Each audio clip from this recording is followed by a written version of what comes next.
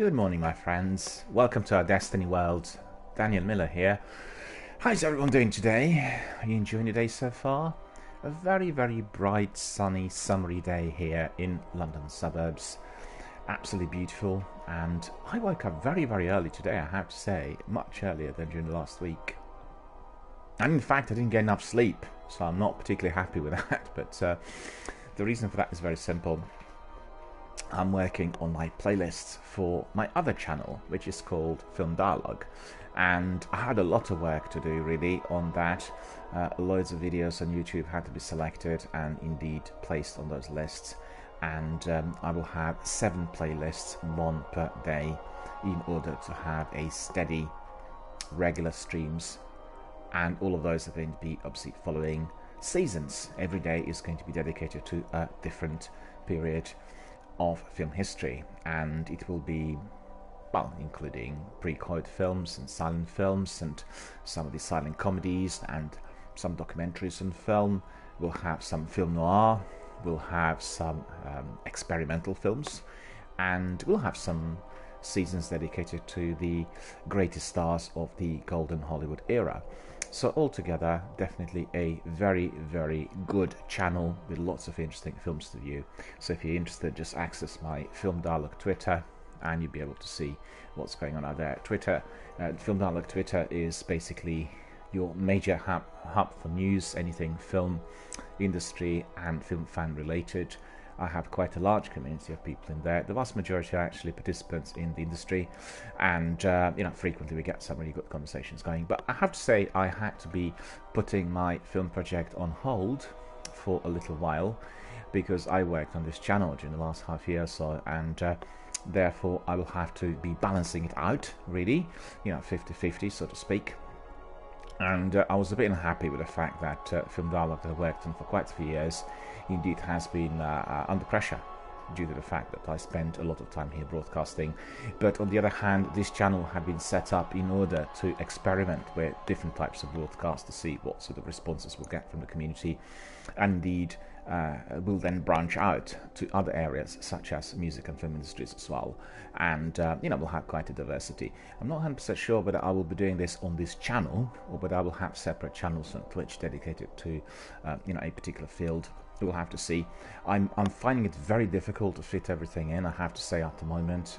There just doesn't seem to be many enough hours in a day, and as you know, we all have to be subscribing to certain standards, and the standards for Twitch streams usually are 5 to 6 hours on average of daily streams, and that is for the channels that are indeed growing. And you will find that the vast majority of the streamers who are building their community are doing that on an everyday basis, and that is very restrictive, in fact, because similar to your work at a local radio station or for any of the broadcasters, you will have your fixed hours where you are going to be broadcasting, and therefore you have to be there. You need to be preparing for this, and as you can see, I'm always selecting the prime time of the day, which is basically the major chunk of the day between 10 and 4, and I think that will have to be abbreviated a bit. 6 hours is a lengthy stream.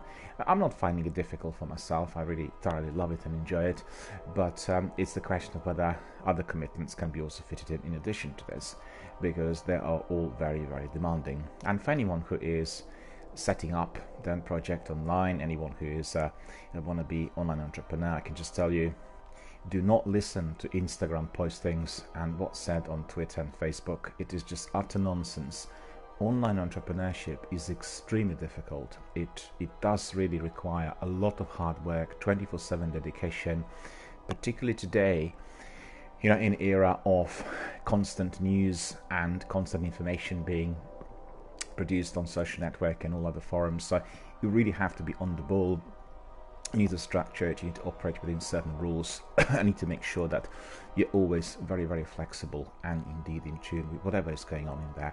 In fact, I've heard yesterday through the news that one of our famous television personalities and master chefs, Jamie Oliver, in fact had lost his major business, which is a selection of top-notch restaurants. And in fact, I used to eat at his restaurant at Old Street, and it was a very, very popular venue, and His project was very innovative and revolutionary at the time, as he was providing employment for people who were in some sort of trouble, either in terms of their own position in society, or maybe with the law, or indeed with their health problems.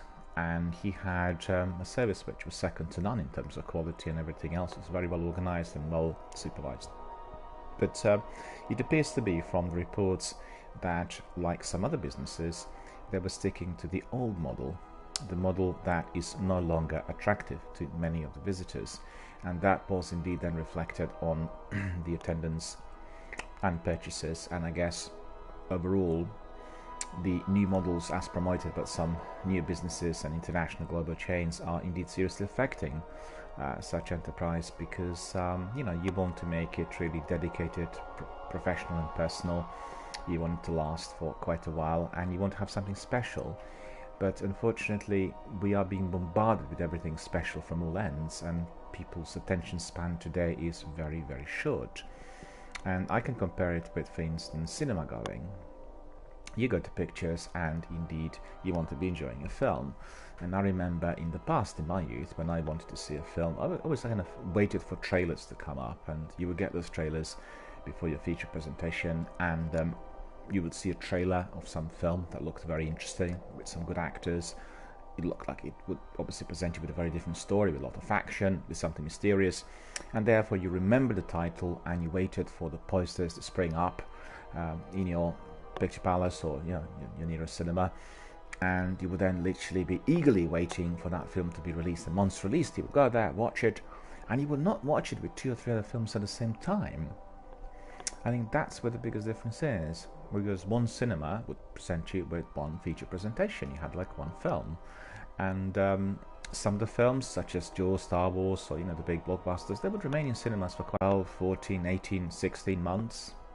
And you didn't have this kind of a massive, rapid turnaround where film would be staying in cinema for 1 week and then basically disappearing. And even during that week, you would not have all performances, but just like a very few. And really what I experienced, certainly during this decade, as everything had been exponentially accelerated in terms of the releases and the way the news are done and the presentations, red carpet galas and all sorts of events.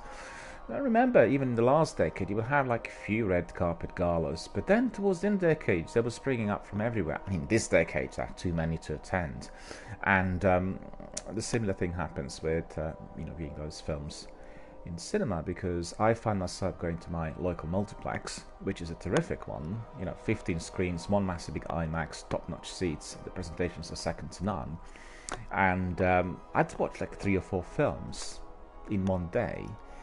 And that happens almost every week, which means I go for the new releases, sometimes maybe watching some of those again during their first couple of weeks. And that obviously applies to the biggest films, because the smaller films all disappear within 7 days. And after a period of about 6 or 7 years, I kind of looked at the lists on Netflix and I recognized lots of films which I viewed during the decade, and just didn't remember anything about them. I put them on, have a look on Netflix, and it seemed like a completely different film. I didn't remember I obviously remembered the visuals, but in terms of the story and everything else was completely gone. That's not the case with every one of the films, but you could say the films which you've gone to see just anecdotally to find out what they were like, you were not particularly interested in them, but you went because you're obviously following all the trends in the industry, and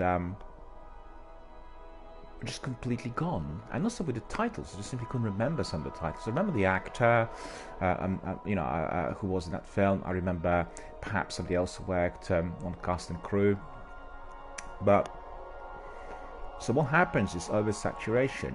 Just too many things being viewed within too short a period of time. There's no time to reflect, and you just keep moving on. In fact, I've been sometimes to my cinema, and I would watch one film and then I'm thinking, well, it's a bit of tough timing, really. It's very, very, very sort of tight between 2 different performances. Am I going to be able to make it? And your attention just drifts, similar to the attendance of massive big rock festivals. Too many acts crammed in, and you keep walking from one arena to another, and you keep missing out on whatever is happening in there. You can never focus on one act and experience the whole show. You just have to be there like for 10-15 minutes and run to another tent, watch another one. So all these kinds of things are changing the nature of the way the industry is presented to the audience. And also, on the other hand, you are having a very different mindset with which you're approaching those activities. And I think, coming back to Jamie Oliver's restaurant, it must be the same sort of thing which has been affecting the attendance.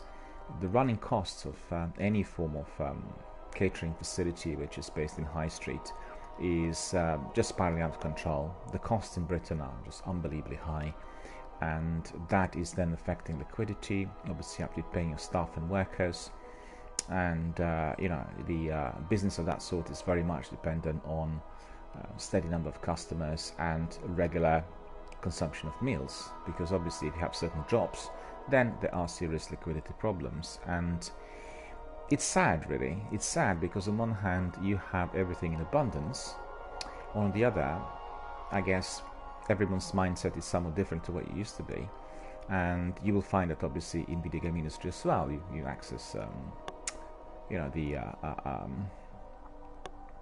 the areas where you can buy new games, such as Epic, Steam, or PlayStation Store, Microsoft Store, etc. And you basically discover so many games in there, and oh, I want to play this one, I really like this one, and I buy this one, and I buy that one, and so you pile up everything. Eventually you end up playing just very few, and the other ones are just waiting there for you to rediscover them. They get sort of buried in a pile. And the same thing happens if you're a subscriber to the streaming services. There's so many films out there, there's so many games through PS Now and indeed Xbox Game Pass, and there just is enough time, and you can just skim through them, have a look at them, move through, and even forget about them. And I don't really know, it's hard to say. I find it really a bit difficult and contradictory, because on one hand I quite like having access to everything compared to the past, where you had to be waiting infinitely for certain things to be presented, and even then you were not getting the best possible quality print of a particular film, or you couldn't get the game because it was no longer in circulation. So it's all very different. So access is there, you can really approach it and access it, but the sheer quantity of everything on offer and the drive to see or consume as much as possible is then just interfering with the actual enjoyment. So one wonders how long this type of marketing model can last financially, because I think with so many things on offer, it's evident that some articles or some items will be attracting a lot more interest, they will be viewed more frequently, and the others will just basically fall out. Whether this is a model that will survive financially remains to be seen, because it's still fairly new. But I guess my point about it all is that the mindset we carry nowadays is significantly different.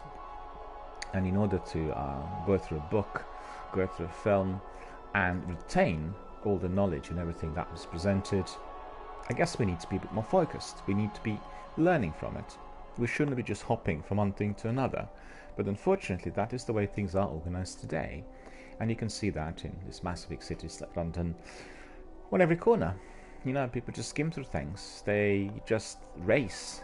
And I just wonder how long it is going to last. And it really bothers me sometimes, because when I look back, in fact, yesterday I was in my playlist and I did see quite a few films that I watched, and I watched them on YouTube, and I was researching pre-code and film noir and a few other areas of film history, and obviously I remember the title, remember the film, but actually the contents of the film are completely vague. I can name quite a few, and the benefit of it is, however, if you want to be reminding yourself, you put those on your playlist, and then you could just review them yet again. You watch them and you remember some of the bits, and the entire film will come back. But I guess my point is about retention of knowledge, because really at the end of the day, when you read a book, you want to remember what you read, right? But it is more difficult if you're continuously racing through many different bits of information, such as news or anything else, any industry related. It's hard to retain, the quantity of information that comes in. One of my colleagues from the BFI, the British Film Institute, said, well, it's a bit like having your own brain. and your brain also has certain capacities, like a hard drive, and then once it becomes totally full, you simply can't be bringing in anything anymore. But on the other hand, it comes together with life experience as well. You know, if you are more mature in life, i.e. progressed in age, then obviously you would have lived through certain events and situations, and therefore your memory would have been indeed full of all kinds of experiences, right? Compared to somebody who is starting out and is fairly enthusiastic and is soaking up all the basic information related to any of the fields. But in any case, something to be watched. We'll see how everything is going to be evolving. I personally I'm in two minds about it. On one hand, I really like the fact I can go to my multiplex and I can see all these films in one day. It's cost effective. I just go to one place and have to pay for travel every single day to see films separately. I can see them all in a very good environment. It's very pleasant. It's high quality seats and the presentation is of high quality. But then the problem is that there are too many. And and I think the same problem applies to people who write and film music professionally. I talked to some of my colleagues from IW Industries, and they said, you know, there's too many things going on. If we are to say, well, this is a huge talent, this is likely to be producing certain kind of quality results, we can't easily bank on it unless we know that the industry backs it, because we get the information in abundance. You know, like music industry, people who are your radio DJs and producers, they get thousands of tapes and tracks being sent to them daily, and it's very difficult to know what to pursue, particularly in view of certain restrictions that have been applied to radio stations, where you can't be just playing what you like. You've got to be subscribing to certain regulations which are, well, have been invented. So the old days of John Peel style radios have long gone. None of the radio presenters can do that. And, you know, I mean, I grew up on John Peel, and many of our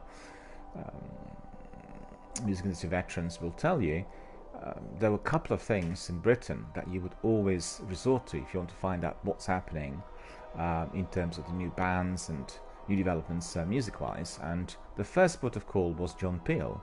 He was a Radio 1 DJ, and he indeed presented his regular daily show 5 times a week, 10 to midnight, every single day. And he had basically his own free hand to do whatever he wanted. He was presenting lots of different acts that no one's ever heard of, combined with some of those which were popular, and absolutely focused on new talent and independent music, as our independent labels in Britain flourished. In addition to his show, you had also several newspapers such as New Musical Express, Sounds and Melody Maker, and they were catering for additional interests. So you want to find out where the gigs were, you heard a particular name through John Peel's program, you would just pick up one of those newspapers and then have a look at the listings to find out exactly where the gig was. And there were not that many concerts compared to what we've had in recent years. I have to say, in London, the live music had subsided to a degree, because 65% of the small venues had closed down, and that includes some of the major venues, such as, for instance, I just heard last week that the Borderline, one of the biggest medium-sized venues in London, in the very centre of London, it's basically on Charing Cross Road, for all of you who are familiar, is closing because they have no liquidity anymore. And the same problem plagued several other venues that indeed did not survive. In fact, I went to Camden the other day, seeing that Coco, the very best music venue in London, is undergoing a major refurb, so there's no live music there at the moment, and that probably is likely to remain for more than 6 months, considering this is an old Victorian theatre that requires a lot of maintenance and input, and it has been very, very well used, so very heavy wear and tear on the building due to its popularity and all else. So, I guess these are all the issues that are being brought up by many industry players, and excuse me, it's fortunate today that in fact I've been able to switch off my mic before sneezing. Sometimes it happens so fast that I can't even do it, and I do not like sneezing in my mic, I have to tell you, because it obviously provides you with a kind of an earthquake in your earphones, or indeed if you're watching it on your TV. Coming back to what I was describing, it's just altogether a very, very strange era. On one hand, we have so much choice, on the other we are facing certain restrictions, And my problem really, considering if I look back 10-15 years and I consider what I've seen in music and film industries, it's been just incredibly full of all kinds of informations and events, and compared to, let's say, 15 years beforehand, it just can't be compared, because on one hand you had this easy access to all those venues and places. You were able to see and enjoy all those acts or all those films, but on the other hand it has been more difficult to retain that information. I'll give you an example. When I worked as a media photographer for one of the leading venues in London, you know, you had sometimes Fridays and Saturdays where in fact 6 events would have to be covered, and you would have anything between 3 to 9, 10, 12 different bands playing on the night.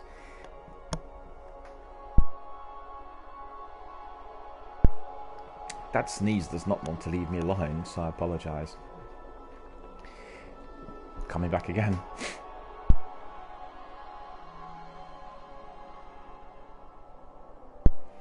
Yeah, what I want to say was you've had the pressure of catching up with so many acts literally playing on Fridays and Saturdays. Evidently, these are the nights when in Britain people go out, but don't go out really during the week as much.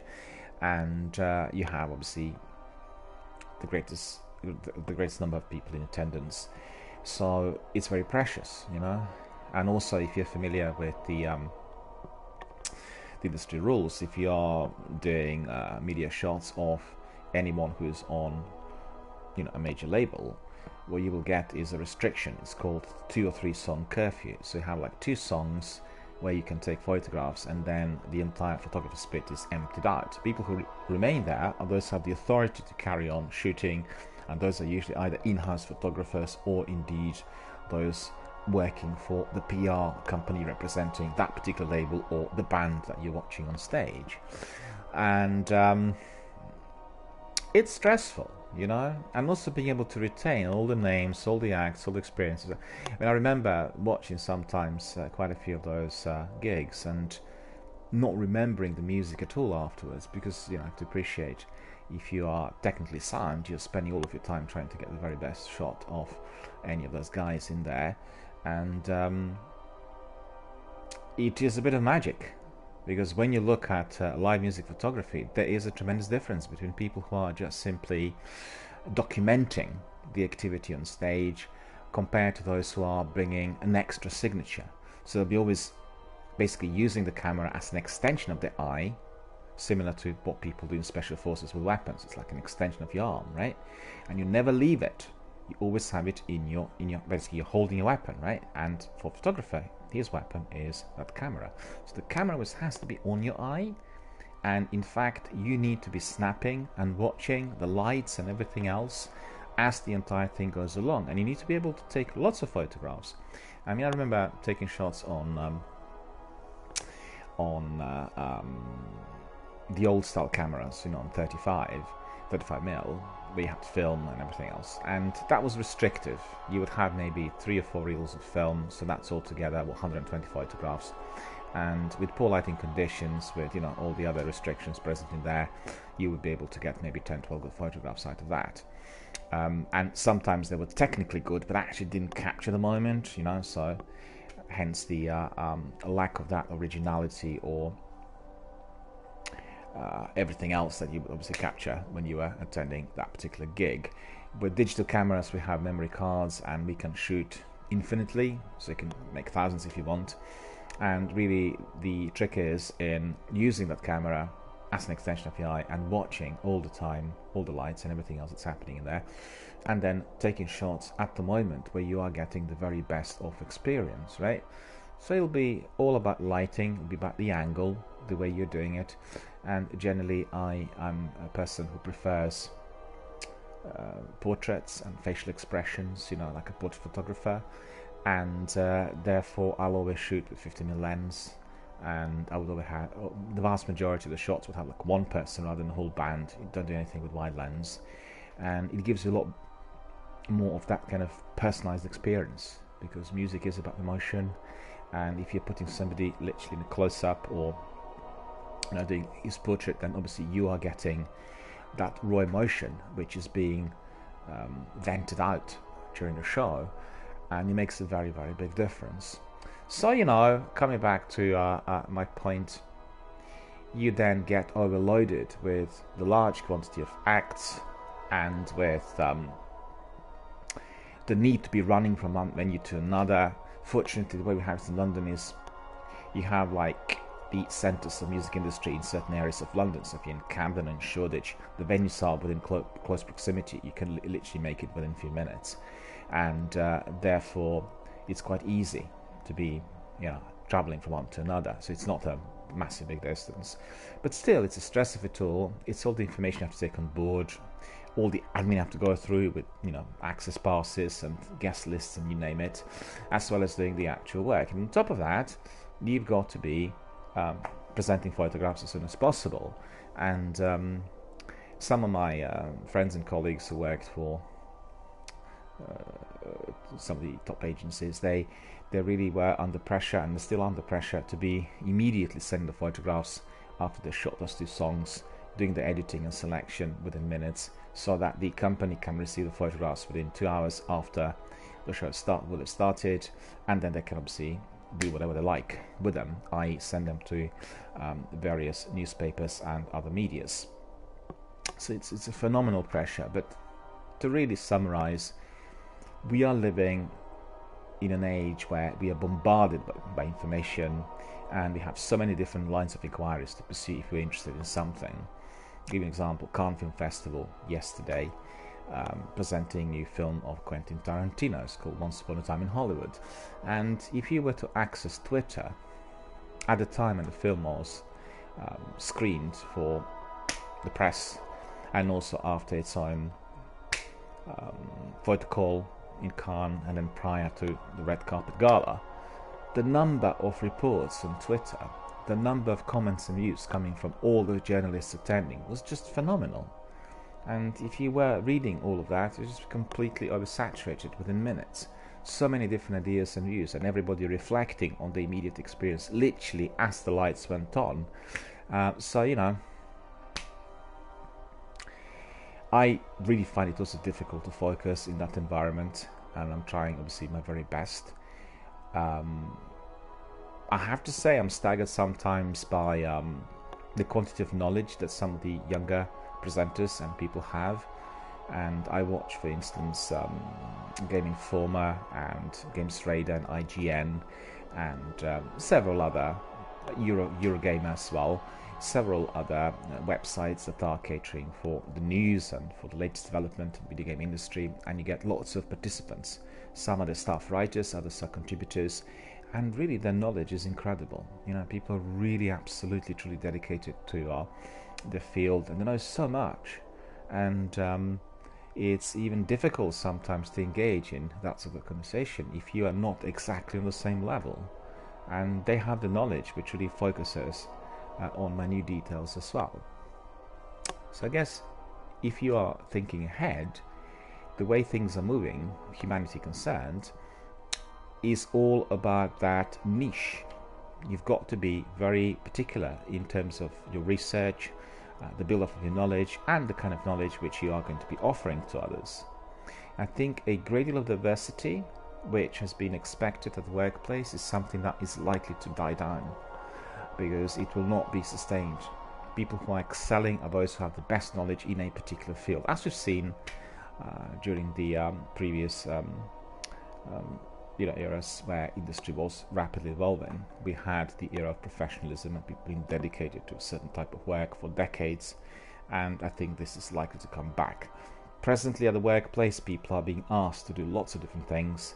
At the same time, they have to multitask. They have responsibilities comprising the skills of maybe 5 or 6 workers, and I personally think this is not going to survive, because the quality of services on offer is then indeed suffering, and the usual experience that previously people would have had massively recedes, which means things are not anymore talked.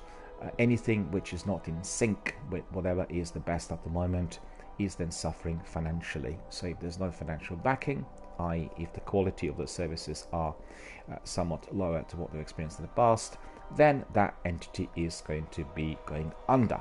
And unfortunately, I see that very frequently in London with lots of different businesses. Evidently, it is of my great concern that therefore economy will be seriously suffering.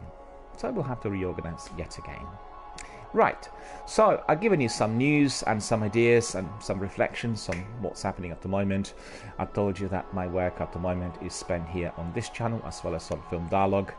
I'm working on my new Film Dialogue plan, which is to be simply like your own online cinematheque. I spent many years with my friends and colleagues in various cinematheques around the world. I guess most of my time was spent at the National Film Theatre, which is in London, now called BFI South Bank, i.e. British Film Institute South Bank. And I have quite a large group of friends in there who are also film buffs and the BFI stroke NFT veterans. And, for us, watching a film there is not particularly enjoyable unless we have the same crowd attending of our regular veterans, i.e. our own community of NFT attendees and film buffs. And then every single time after the film, we gather in one of the areas outside and then we talk, we communicate, we provide the best possible dialogue on what we just witnessed. And I can tell you, those discussions are very, very stimulating because people who are in that group are of all ages, with all sorts of experiences, and indeed people who've been dedicated film fans and buffs for decades. And it's a true pleasure just to be there as a bystander, just to listen to what people say and what they've seen and how they compare different films and actors and actresses and all this. So the idea really is to bring that into this arena, meaning doing this online. And the biggest trouble we have at the moment is to do with the copyright law, and we can't easily be just streaming films unless the royalties are being paid to the other company that is the distributor or the copyright holder. And there are some portals that are obviously allowing us to do that. There are lots of films indeed that are scheduled as the ones in public domain, so they do not have that sword hanging over them. But the most influential, the most significant title, unfortunately, cannot be that easily accessed. So after we work out a system to which we can obviously do the both, and I want that degree of enthusiasm and energy that we have here, obviously connected to video gaming, to be brought in there as well.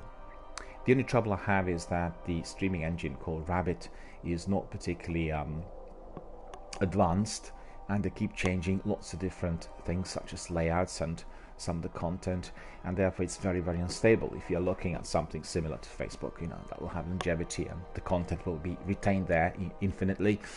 That indeed has not been the case with that hub, and I lost a lot of information due to their radical changes, which were not even advertised or mentioned to the users. I had to double up on some of the information in order to preserve it, and I have everything obviously on my Twitter, but still it seems to be to a degree unstable, and also the means to which we were generating traffic in there has been significantly altered as well. So lots of threats, lots of challenges in fact emerging from those changes, but certainly the idea is to be creating the same sort of film loving community of professionals, buffs, fans, regular viewers, in order to view films online and then discuss them afterwards, both in a live forum and in addition to that on the blog and through social networking. Social networking is not that popular amongst people who are of more mature age, and quite a lot of people who are in our group are older men and women, people who've been watching films for many years and are not really sharing their views on Twitter and Instagram.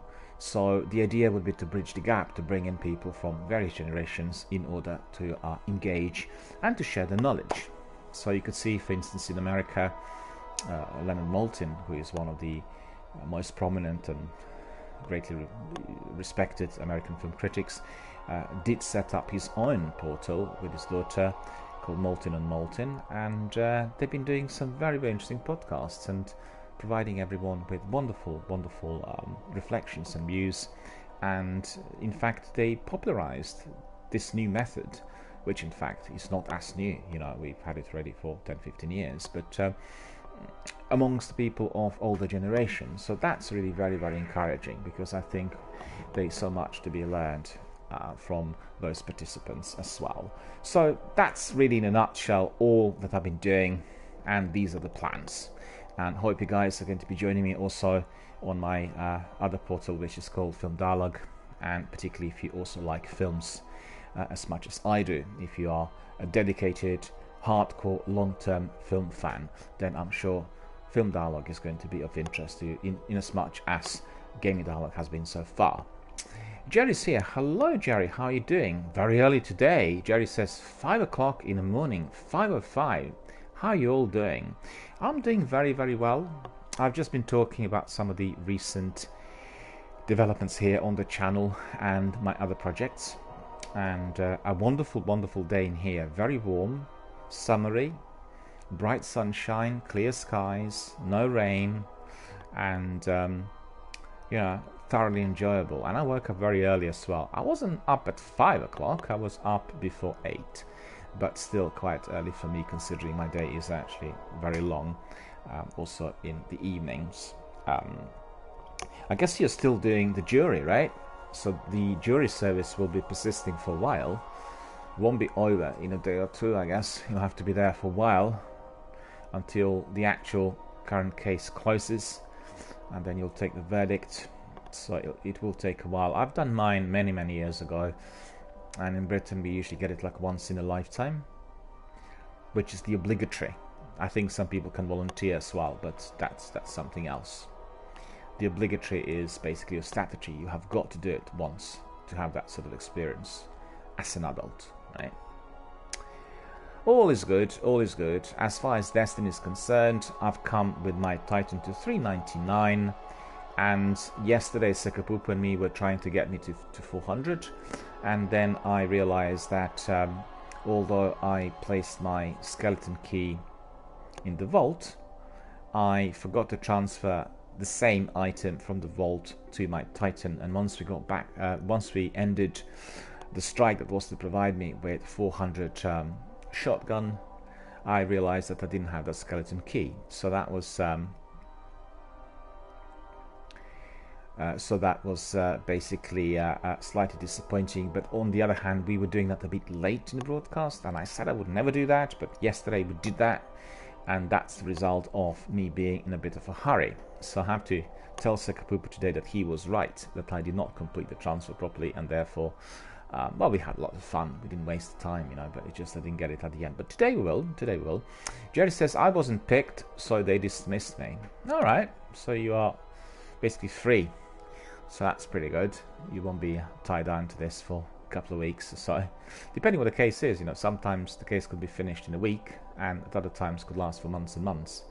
And I'm not sure what the system is in the US, but in Britain, if you are doing that obligatory, i.e. statutory, then the state will pay everything. You know, you're literally taken away from your workplace if you're obviously, you know, a full-time employee of some company, and they will subsidize because you're doing your duty, right? So Jerry says back to the grind. Yeah, I guess so, but the grind for my Titan, I think, is almost over, because that shotgun is definitely going to be acquired today, and so Titan is going to be 4400, and then we'll carry on with those other two characters, Warlock and Hunter, and I think particularly for my Warlock it is going to be a bit of a lengthier grind. But on the other hand, as I have a selection of exotic weapons, I will be able to pursue certain activities, you know, like heroic strikes and nightfall, and maybe we'll do a couple of raids as well in order to kind of accelerate the leveling up power-wise. And also I'm very, very blessed to be having all of our community members here who know everything, and it's very easy to then be guided towards a particular activity that will provide me with that degree of reward. You know, so that's also very, very enjoyable. But yeah, it feels like a lengthy grind. I'm just wondering, once I complete all my 3 characters, and once I have 4,400 on every one of them, what I'll do next. Because I probably will have to change my Destiny 1 schedule a bit. The idea is perhaps to be migrating to Destiny 2. But I've not done this as yet because I had my Destiny 2 streams last year, and basically I find them to be a lot less busy. And the reason is quite simple. The vast majority of participants are doing their own game, and because we have seasons, the popularity of certain channels on Twitch is very much based on people playing a very popular game that is no longer new. So, games like Far Cry or Fallout or Ghost Recon and Metal Gear Solid, they will have very, very large community of people who always have a look every day on the streams, and they'll say, well, we want to come in and have a look and talk to somebody, so therefore they're always a better bet.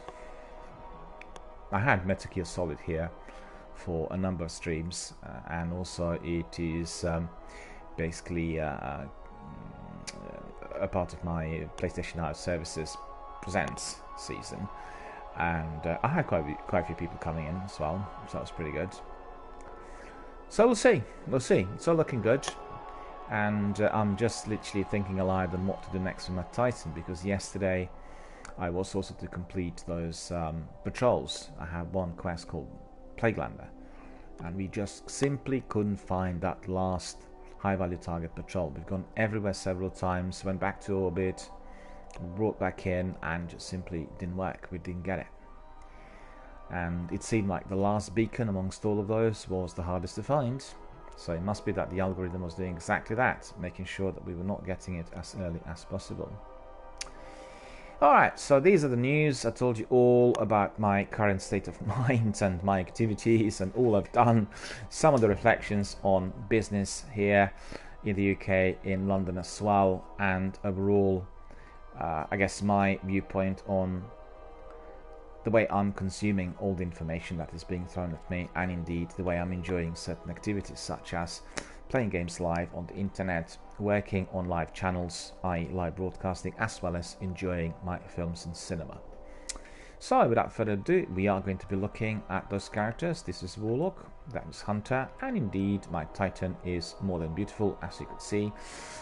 Titan is 43.99, and it may well be that I'll just do the strike straight away, because I really want to make sure that I'm getting that shotgun. I remembered everything beautifully and correctly, I think, in terms of what needs to be happening, what I need to do, and that will be the next step. But if I remember correctly, yesterday there was no time to do any admin, and I need to really do quite a bit of that. So without further ado, we need to pick up some bounties as well. We'll go to the tower and complete. For all of you who watched our broadcast yesterday, you would have seen that Sugarpoop and me were entertaining that wonderful weekly Nightfall strike, and we were very, very happy with the result. The reason for that was simple. There were just the two of us, and we completed it in just over 30 minutes, and the strike was very, very difficult. So we were pleased with our strategy and timing, and ultimately with the result as well.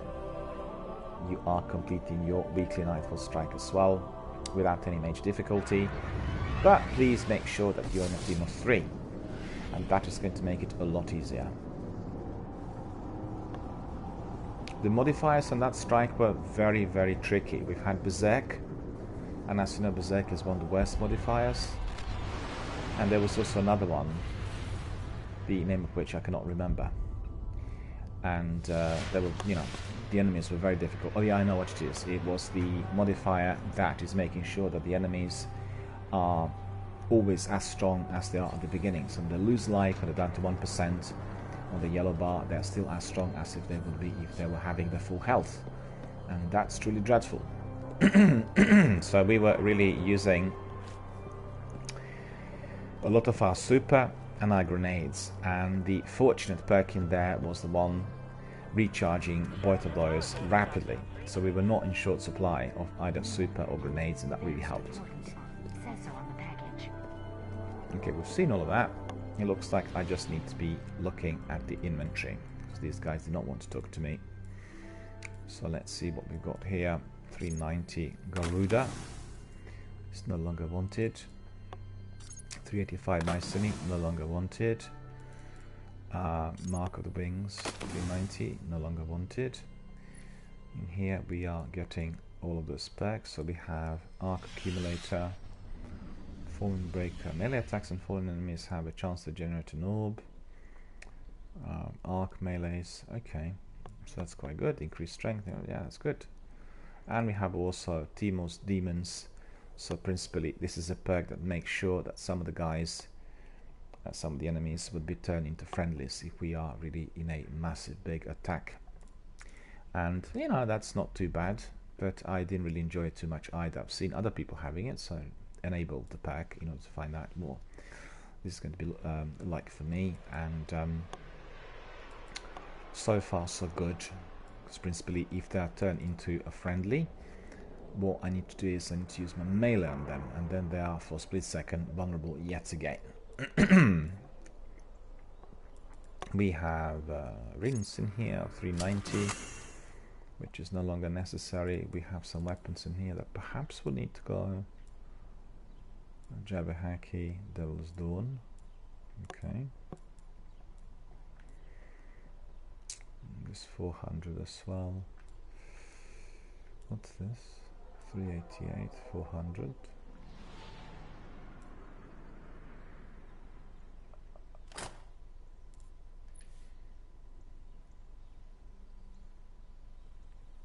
Yeah.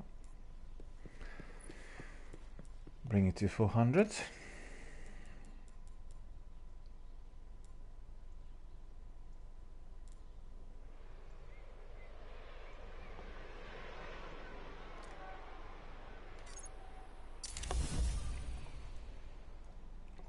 So that questing shell, 400, and then what else do we have here? Another horn, house horn.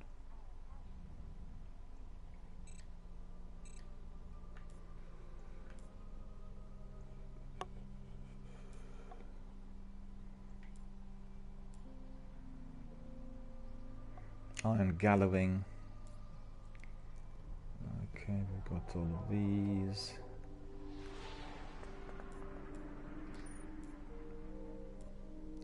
So these are all sorted out. What I do need to do is simply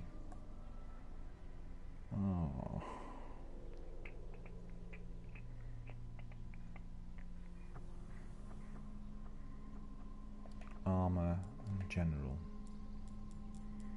Okay, so it's general.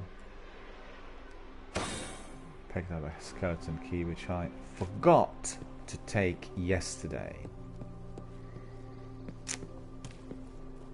And I need to think I got the message. On what to do first. Need to use my dark drinker. But to be frank with you, I want my dark drinker to be 400 as well.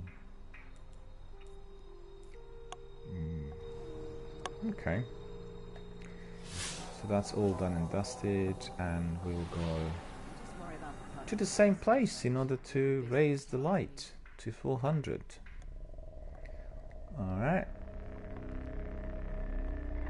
it is a strike, and no, it's not this one. It was on Venus. Winter's Run. Yep, that was right.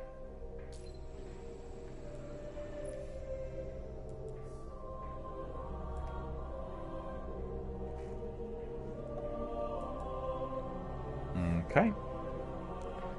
So let me see still what my weaponry is here.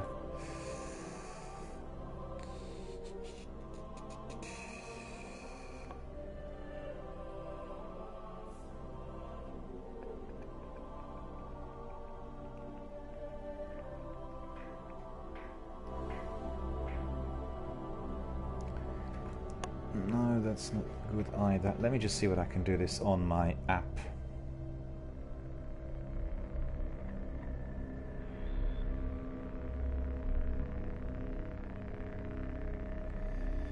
We'll go to the Legacy app and see whether we can transfer any of this. My feeling is probably not.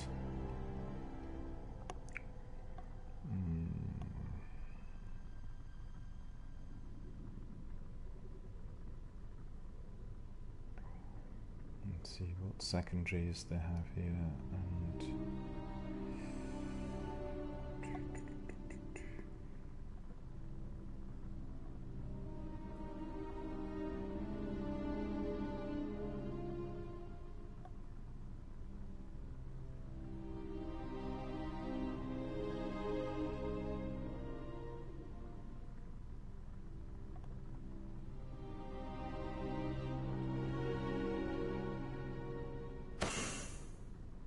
okay, so we'll go to Titan and we'll put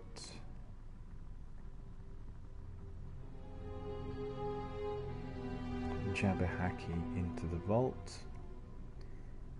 and we'll go back to our primary weapons. Okay, we'll leave that for the time being, so that's all sorted.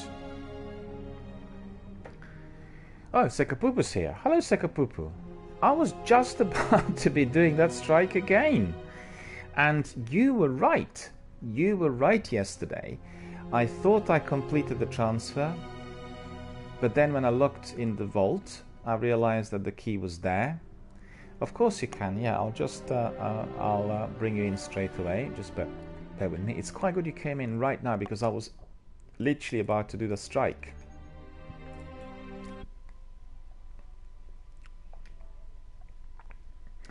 Send you also my party chat.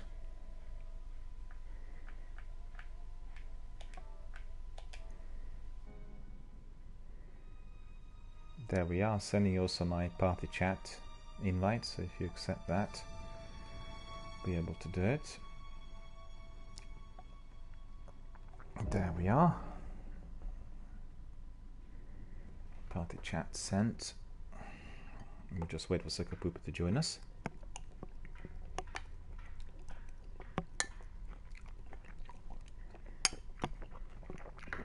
Hello there.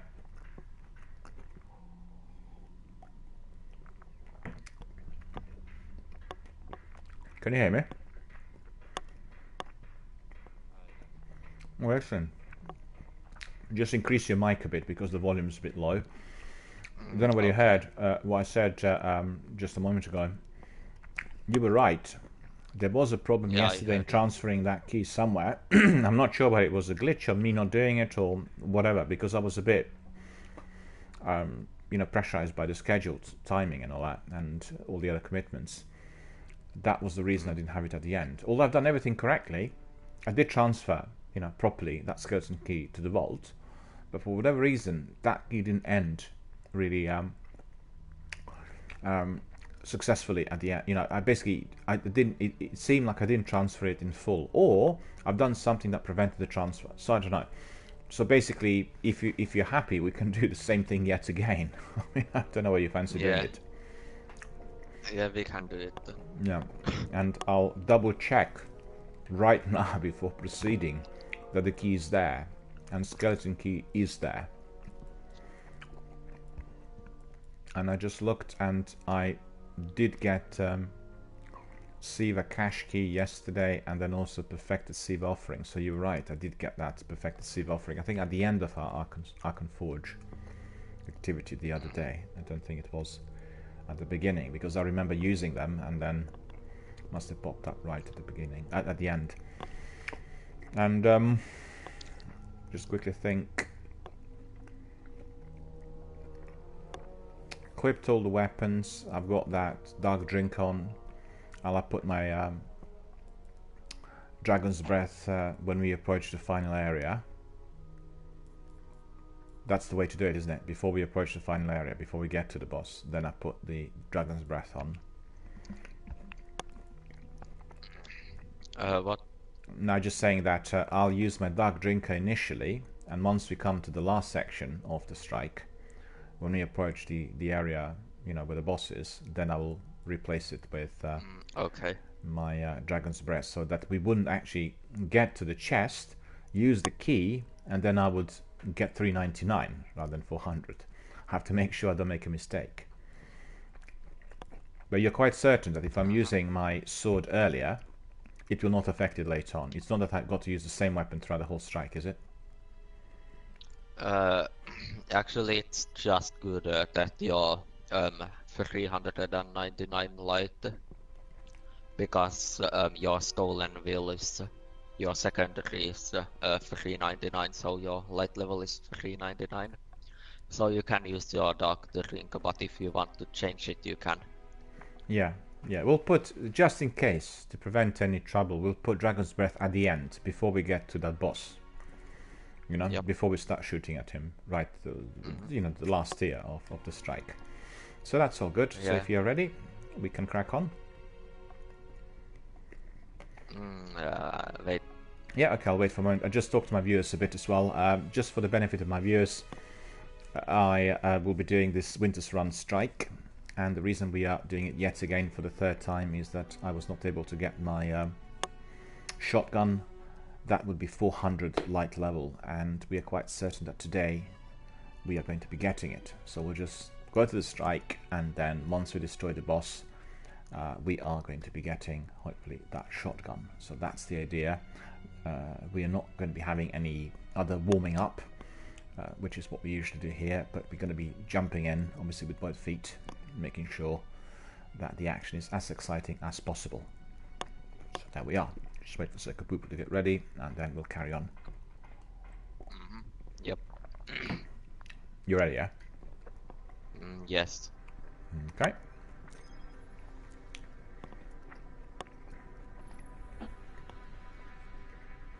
Let's see if anyone else joins us. Probably unlikely, because this is not on the roster of weekly strikes. I mean, there are many people doing them. It's just that the algorithm's not bringing people in for whatever reason, you know? Similar to what we have in the Crucible. A lot of people think that hardly anybody is playing the Crucible, but that's not the case. It's about 150,000 people playing the Crucible every single day. But the access to the rooms is restricted. They don't have that many rooms for people to come in. And therefore we're all queuing up to get in, you know? It's ridiculous.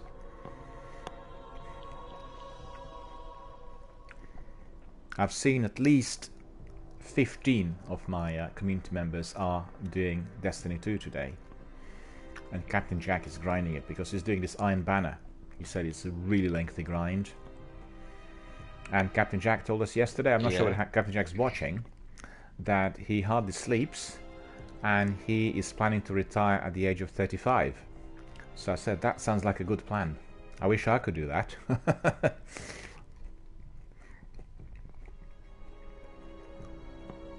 I actually woke up quite early today and didn't sleep enough, and that's not really what I enjoy ever. Story is they raided the prison of elders in the reef.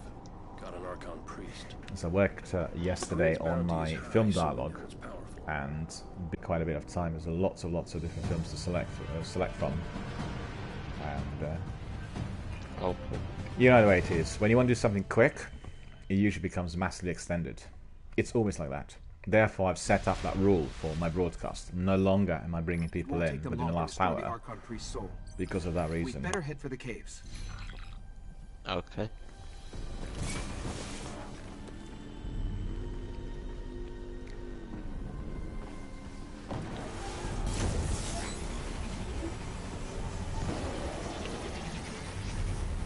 It's funny, but would you not agree that once you've played Destiny for 1,000 hours plus, you just feel like anytime you enter, you're coming back home. It's almost like one's own territory. Do you feel like that as well? A little.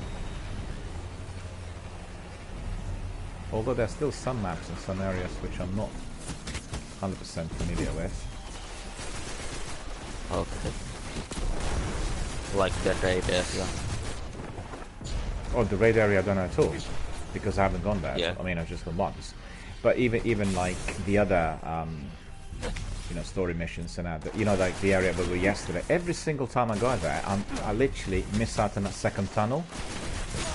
And I've done like a million times, I don't know why. Yeah. And that's just on that map. It's not like everywhere, it's just on that map.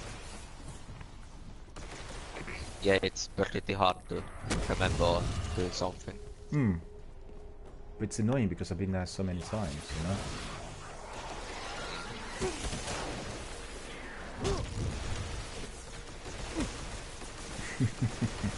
Well, this was hilarious.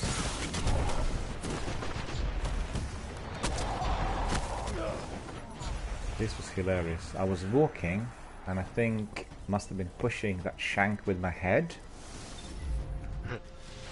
Okay. That was ridiculous. You've gone in, yeah? So I'll join you. Yep, I'm just killing everything.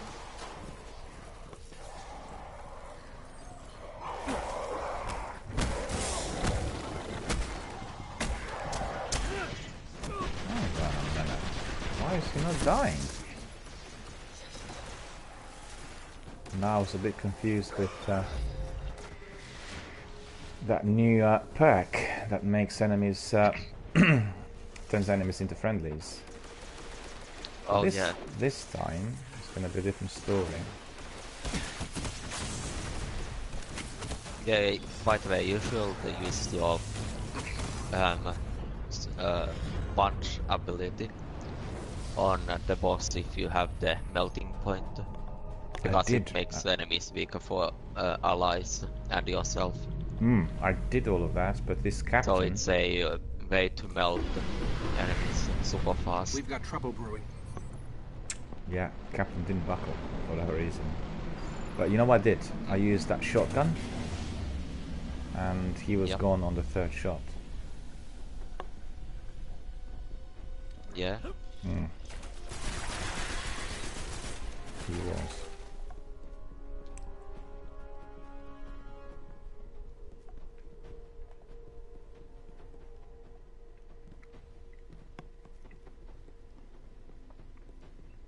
You know that Apex, in terms of the viewers in here, has gone down to 12,000 from 500,000. Okay.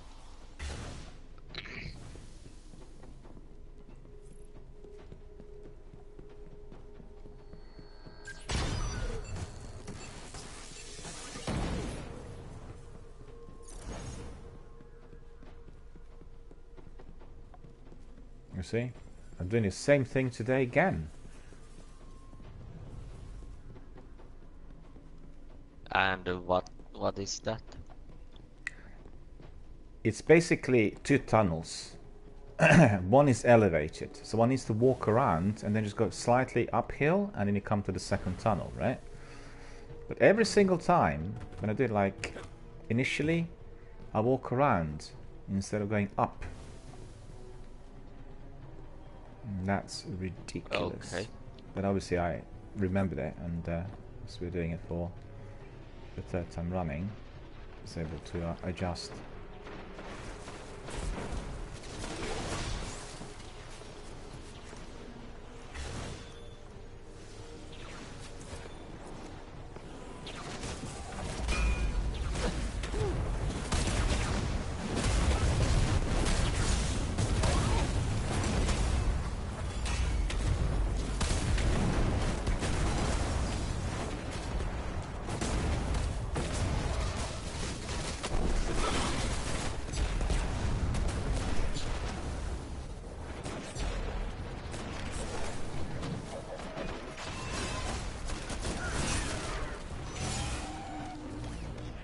He just didn't want to.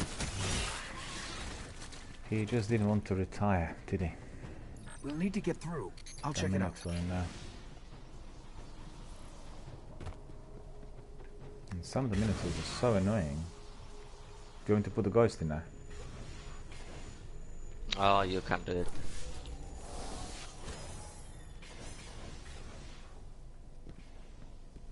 It's lockdown time. Just give me some time. By the way, I'm going to die very quickly because I'm in the worst place ever in After.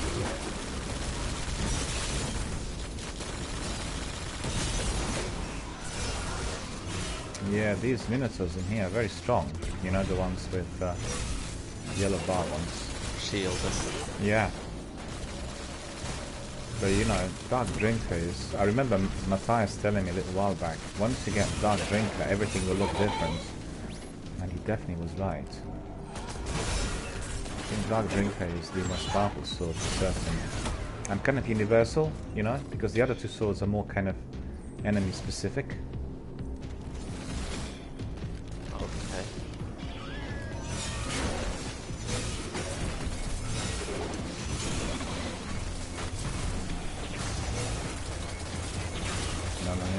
Back to you now, by mistake.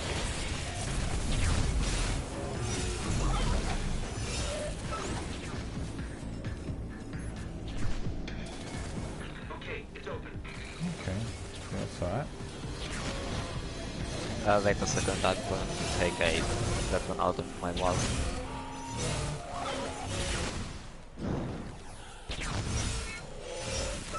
That's a bit unfair. There was like 3 of those goblins in there. Yellow Bardo goblins, and each one did take 3 hits on the Dark Drinker. Do you know what I mean? So they're really hard to kill. And not 1 but 3 of them.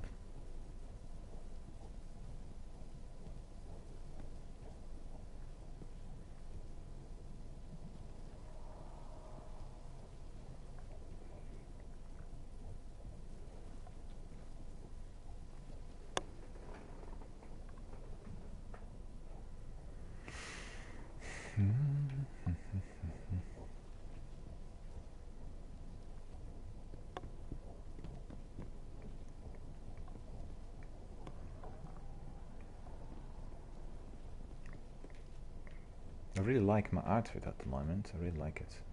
It's really good. It's the best one on my Titan. Because generally I don't like the design that they applied for Titans. He's like more of a robot, kind of metallic looking compared to the other two. But the colors and everything else is just blending in well.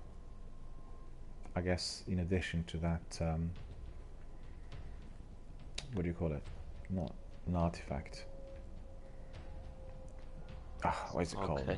Blue chroma is called, I think.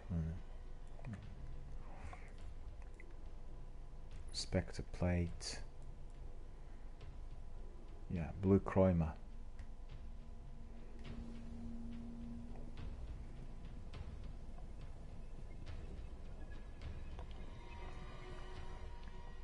Looks like the heavy ammunition respawned for me. Alright, that's good.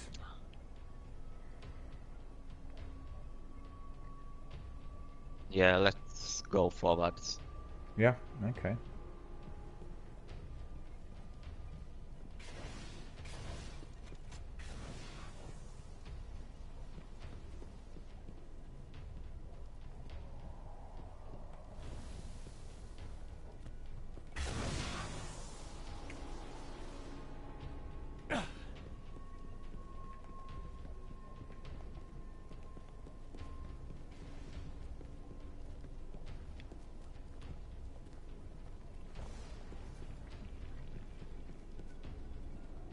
Think they'd mind if we take their pikes?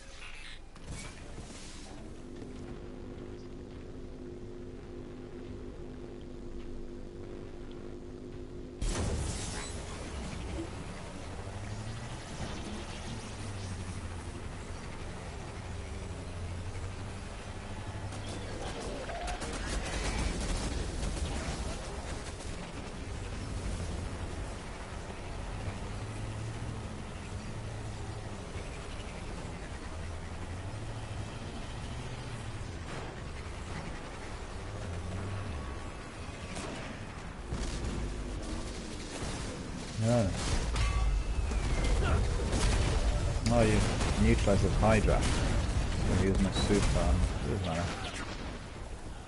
There's a Hydra on top.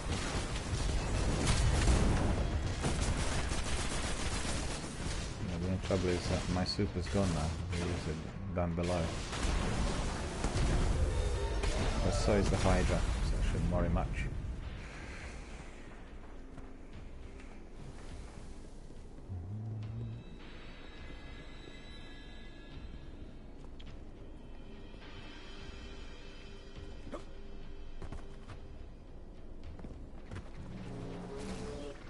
Oh, this is where the bosses tend to be. From the prison of elders. The Archon priest is still inside. I'll just change it to my rocket launcher.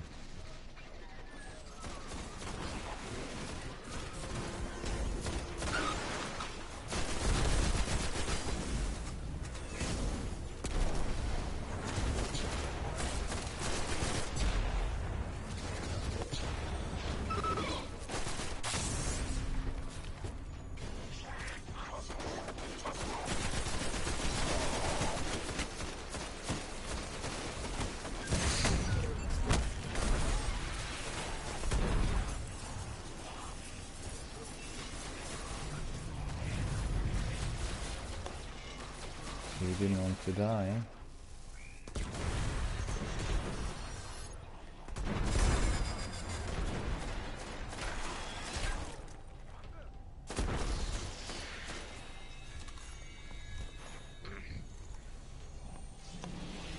Thank God, thank God, thank God, thank God.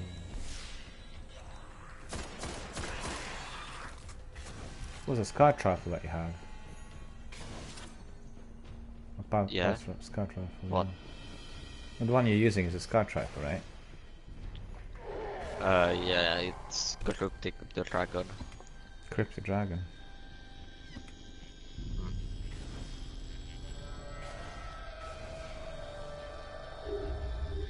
By the way, if I sound that I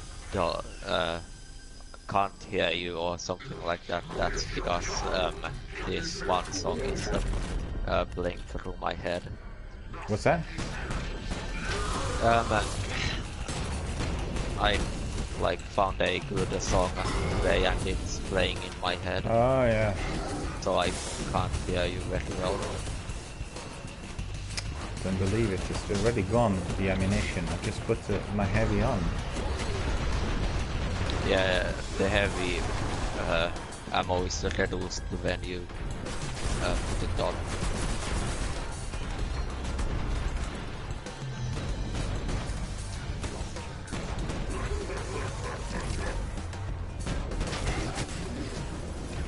I did get him from very, very close range, huh? Ouch. Ah, we're both gone. Yeah, we shouldn't come too close to him. That's the trouble. When he stomps, then we're all dead. One stomp and he's dead.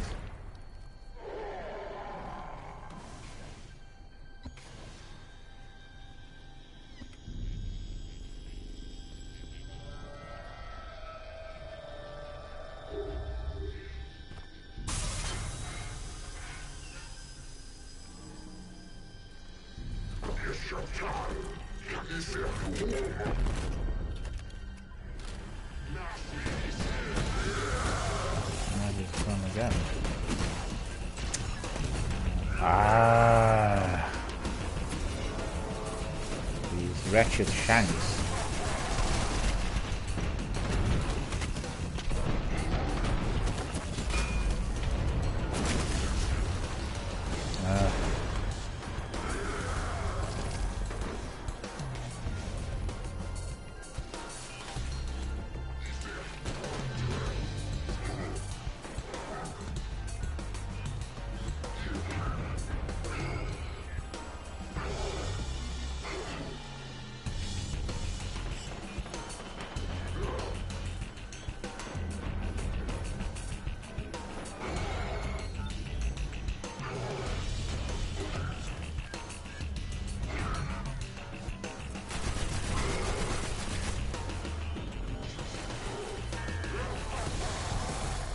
Spawns again.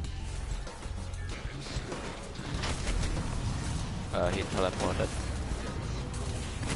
Yeah, he did.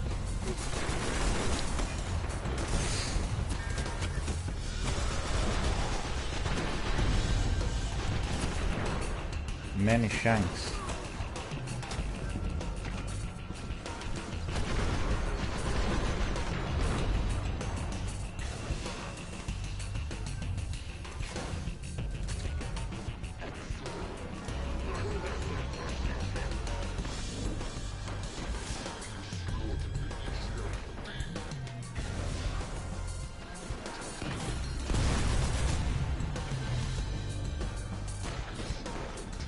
Oh, there he is.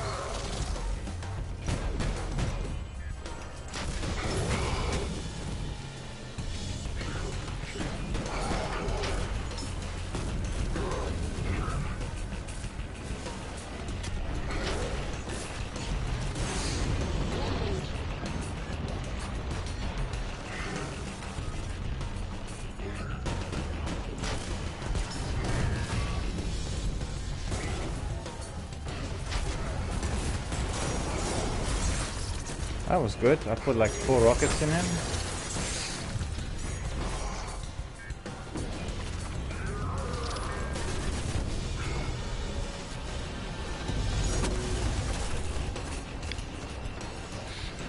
Got 1 more rocket left. Okay.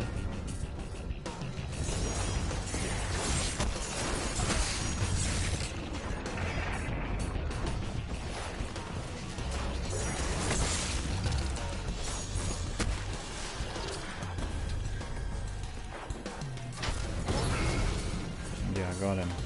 But I don't have any more rockets.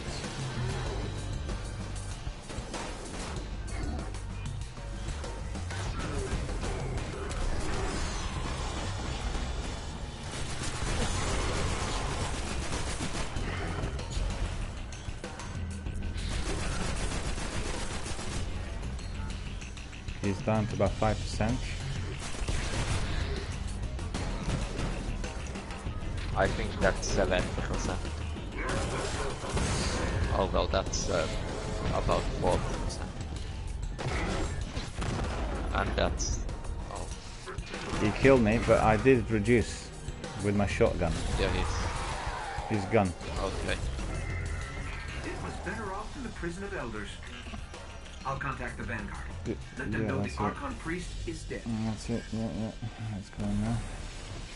Here's the One more chest. fallen Archon gone to dust. Good. But if the Fallen found the prison of elders, I'm sure we'll be hearing about more heists like this. Today, we celebrate. Stolen will. Yep. That's the one, yeah? Let's see, Yeah, let's it is. see. Let's see whether we are successful. We are successful. 400. So that is, for the first time, my dear friends, that I've reached 400. So that's basically a major milestone in here, for certain. Because I'm now 4,400 on my Titan. Phenomenal. And all of that achieved within what? I think, was that 5 and 4, 9, 7 months altogether. 7 months of gameplay, active gameplay.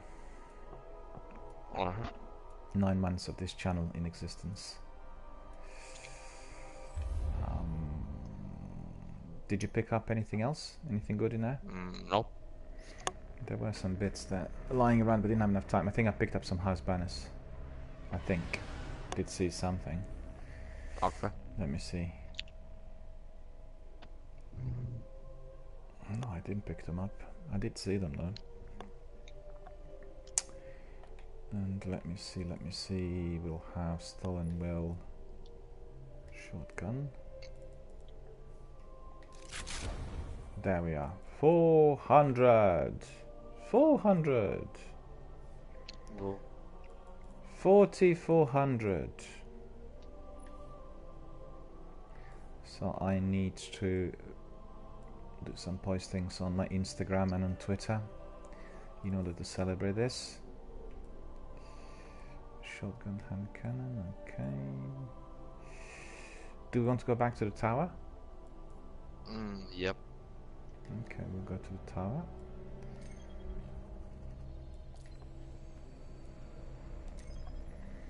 So for the benefit of our viewers, what we did was basically we went to that strike, completed it, and the idea was to get that shotgun at the end, which is obviously with 400 level, and indeed I managed to get it compared to yesterday, and therefore my Titan is now reaching 4400, which is basically the maximum level of light. So he's, as he should be, the most powerful, really. 4400. And in fact, as we completed it, I guess we can simply migrate to my Warlock and then see what we need to do there, or indeed to my Hunter. Either of those require the same sort of treatment in order to get to 4400. Are your other characters also 4400? All three? Yes. Well, that's very good. That's Okay. very good.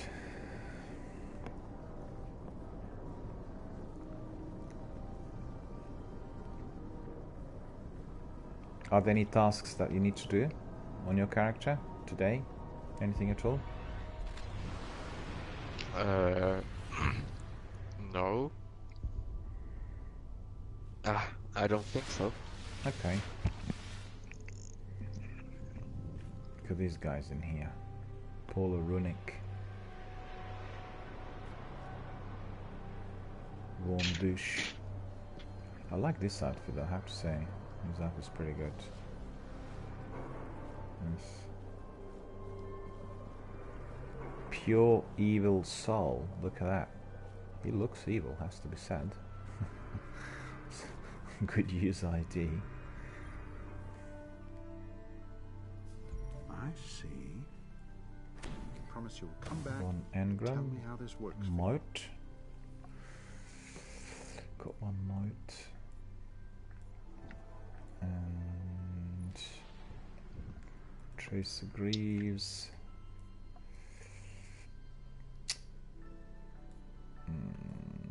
It's all done and dusted.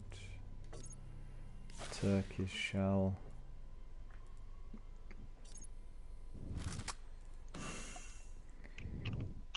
Yeah, I have too many shotguns in here now. Stolen will.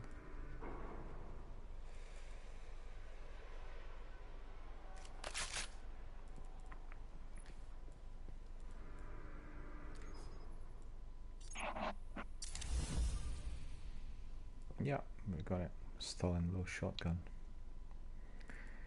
And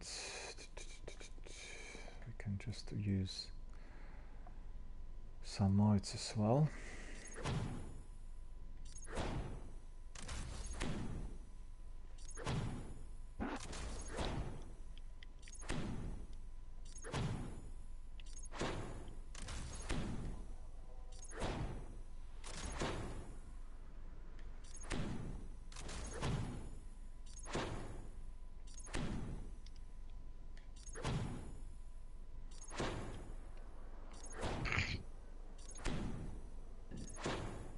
Okay, so that's that.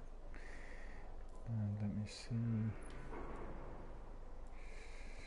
Grenadier, high caliber rounds, final round, accurate ballistics, soft ballistics, smooth ballistics, boost to range, increased recoil, penalty to impact. Okay, that's better. Grenadier, kills with this weapon reduce the cooldown of your grenade. High caliber, built to stagger targets and leave them reeling. Oil frame, faster reload, reduced range. Yeah, that's all good.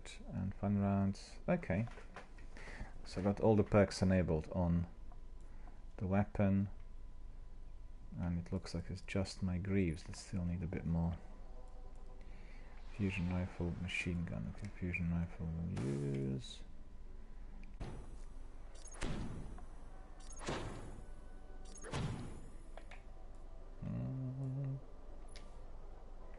Yep, that's right. Arc double down, so that's all. So all the kit I've got is in golden frame, which means it has every one of the perks fully enabled. So that's pretty good. So I'm happy. My Titan is squared away. Completely and fully. But the next task here will be basically for the swords to be brought to 400. Okay. Jerry says you should start working on the raid armor after your quest. Yeah, I kind of worked on that already, you know, quite a bit. I acquired Sleeper Simulant. I acquired what's it called, Black Spindle, isn't it? Yeah, Black Spindle. Then 3 exotic swords. What I do need is an exotic. Well, I have actually Hawk Moon and Jade Rabbit, and also auto rifles. So I've got these ones. They're all quite good. Are there any particular weapons you had in mind, Jerry, that you think I should really be pursuing in here? If so, just let us know. We'll actually consider whether we already have these weapons, or indeed whether they have to be, you know, acquired one way or the other. Okay, I'm done here with my inventory. Hopefully soon we'll have a fully operational raid party. Well, we probably could request it as well. It's just that I'm not comfortable doing those raids if I don't have like enough, you know, knowledge and experience. Do you know what I mean? And maybe I need to be watching some videos. Yeah, we have time That tower's empty, isn't it? to teach you, and well, at least I learned pretty quickly. Yeah. It all depends on a team, because if you have a team of people who are non-competitive gamers, then you can be, you know, taught easily. But if you get a team like what we had the other time with a couple of competitive gamers in there, it's not the same thing. Do you know what I mean? Because the competitive guys, they're looking for the score. They're looking for completing it as soon as possible, or whatever they have as the target. And I'm not particularly keen myself entering that sort of team, if you know what I mean. Because I did have some teams for other raids which were very good, and they were non-competitive, and they were just literally strolling through it and teaching and enjoying the activity. I find sometimes, I don't know whether you find that as well, with the competitive hardcore players, they're actually devoid of fun in the gameplay. Their fun is collecting scores at the end, which needs to be on, you know, on the very top level. And I think it really brings everyone into a different niche of gameplay. You know what I mean? Because when you get in there, if you have, let's say, 20 or 30 of those guys, they are having a very good experience, but it is for a different reason. I mean, I do both broadcasting and gaming for fun. My target is not collecting, you know, reduced times or whatever. And the games I like the best are those where I can really engage with, you know, really fun activity. And sometimes, if you're doing, let's say, Apex or PUBG, the best fun is when you're getting eliminated. If you're being eliminated in, like, you know, funny fashion, there's a lot of enjoyment in that. But somebody who's chasing scores wants to be constantly, you know, at the very top of the leaderboard. That's no fun for them, because they want to be just getting the score in order to, you know, kind of go ahead. You see what I mean? You will remember, like in school, you have people, you know, in your classroom or your college, and you have people who are having a lot of fun doing school, and they have terrible results, but they have actually most fun doing the education. And you've got people who are absolutely, you know, focused on their results, and they leave the school with the best marks, but they actually didn't have any fun at all. I had a couple of friends, or, you know, schoolmates many years ago who were like that, and one of them is one of the leading doctors, you know, on the global scale, and he is the founding member and the director of a major institute in Canada that deals with cancer research and genetics. And he was just absolutely phenomenal, you know. He's like your absolute Superman in terms of any form of learning or internalizing knowledge or moving forward. But he always had the best marks. His exams were always topping it. Never ever any alleviation from that. But you know what? He hadn't gone out for a drink with us ever. Never had any free time. he also played sports, which meant he combined sports with all the other activities, and it was just all down to the task, down to the aim. And I mean, I'm a very high achiever in my disciplines as well, but I did learn to have some fun in the process as well. Although I have to say, at some stages it was difficult because one had to be focused. When you are in a highly competitive group of people who are high achievers, or if you're a young person who is a high achiever, which was the case with me, and you're thrown in with a group of much older people who are professionals in a particular discipline, and they're obviously having their own agenda, then you got to live up to the potential. So, but we'll get some people to do it with, no worries. Okay. I think if you pick some people up, but just keep in mind, because it's in a public broadcast, I don't want to have a raid like the other that we had. That was just a complete fluke. I was extremely angry with the whole situation in there, because it started out as an attempt to help for you to get some of the classical fragments, and we do just a bit of it, so you get that, and then we leave. But then the other guys were not keen on that. They just really kind of focused on getting it done, and I thought, hang on a minute, there's no time for this. I didn't want to do it really in order to be going through the whole motion of it, because the task was just getting something at the beginning.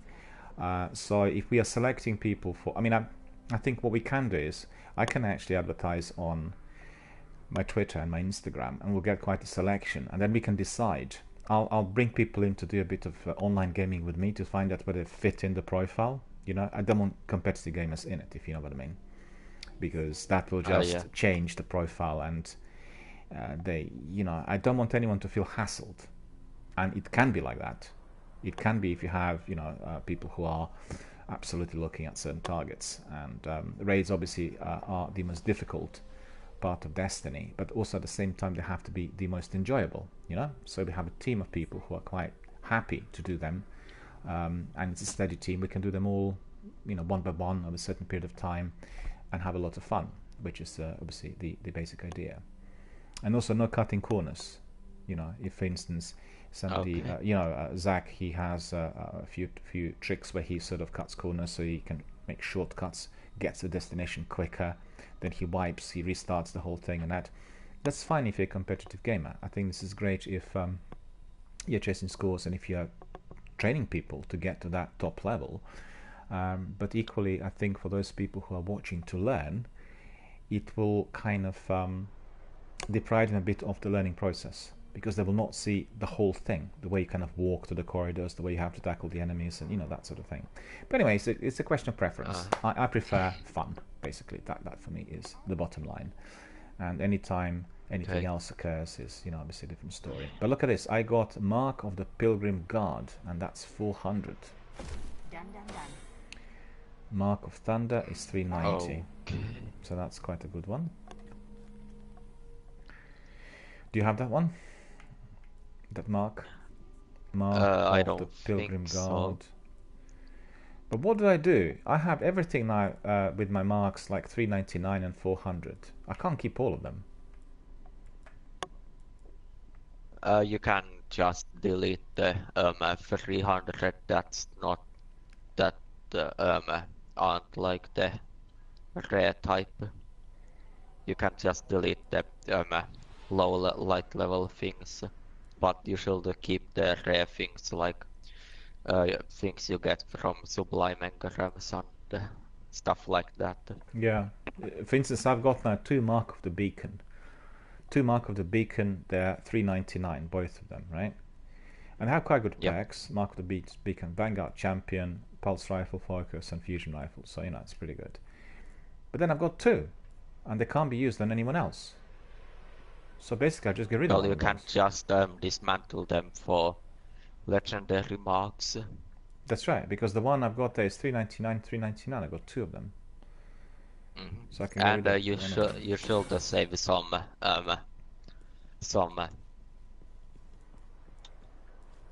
items 400 light, so you can infuse them.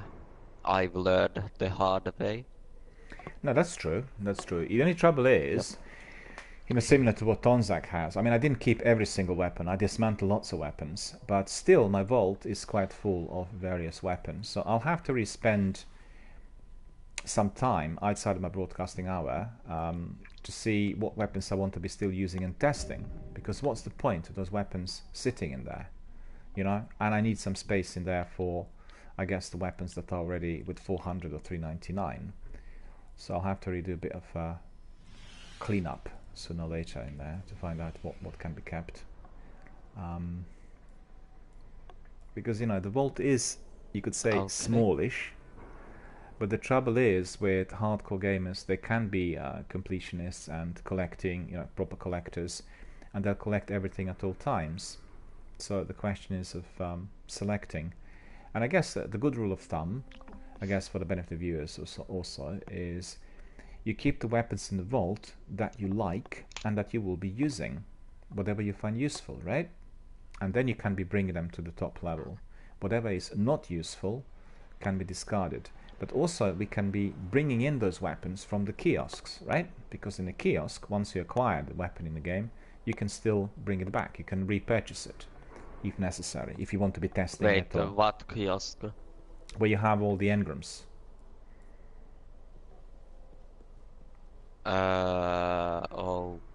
Okay. So for instance, when you get rid of the weapon is still there, it still can be reacquired if necessary. You know, when you look at the kiosk, you have all the items. You can see the ones which are highlighted, and the other ones are like shaded and in the dark.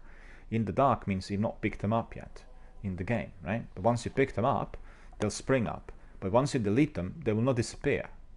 You pick them up in a game, they will still registered. We can have a look straight away. So where's the kiosk? No, we can still have a look now. And I go in there. There's several.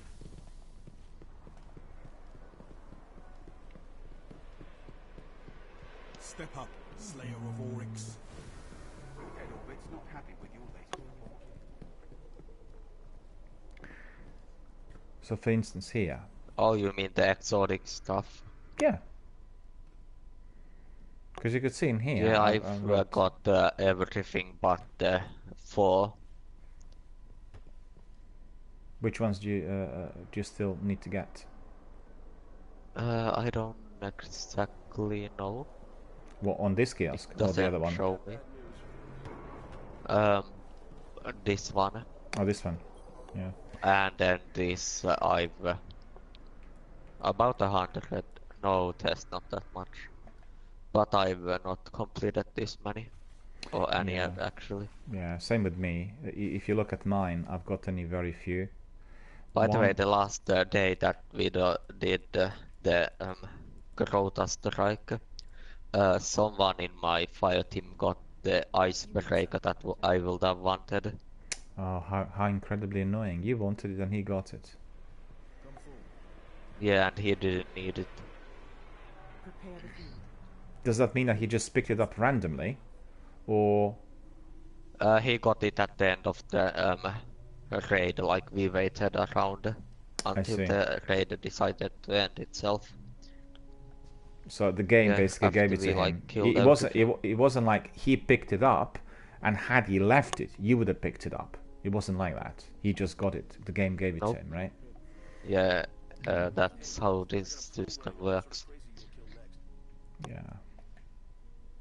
Well, you could see that I actually have relatively few weapons. Relatively few exotics. I think on the exotic weapon blueprints I have 1, 2, 3, 4, 5, 6, 7, 8, 9, 10, 11, 12, 13, 14, 15, 16, 17, 18, 19, 20. 20 I have. And I think there's more than 20 still left to be collected from the game. And what about legendaries? Okay. Do we have kiosks for the legendaries as well or not? No. So it's just exotics, is it? Yep. Okay. Yes, Titan.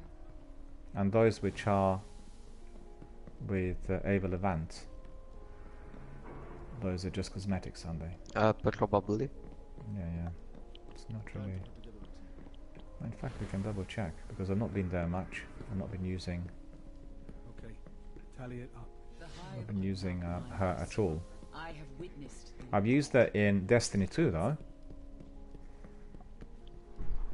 she Checking right now. pops up during Christmas, and then Let's see. she gives you those recipes for you to bake cookies, and then once you bake cookies you get certain rewards. So I've done that. Oh yeah, you mean Destiny 2? Yeah. Okay. Last time, no, the Christmas before that wasn't. There was no.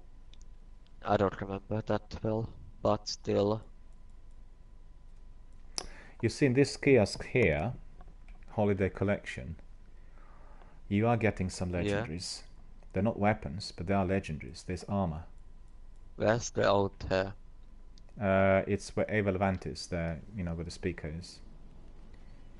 So there are these kiosks, and access holiday items, so that's something that would have been given during the holiday season.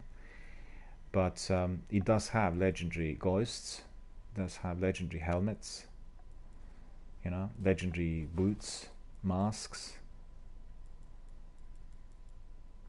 tiger mask, for instance. Oh, you mean the racing suits? No, you can have a look. Can you see my stream? No, I can't. No, don't worry. You can walk to her, so you'll be able to see it. If you come to Evalantis, you find me. Yeah, actually, I'm right next to you. You are. So I picked up that tiger mask. I'm quite happy about that. Let me see whether that mask could be put on.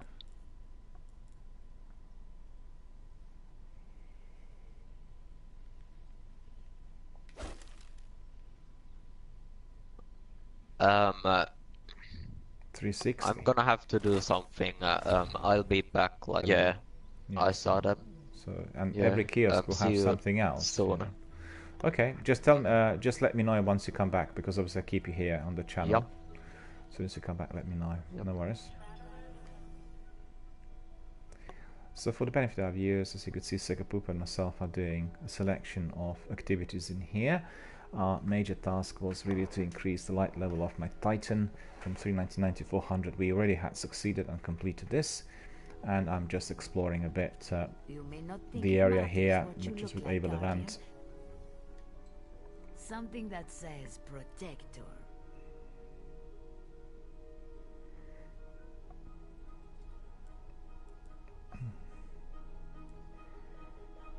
Orange Chroma, so let me see whether I need some of it. What do I have? Green, orange, magenta.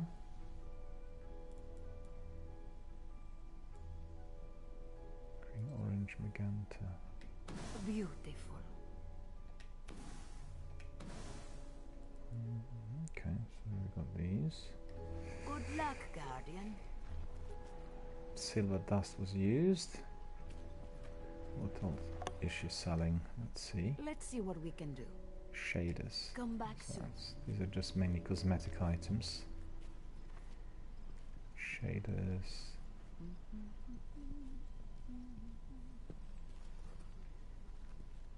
Okay, so that's that.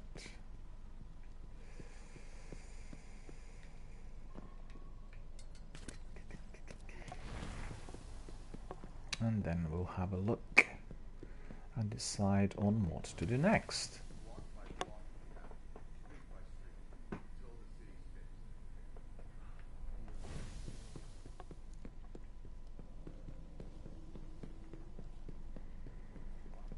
Who wants to talk to us? Someone definitely does. Postmaster. Okay. Hi. Mark of Done, Thunder done, done. is definitely one of the marks we do not need. And 4400 everywhere.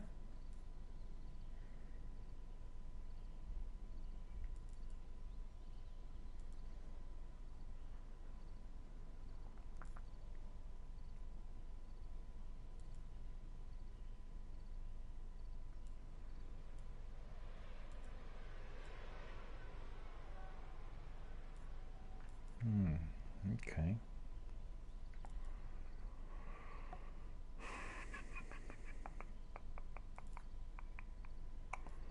what I'm going to do is I'm going to be infusing, let me see, just 390, just 399. Yeah, do that.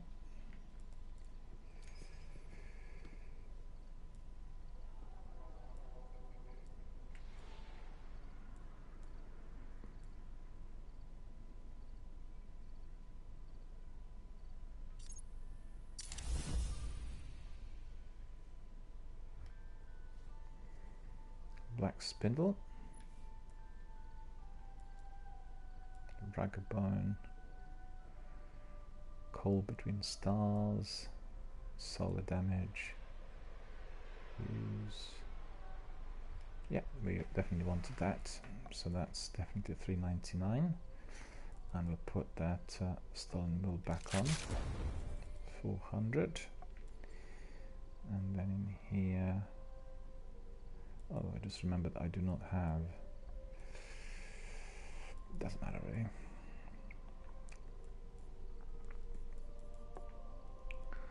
So just for the benefit of our newbies and rookies here in Destiny 1, when you look at the inventory, you can see all these items are now fully equipped and they all have that golden frame.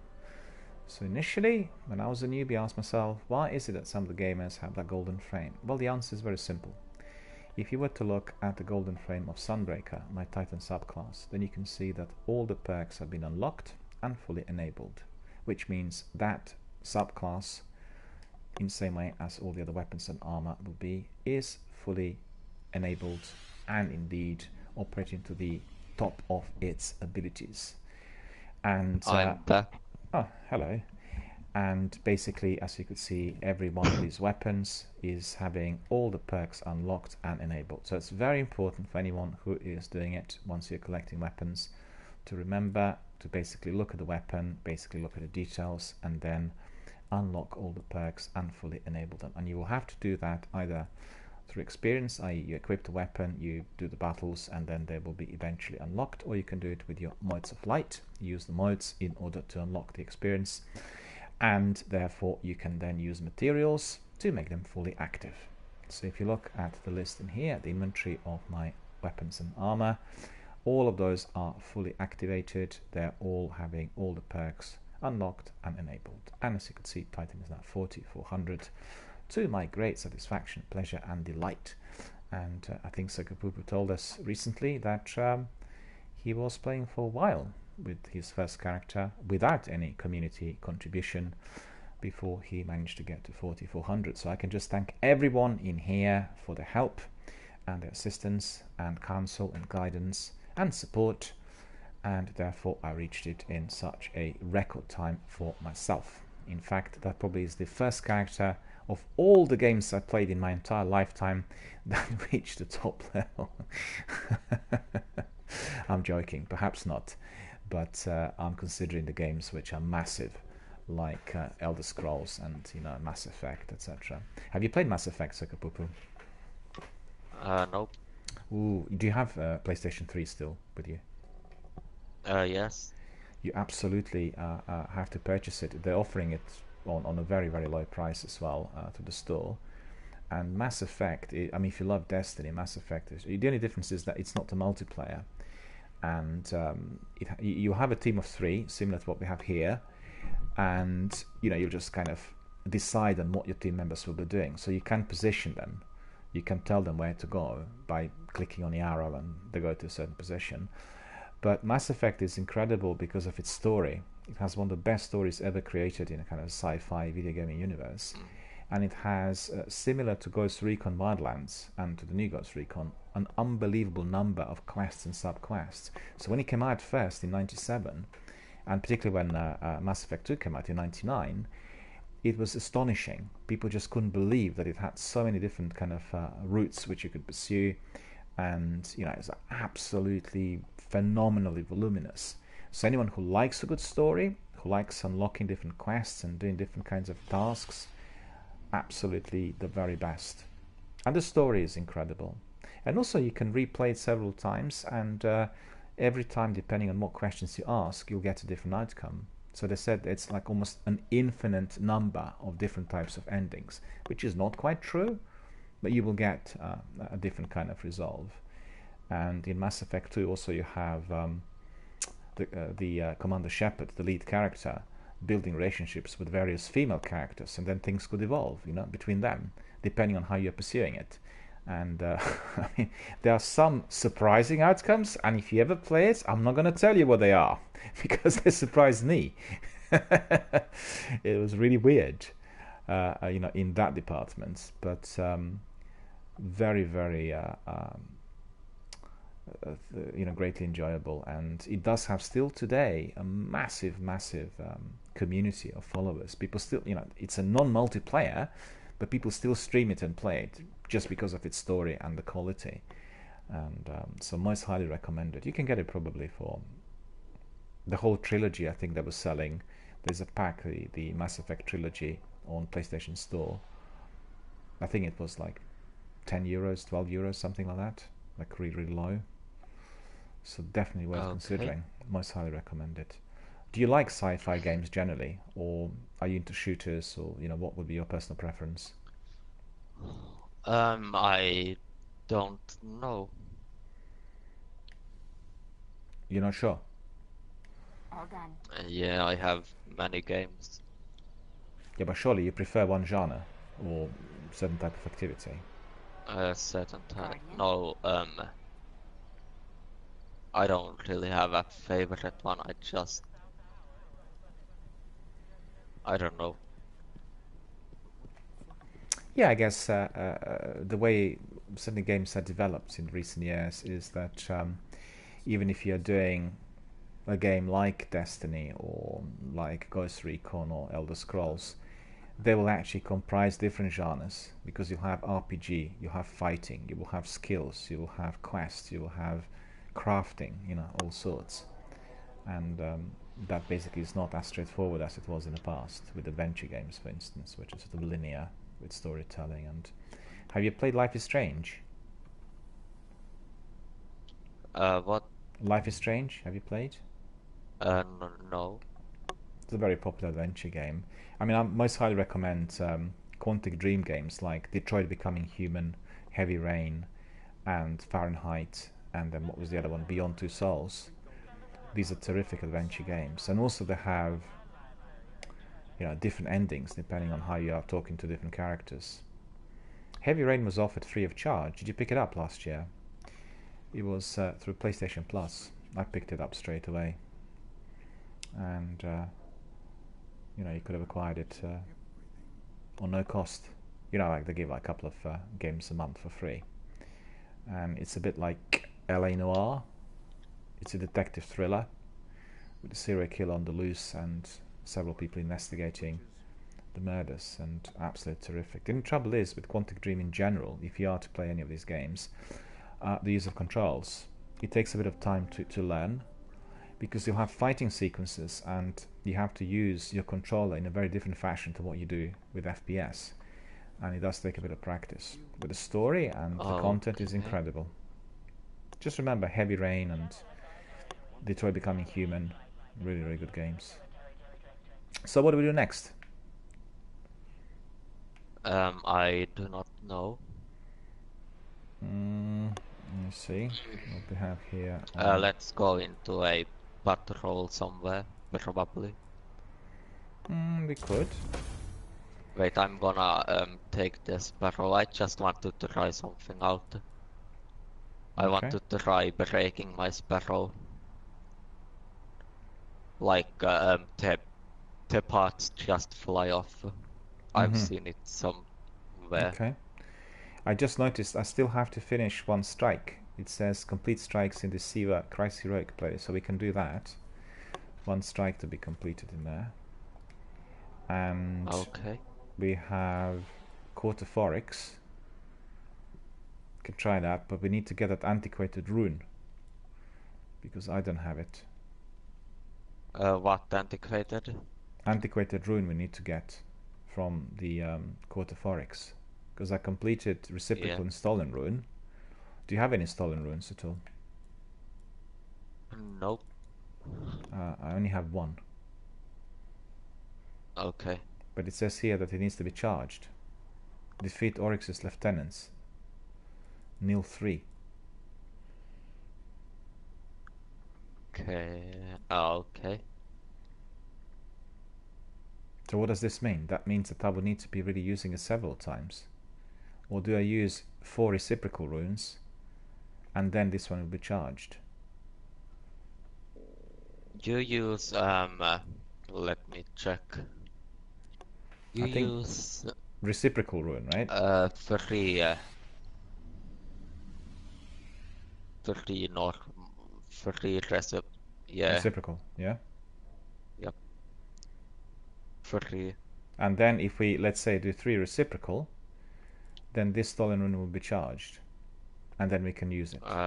Yeah.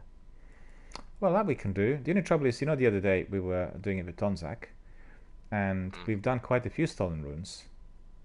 And apparently the antiquated runes are random drops.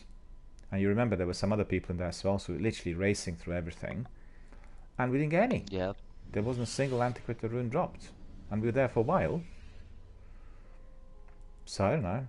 Maybe it's similar to what we had in patrols yesterday. We can do anything we wanted, but the game was not giving it to us at the time. You know what I mean? At the time, maybe. You know when we're doing patrols on Mars a little while back, and you were able to basically collect the materials much faster than me, and we're doing exactly the same thing.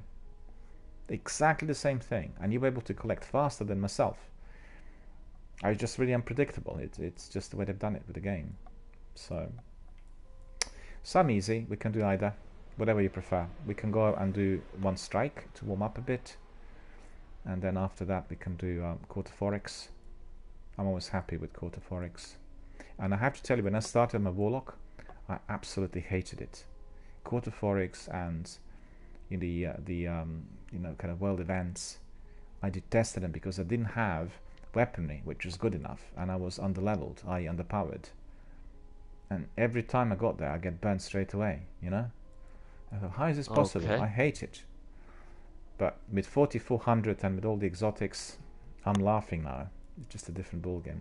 Do you have these ornaments? I have orange chroma, I have green chroma, I have yellow chroma, white chroma, magenta chroma, and blue chroma. Got all of those chromas. I think I have every single chroma type. Every one of those. Yeah. I'm trying to think. The one I used, I had, what was it? Oh yeah, I know this one. Spectre plate. I've used one, which is blue chroma. But I don't think I have anything else that can be using those, you know, at the moment. Okay. No, presently. Alright. So, what should we do? Quarter forex or one of the Sea Wave Rogue strikes? What would be your preference? Probably Siva, Heroic Strike. Okay. So we're going to. Are you ready to go? What? No, I'm not ready yet. Okay, I'll wait. I'm taking my skeleton keys out of my vault because every time I get one, I just use it or put it in my vault. So How many have you got? 3. Well, that's not bad. It's quite a few. Yep. I have none. I only had this one, which we used earlier. It was the only one in the entire vault and shared amongst 3 characters, so they're very hard to get. Yeah.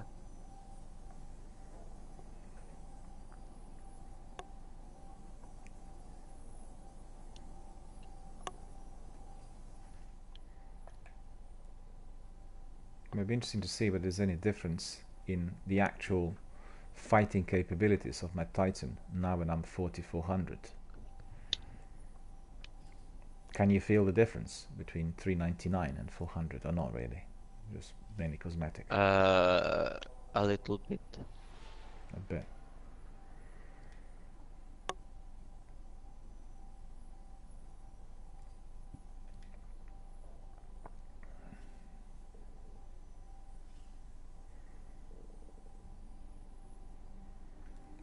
of the pit. Well, you see, that's one of the tasks I've never completed, which is to upgrade the husk of the pit. So that's something I can do sometime as well. Oh yeah, we can do it right now. We can, because we can do patrols, and then you can try that. But yeah, okay, we'll do that. That sounds good. Yeah, what does it say it needs? What does it hunger for? Well, it says the husk of the pit is a foul creation of the hive. Do not let it corrupt your light. So we need to be, I guess, destroying hive with it. Upgrade the husk of the pit Yeah, and but transform what it does into... it? I don't ally. Have you equipped it? No, I've not done anything with it. But I need to just pick Okay, up that equip weapon. it and then I'm going to check. Radioactive's here. Hello, Radioactive. How are you doing? Good to see you. Thank you for coming today. Also for watching our broadcast, being a member of our community. Radioactive says to Sekapupa myself, I'll help you for Crota. And Radioactive says, with the last step. No worries. We'll keep you in mind, of course. And once we are doing Crota Send, we'll inform you in advance. And then we'll create a team and indeed complete the raid. That's probably the raid I've done several times compared to the rest. The rest of the raids I've done just once. And I think Crota Send I've done about 3 times so far. Let me just see whether I have that weapon on me. I don't actually, so I really would need to pick it up as well. And I can do that whilst we're waiting, in fact. Just let me know when you're ready. Guardian. What? Just let me know when you're ready, you know, so we can... I'm ready now. We need the challenge. But I just discovered that before we commence with that mission, I need to be just a minute. I need to be picking up the weapon because the weapon's not equipped. Oh, you mean the necrochasm? Husk of the pit. Oh yeah, I forgot. Necrochasm is the thing that comes out of Husk of the Pit. It's the last part. 341. Let me see whether I have any other. No, that's the only one left because I deleted the other ones. I had about 3 or 4 of them before. Yeah, but you can just take the one. Yeah, I did. Yeah. And in fact, let me see whether I can... This weapon can't be infused. Kinetic damage. You and can. You have to cannibalism. equip it like that. Yeah. Yeah. That's right.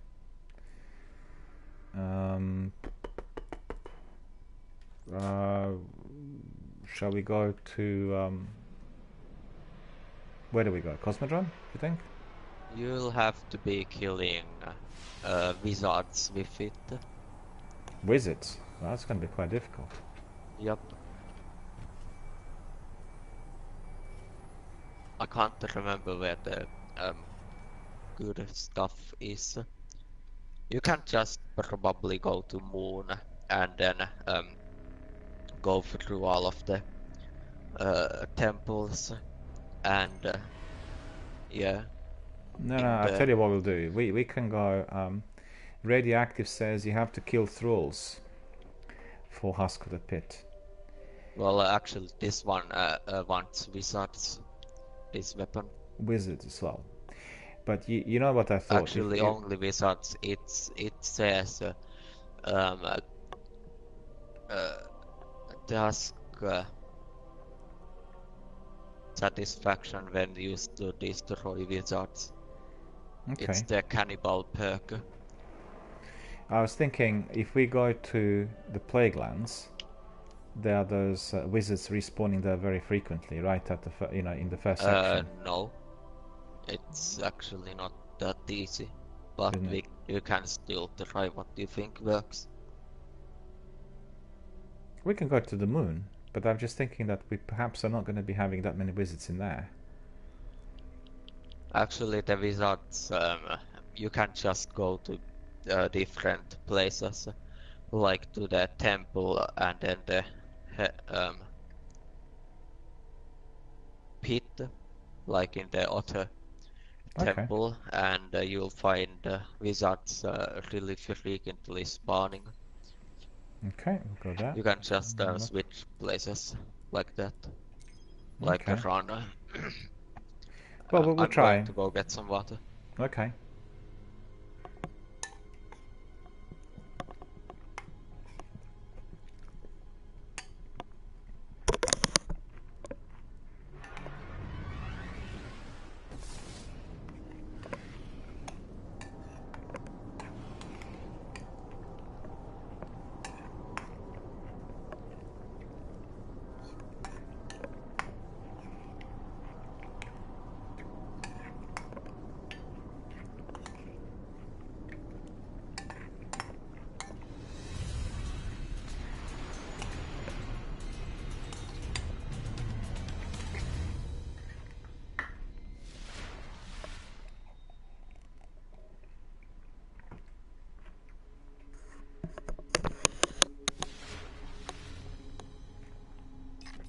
I wish I'd seen this place before the darkness destroyed it.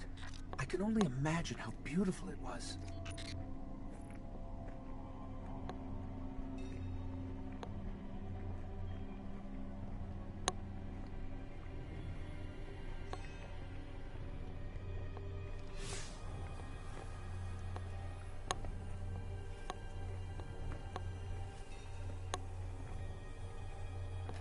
Okay, I'm back.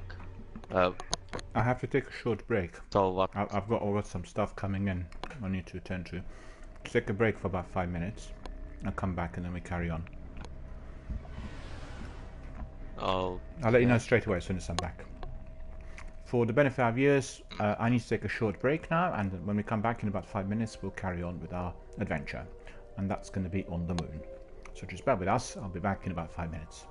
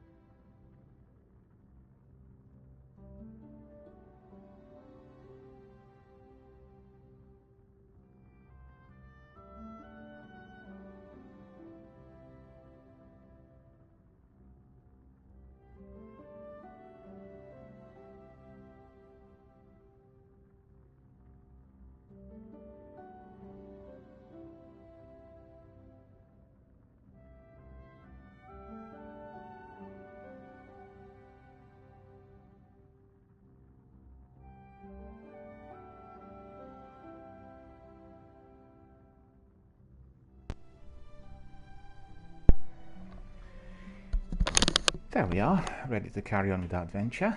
We had a short break. Now is the time to carry on. We'll go to the moon, and Sukapoop and myself will be working on that husk of the pit.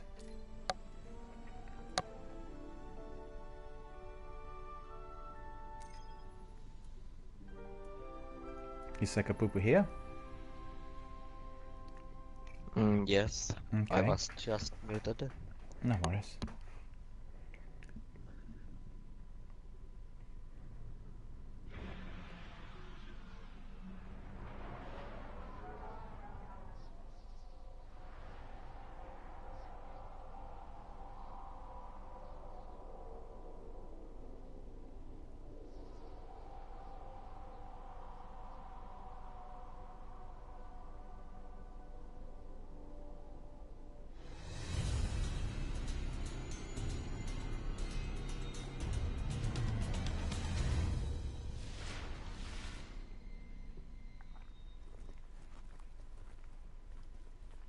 There we are.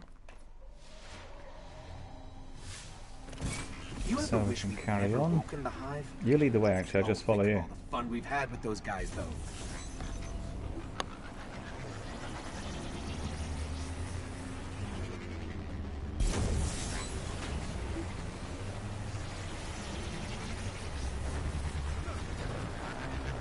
There's a wizard in here.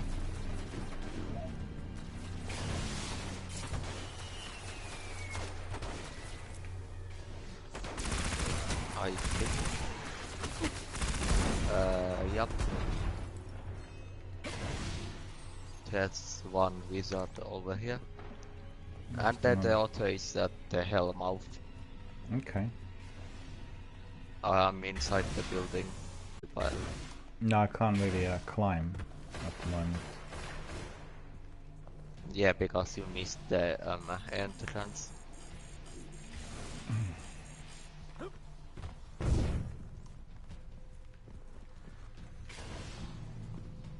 Where is the entrance? Back here. Not there.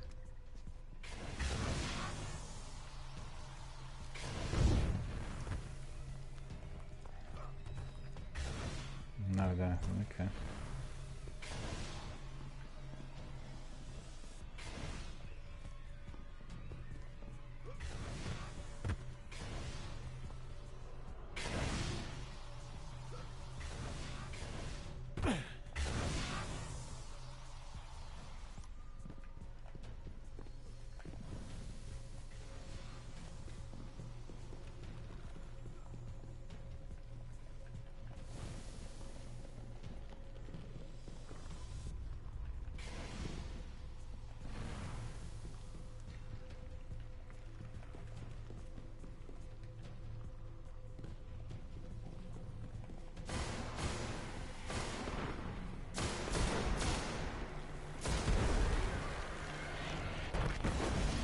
Oh, there's a wizard, okay. Yeah, you should get close. Yeah, I've run into the hole. I didn't pay attention, and I thought it was not really so I'll respawn and come back in.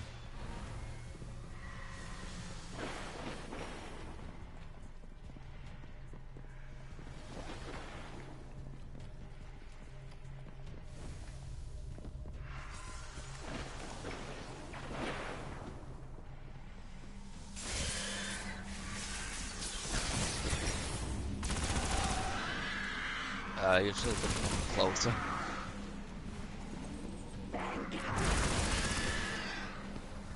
Yep, it's almost dead.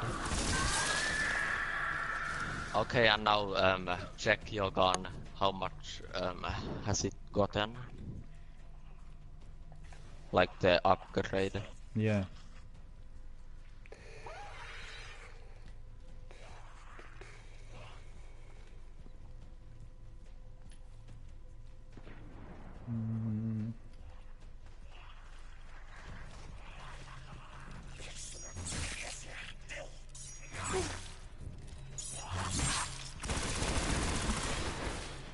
Not much.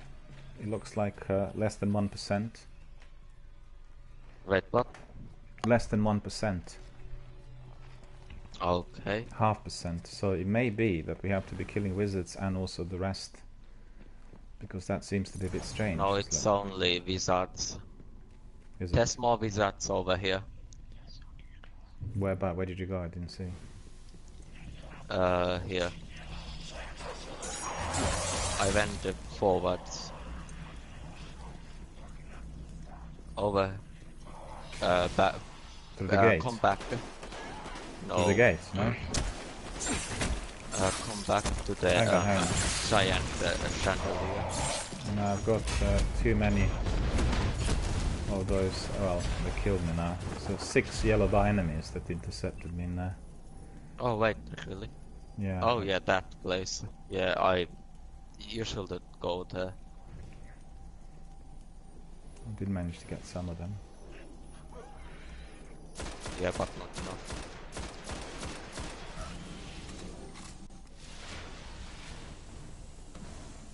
What's this? Token of Judgment. Wait, what? I What? picked up Token of Judgment. Let me just see. Token of Judgment. I think this is in my inventory now. Yeah, that's right. Token of Judgment. Consumed to receive House of Judgment reputation. Oh wait, what? What? Huh? Well, looks like I'm going to be farming this place. This one. Yeah, I'm gonna try to get that same thing on multiple of those. So you just come over here. Well, I didn't know that that's exactly what it was, because if he wanted it, I could have left it in there, you know? It's one of those... No, actually, it's not like some games where only one person can pick it up. It up, like I mean, that test. Everyone sees it, and you have to negotiate who doesn't want it and who wants it and stuff like that. It's actually just yeah, it shows up only for you. Yeah, it's going up a bit. Not a lot though. Where's the next one?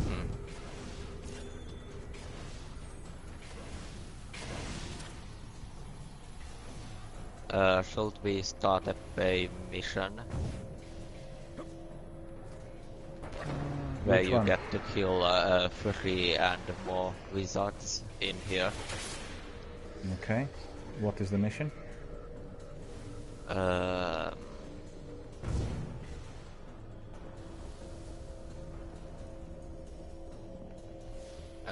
It's on the moon. I'm gonna check and then say which one it is.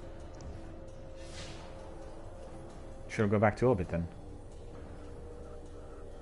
Wait, I'm checking this place Okay. for any wizard activity. It seems there's none. Radioactive is asking, can I join? You can if you want, yeah. Are you also my friend on PlayStation?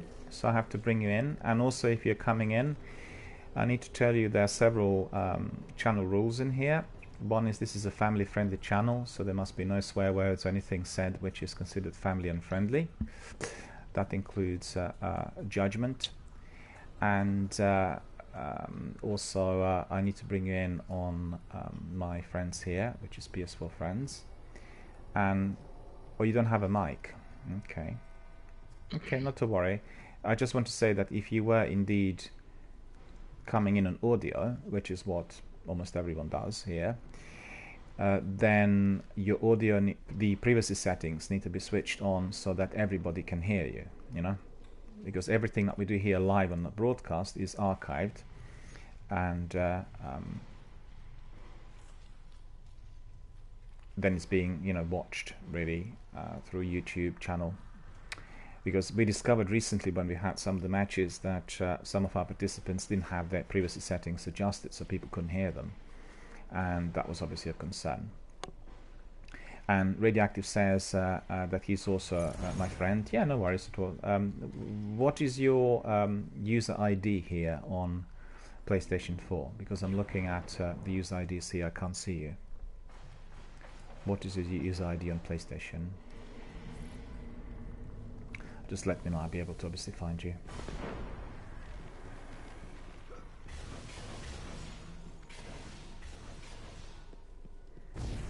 Yeah, why is that the privacy settings here didn't work?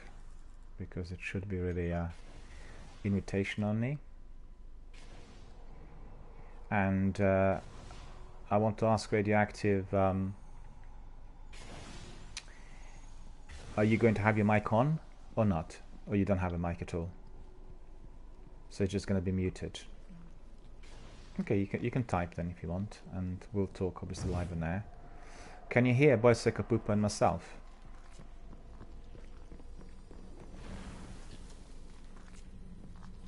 Oh, okay.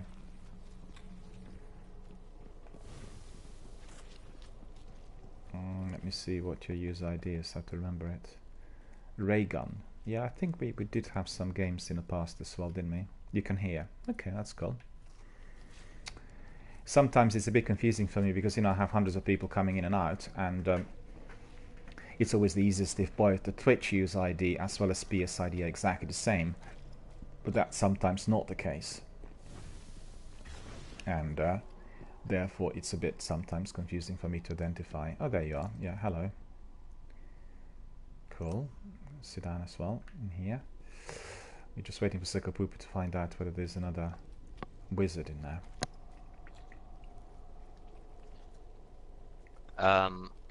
I haven't found any wizard.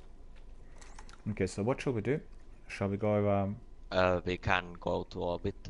Okay, we'll go to orbit now in order to... No, don't worry about it. Radioactive is asking if I want him to change to Radioactive. There's no need. It's fine. It's just it's easier for me to spot the person, or, you know...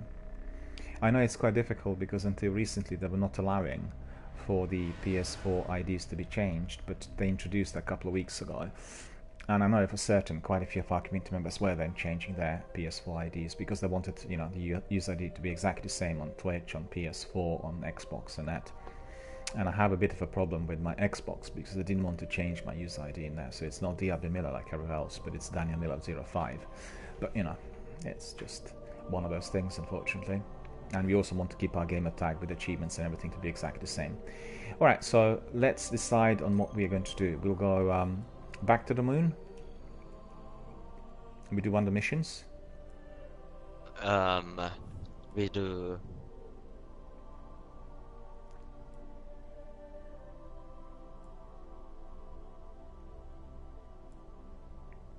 Patrols?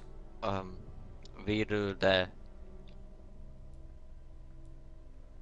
Not this. Chamber of Night. Okay. And we'll do it on the harder difficulty level as well. And so for the benefit of our viewers, what we are doing is we're basically working on my Husk of the Pit, and therefore we are going to the moon. We'll complete this, I think this is a story mission as well, Chamber of Night, and we'll see how many wizards we are likely to get there, because in order to upgrade my Husk of the Pit, I need to be using it on those wizards. Radioactive says you have Black Spindle. Yes, I do. I do. I've just infused my Black Spindle in order to bring it to the top level, and it's now 399 exotic. And Radioactive says I lagged out. Well, sometimes you also get a lot of lag in here as well, so you need... Oh, you've gone out. Okay, I'll invite you again, don't worry. It does happen.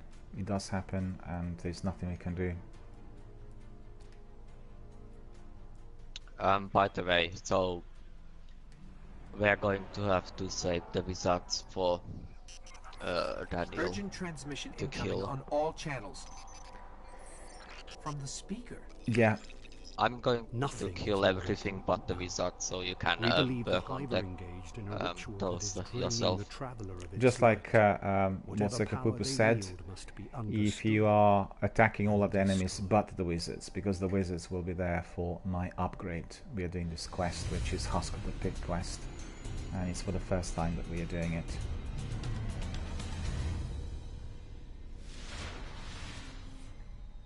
This ritual could be happening in any one of their thousands of chambers. If we can find cracks deep enough, I can map the entire Hive fortress.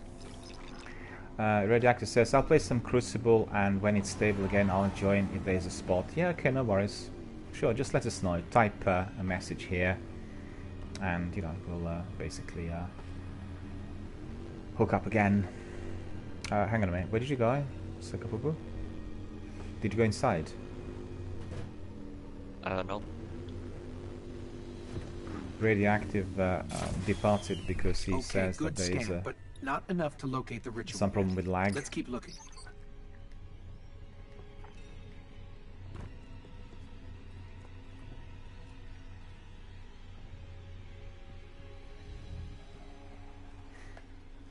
Okay.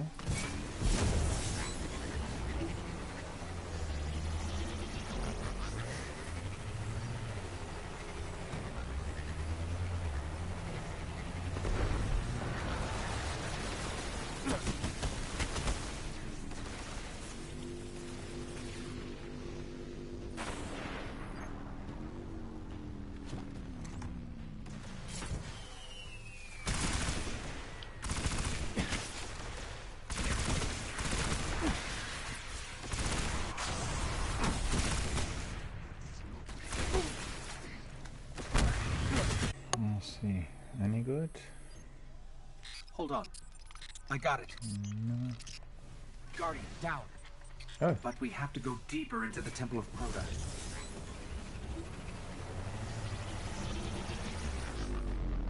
Did you respawn? You did. Okay.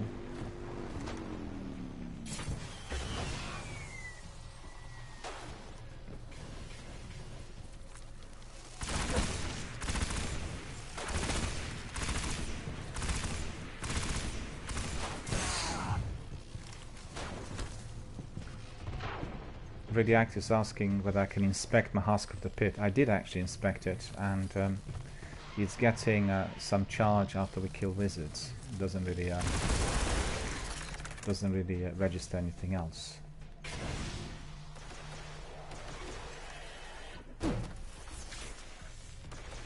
Radioactive is asking me to present him with my quest. I'll do so once we are away from the action, so I'll be able to show you.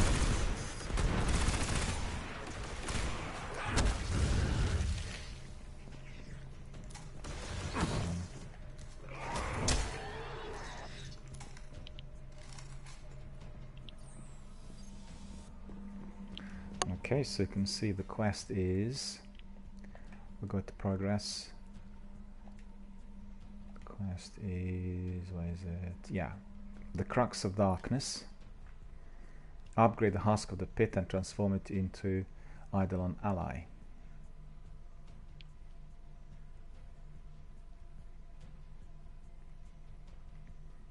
So there it is. Upgrade the Husk of the Pit and transform it into the Eidolon. Okay. And Radioactive is asking me to inspect the gun. The gun, as you could see in here, has got like less than 10%. Less than 10%, that is. We are getting it as we are attacking those wizards.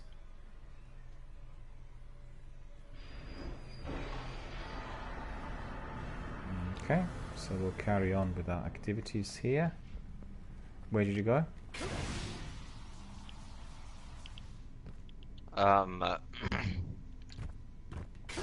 I'm going to the temple right now. Okay, so you've gone back.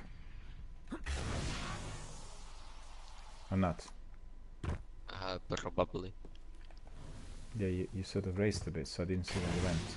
So don't go anywhere. I need to follow you because I want to be Yeah, you able can to see the just take action. out your ghost and see where we are going. Yeah, it is the same way that we went before. Jump on my sparrow to get there.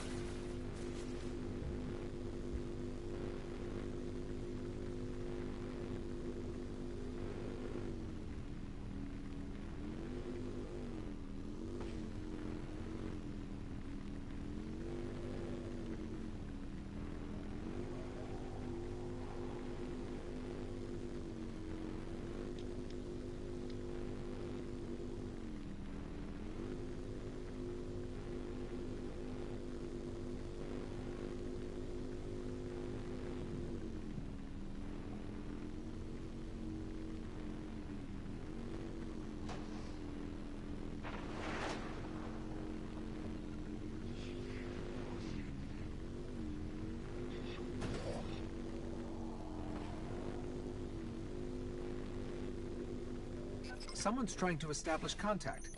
Could be the speaker.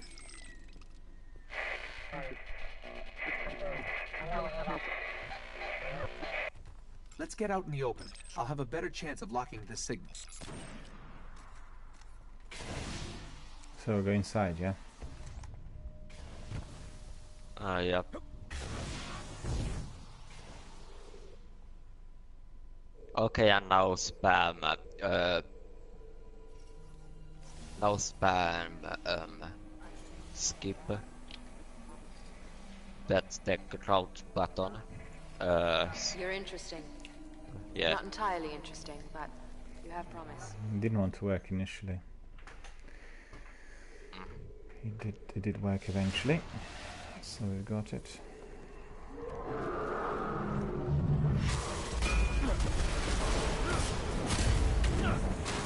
Wait, why? Wait, you've gone into the hard mode. Yeah.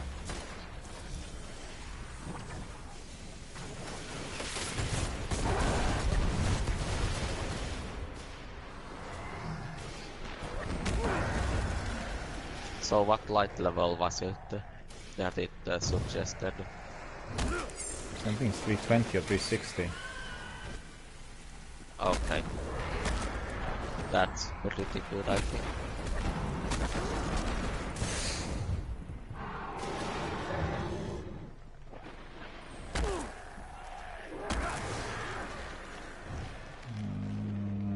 Let's see where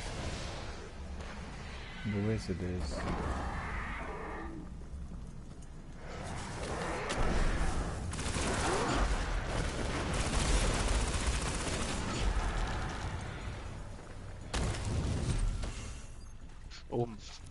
Oh.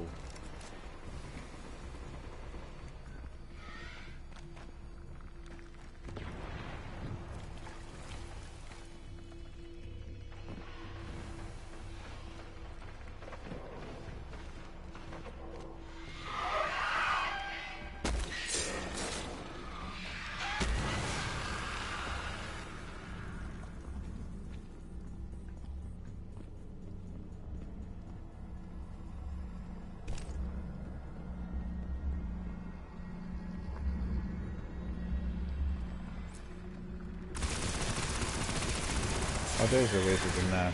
Okay.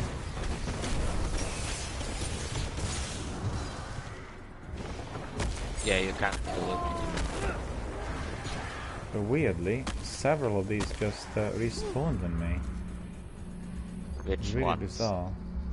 Some of those knights. Where's the wizard now? There's a wizard over here, so No, there's one. I'm There's gonna one. save it. Yeah, there's one in there. Yeah, but I'm going to save this one as well.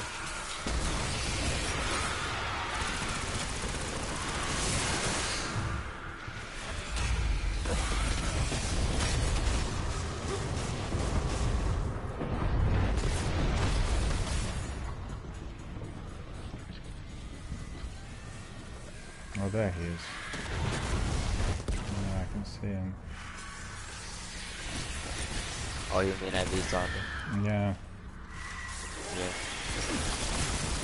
There's a wizard with really low health here.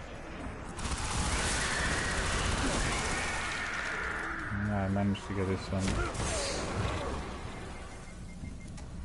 That perk is actually annoying. The one What which is perk? turning enemies into friendlies. Yeah. By the way, you have to kill with the gun. You can't just melee with the gun on. If you already didn't know that. You mean the wizards? Yeah. No, it's just the gun, nothing else. I'm using my melee for other characters, but not for the wizards. Okay. The wizards I've done with my gun. So let's see what we are getting there. Very little. It's one of those grindy quests.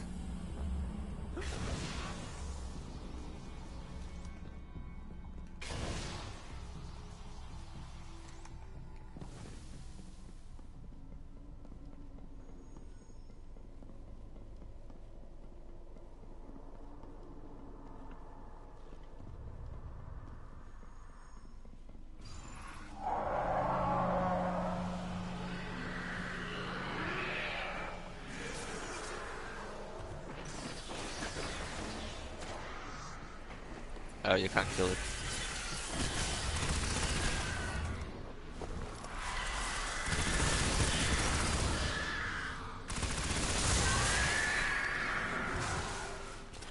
Okay.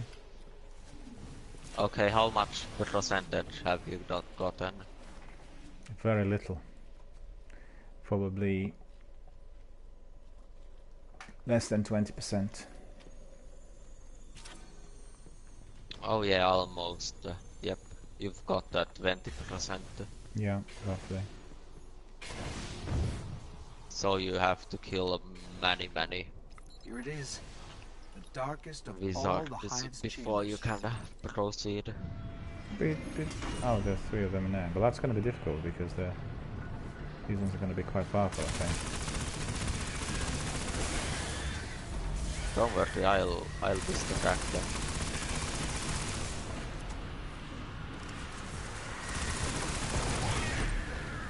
Oh god. Now just you can probably.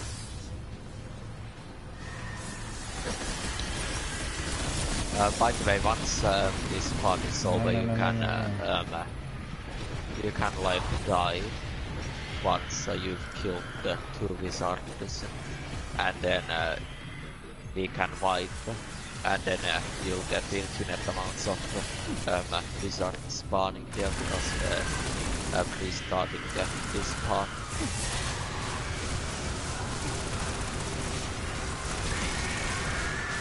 Yep, and now we can just go give this wizard a friendly hug and not a lethal one. No, I'll let him kill me, right? Yep. Or if you have a rocket launcher, just use it on yourself. No, don't revive me. Okay. Oh, you need to be dead as well. Yeah, sorry about that. Yeah. Lapse of concentration. Okay.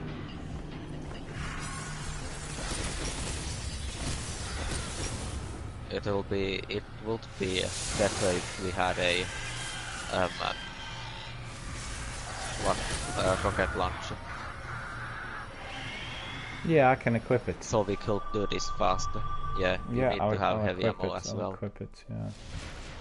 Here it is. Hold on. The darkest of all the hive's chambers. Heavy... Synthesis. Yep, I got it. Good.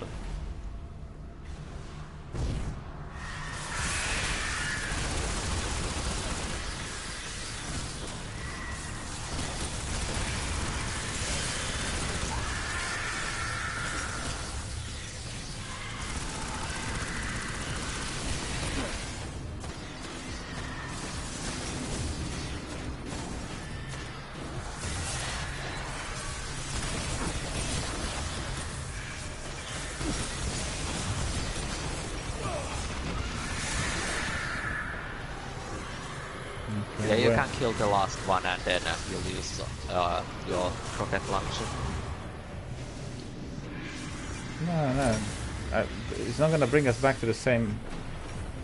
Okay, section. well then you can just stand down here to kill yourself, by the way. Are you dead or not? Guardian down. Yep. You can just stand up here without using your rockets. Oh, okay, doesn't matter. Yeah. Here it is. The darkest of all the hive's chambers. See what we are achieving in there, if anything. Not much, really. Not registering.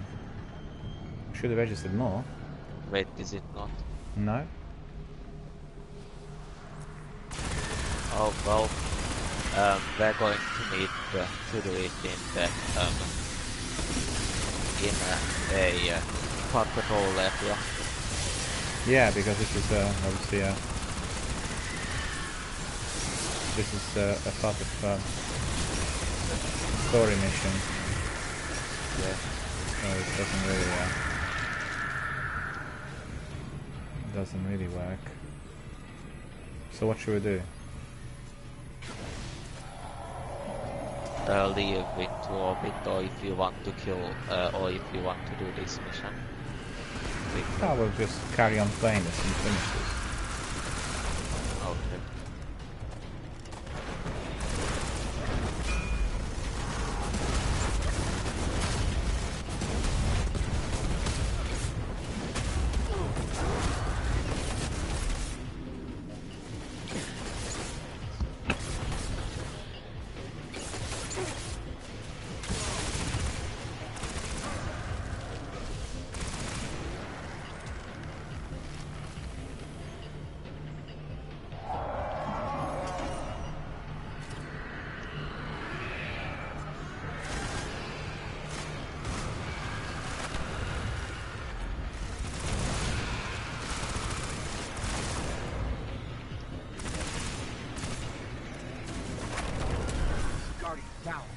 Oh, there's a wizard here, normal wizard, so you can get that speed from into your gun.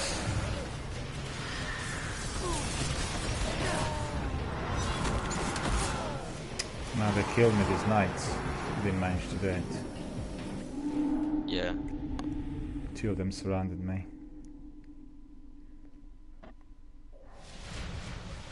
Here it is.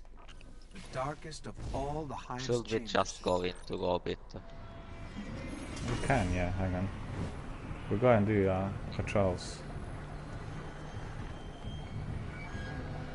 Yeah, Just it explain- doesn't have to be patrols.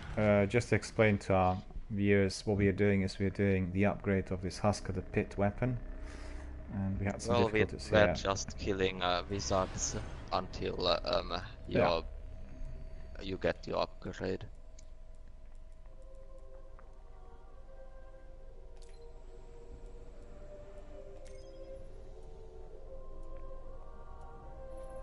So we are going to be doing some patrolling in order to get the kills, because it looked like in the story mission they are sort of differently allocated and they didn't register as much as we expected. Did you upgrade your Husk of the Pit as well? I've already got a necrochasm.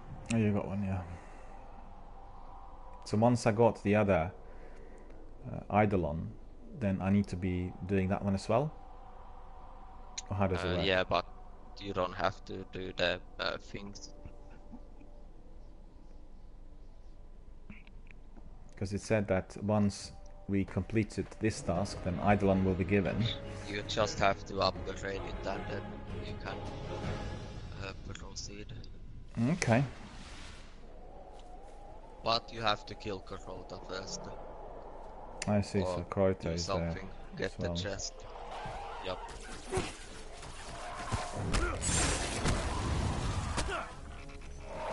There's a lot we don't know about the Plaguelands, but the more we explore, the more we'll uncover. Why did we go? Okay. In here as well, I think. Hmm? There was one wizard down there, wasn't it? Okay.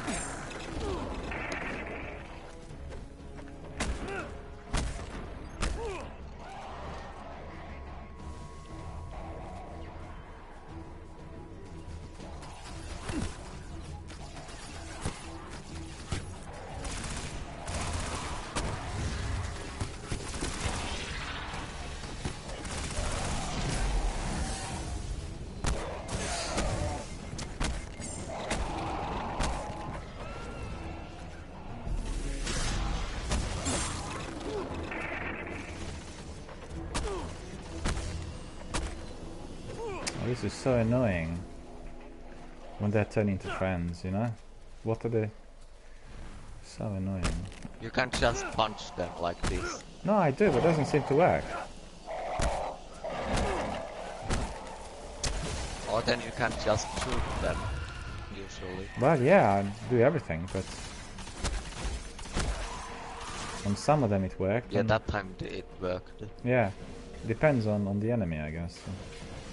On some it will work, on some it will not.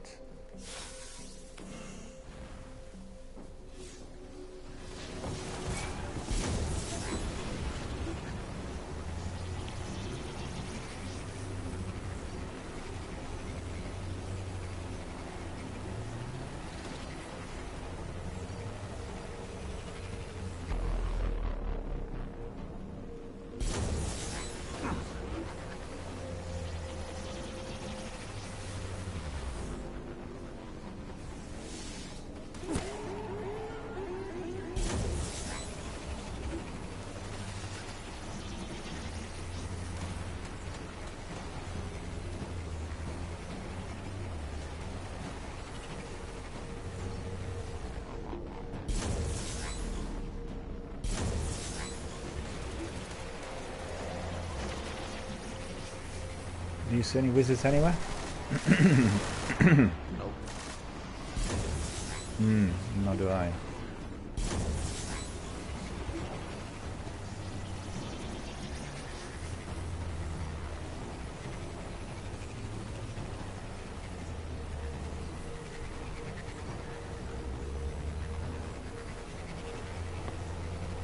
We should just go to the moon and farm wizards. On the moon? Yeah. Okay. We're going back to the moon because obviously the wizards in there seem to be popping up in somewhat larger number than down here. And the idea is to be upgrading the husk of the pit. It's a bit of a grind.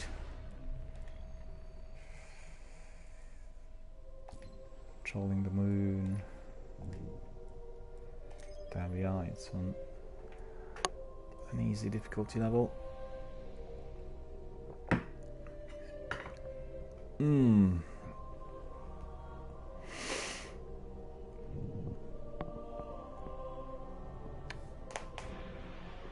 This ligament injury is really bothering me, you know? Interfering with my sleep as well. Really painful. And it's positional. Trying to work out what to do. Maybe I'll go for acupuncture. Because I haven't gone swimming either because of it. Swimming can aggravate it as well. It's a ligament which is just next to my shoulder blade on my right side. Initially I thought it was caused by holding the controller, you know? Because sometimes you get injuries after you are being Careful around the Hellmouth Guardian. in a static position, whether you're standing or seated, doesn't really matter. Do you get that sometimes? Do you get any stiffness if you're using a controller for a while? Usually not. Depends on how many hours you spend, and also whether you're moving and that sort of thing, you know?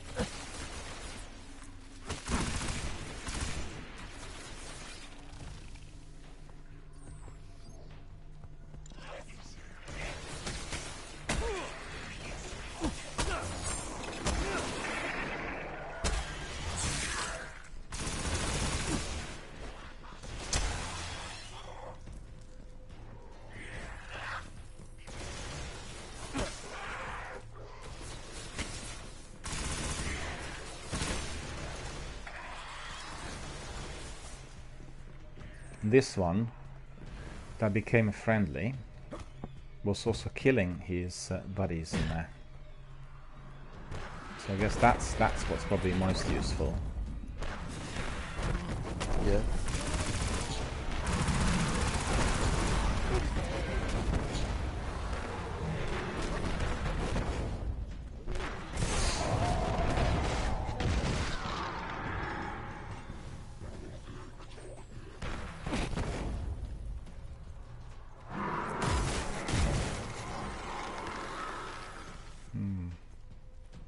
Did you go inside? The outside? Don't see any wizards anywhere.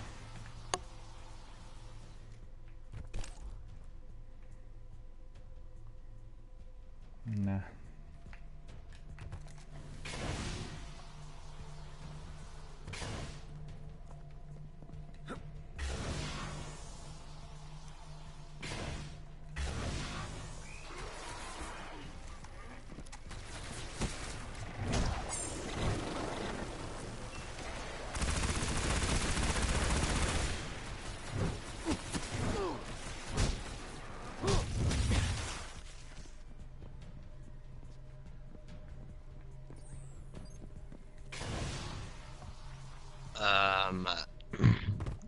We'll have to get another husk of the pit. Why? Because of the, well, yeah. I didn't get It's pretty much because the wizards are the hardest ones to get, like, to kill or find. No, we don't have to do everything at once. We can just do a bit of grinding and then, you know, come back on another day. That's the way I do it. We don't have to complete this. Okay. We can just do something else. As long as we are getting, you know, some results. We're obviously getting some of it. Because Husk of the Pit, yeah, we have about 25-30%.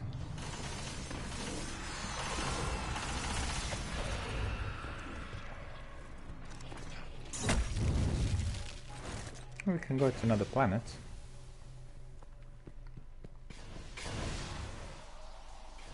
In actual fact, we're not going to do that anymore. We'll just simply go and do something else.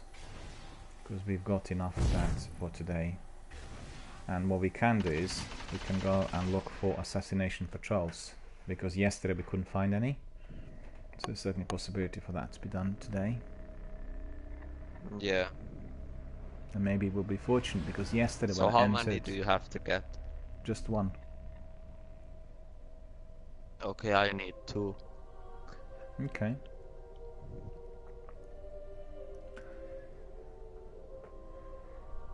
So let's go to, let me think, Cosmodrome? You have to go into the Plague Lands. Oh, that's true, yeah, because it's the Plague Lands, yeah, I nearly forgot.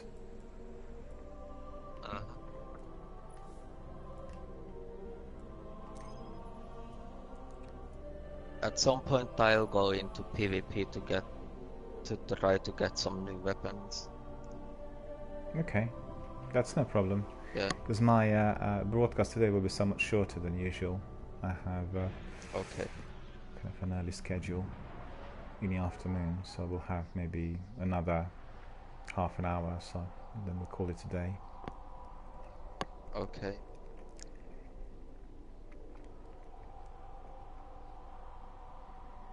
It really varies, you know. Some days are extremely busy, we get lots of people coming in. On other days, there's hardly anyone coming in. So it very much depends on what people are doing.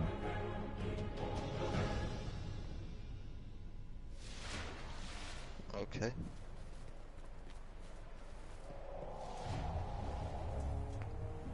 This whole region's Devil Splicer territory, so don't let your guard down. Yeah, there's one. Oh, there's one that. Immediately, yeah. Yep. Immediately in there. I'll pick it up. It was yesterday I got that one. That one I got yesterday as well. Find another one. It's another area after this. I'll ping your ghost with a marker. Track it and drop the target.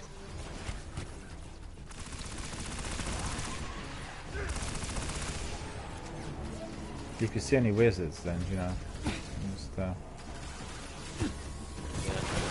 I think the wizard probably is going to be our target. Okay. There's a high value target wizard over here that you have to kill. Is he a wizard or some other? Wizard, probably. Yeah, he is. Yep, it's a wizard. I'm in the raid don't know yet, I'm doing everything else first. If you would have gotten knights or Brawl, it would have been much easier.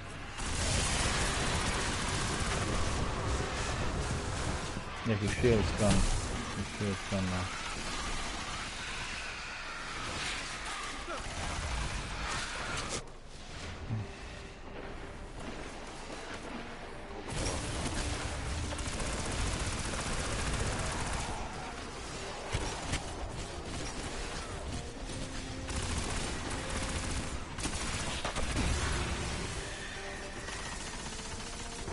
Where's he gone now?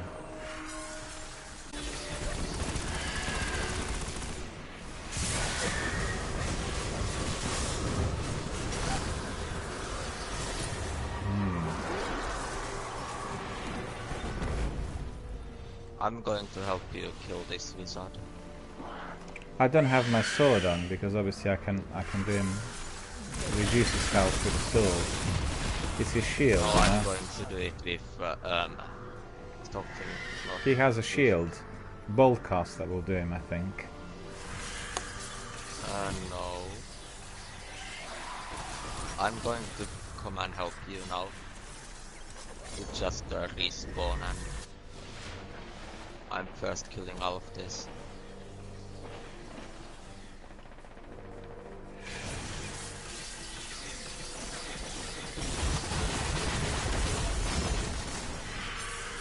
Yep, and now you can kill him. No, don't use it. Don't use this your sword. Oh, you broke his shield. Yeah, and I was gonna break his shield with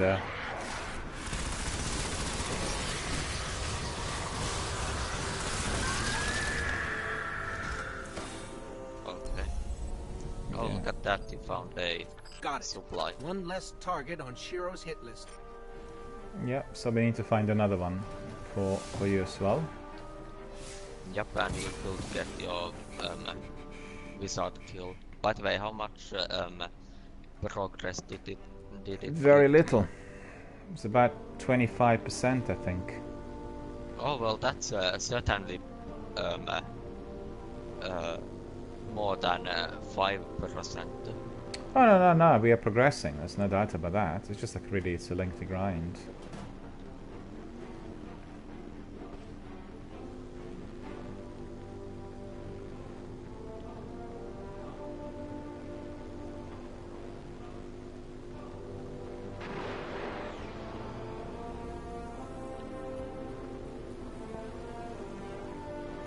Yesterday I had exactly the same thing. I came here and it was the same beacon that was, you know, that beacon assassination patrol, but then we couldn't find anything else later. That's where the trouble was. Yep.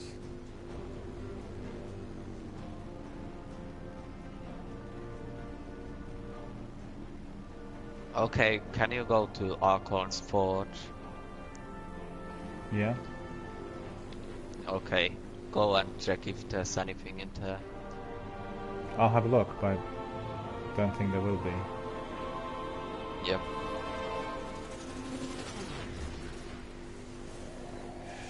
There are some other patrols. Oh, there's another wizard in here. Okay, I'll do that wizard. Yeah. You should punch the wizard multiple times until the health is like 50%, and then you can kill the wizard. But you should first of all kill everything around it.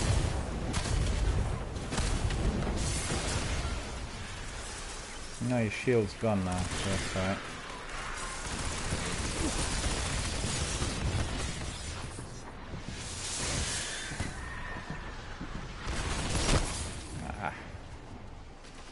I'll get him right though.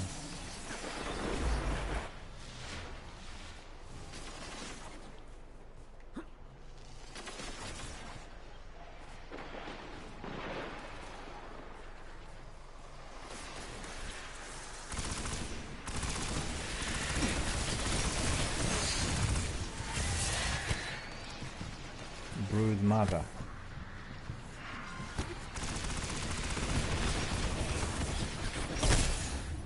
Oh, God. Because this husk of is such a weak weapon. When you get used to the exotics and all the other ones, this is like literally feeble. Doing hardly anything. Yep, that's the husk of the pit. Actually, when I started with the husk of the pit, I was doing something. I don't remember, but it was strong when I started with it. Because I wasn't used to any of the exotics or anything like that. Oh, you can tell really big difference once. Look at them.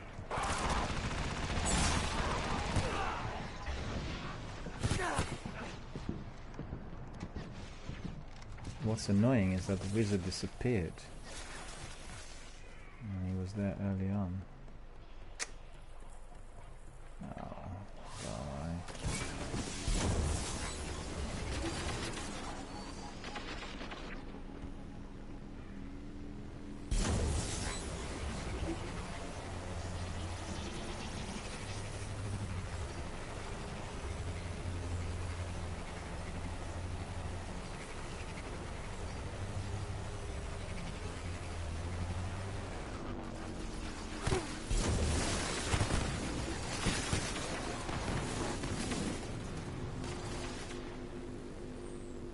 No, there's nothing in here. Guardian, you've got increased enemy movements near your location. Disrupt them any way you can. Did you pick it up? Or not? Nope. I just picked up a random. Oh, you picked up thing. one of those, okay. Because I thought it was one of those secret beacons, you know, where you have to be deciphering the codes. Yeah, this isn't one of them. It is. Nope. No, it isn't, no.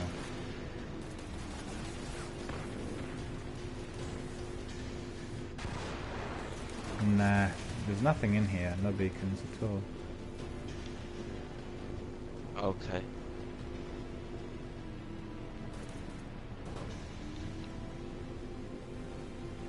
We're better off just going back to orbit and then coming back again. I'm gonna check this thing. We got it. Yep, we'll go to orbit.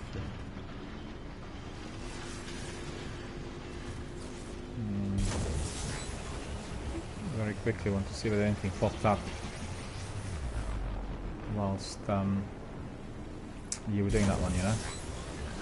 Because I can see some new beacons, I can see some new ones. And they're on the same path where I actually went before.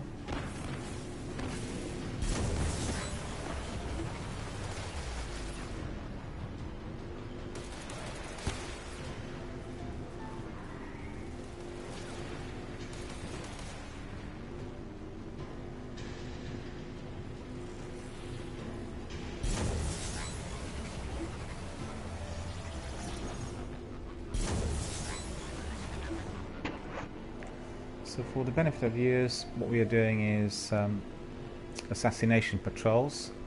I completed my Plaguelander quest, but Circle Pooper still has one left, which is basically high value target. We are trying to find that last one, and as we've seen yesterday, it is a lengthy grind. It's very, very difficult to find that one. And unfortunately it does have to be here in the Plaguelands. So this is where the trouble is.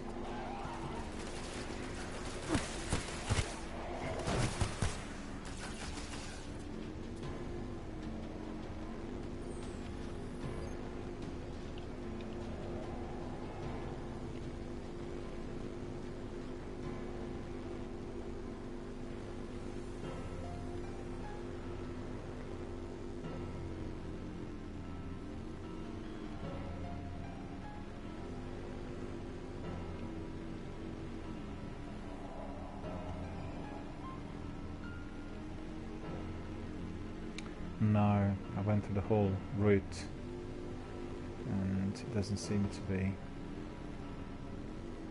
Okay. Okay, we'll go. back to orbit. Wait a second, I'm doing something right now. Okay. Not anymore. Okay, let's go to orbit. I'll quickly go and have a look in here, but this is just the last bit. But obviously you were here, you would have seen it.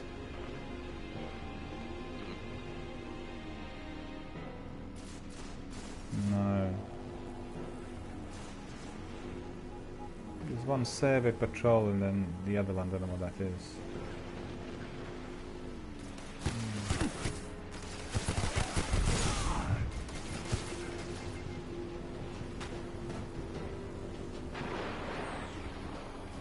There we are. So we're just gonna go back and forth till we get it. That's not what Bungie wants us to do, but you know.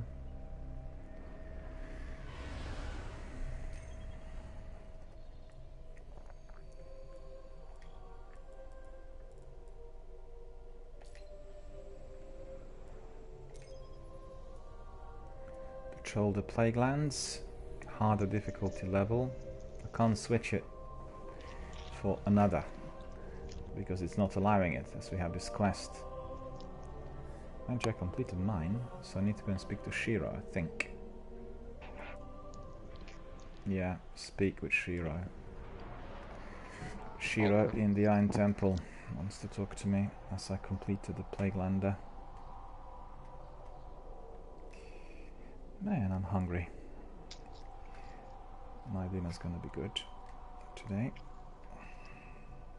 It's always the best when you're hungry and you have really like a good big dinner. Okay.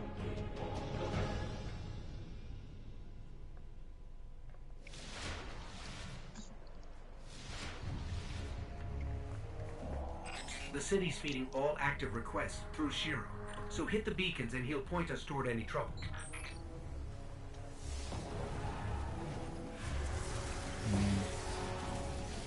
I'll go the other way then.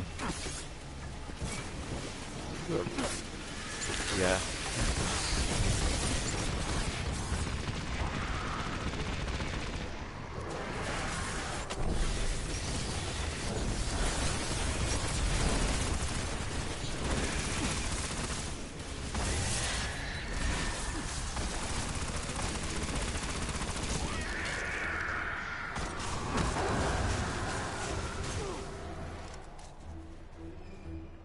I didn't.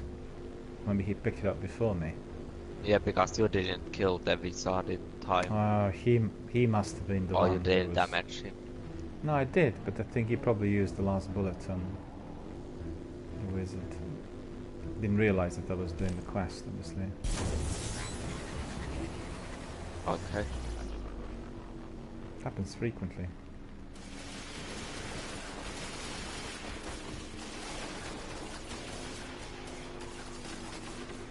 Bunker Triglav.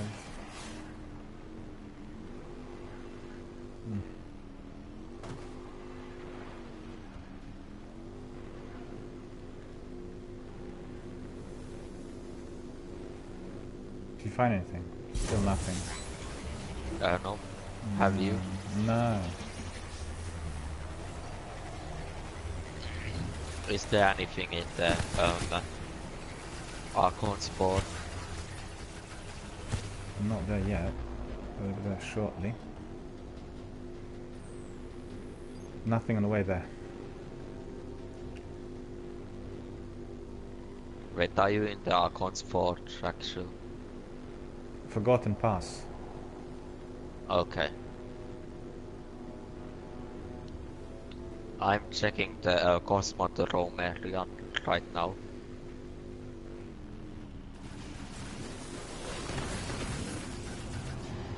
Yeah, I've got it. I've got it. Wait, you found one? Yeah, I found it. It's near Archon. Okay, coming back. It's actually quite hidden. Do you want to take it or shall I take it? You can. No, I want you to see where it is, that's all. You know, I'll deal with the enemies.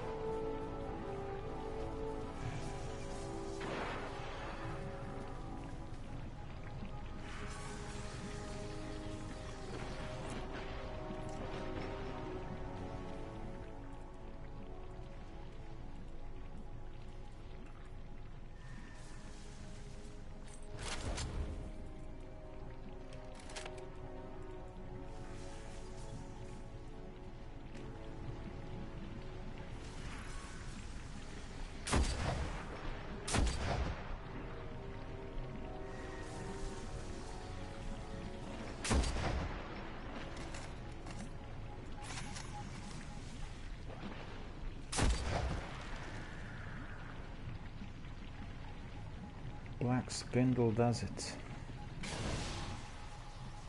Black Spindle just can't get it wrong. This is where it is. That was fortunate. It's a bit remote, but you know, good job I spotted it.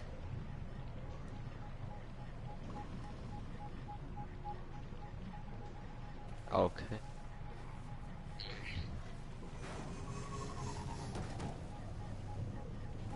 You can pick it up. There's a major threat making a mess somewhere around your location. I'll hit your ghost with the details. Track it down and end it.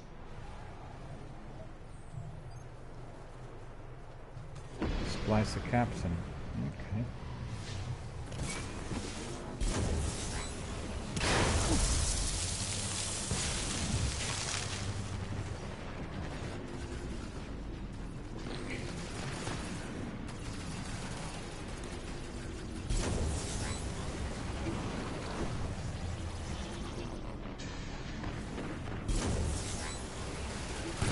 He's inside of the forge. Wait, someone, two guys are doing the forge. Perfected captain. Yay, you can come and do your perfected ones as well. Okay. Is he inside?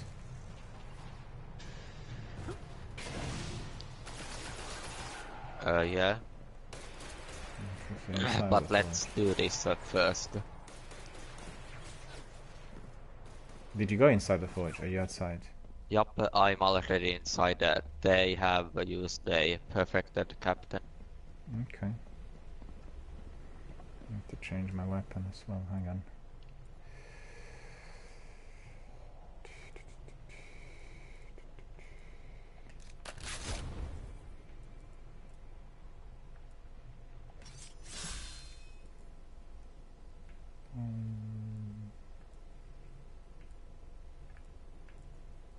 Yeah.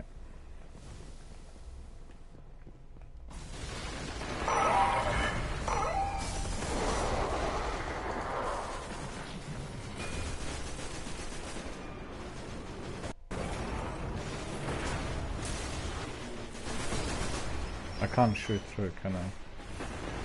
Nope.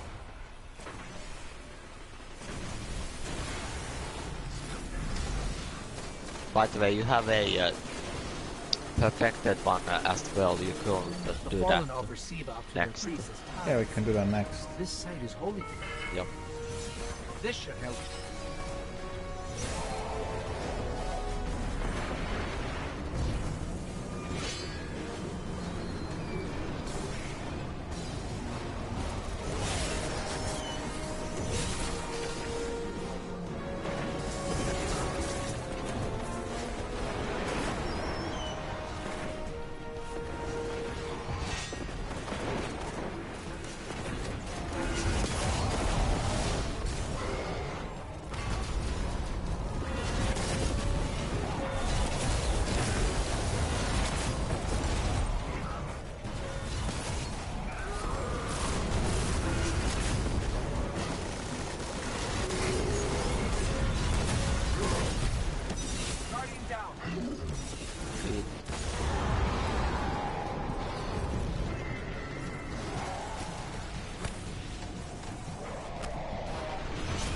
Okay, and now you can go up top and do the thing.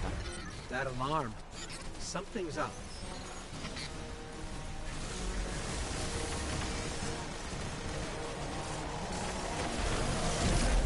We survived.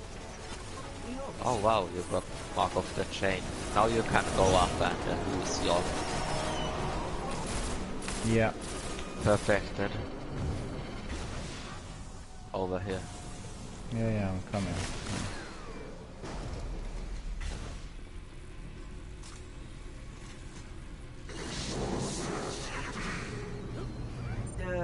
This would be bad.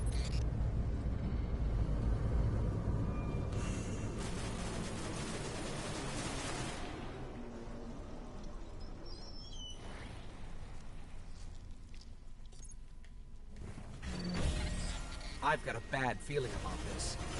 But what's new?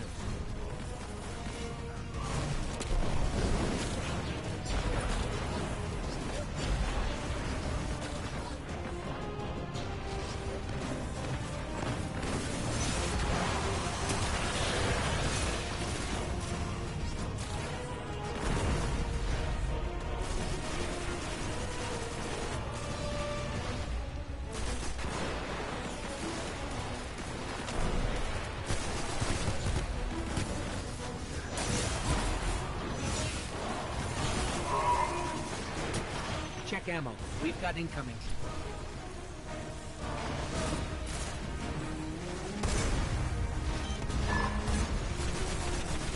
That alarm. Something's up. Oh, it's glitched.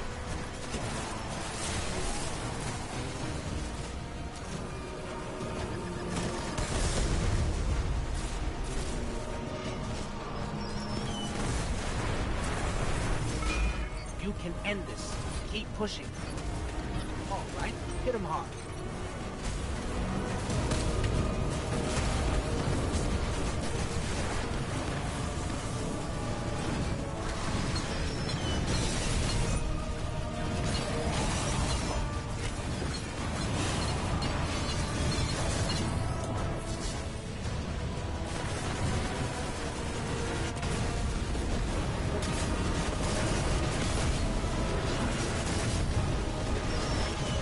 Where's the boss?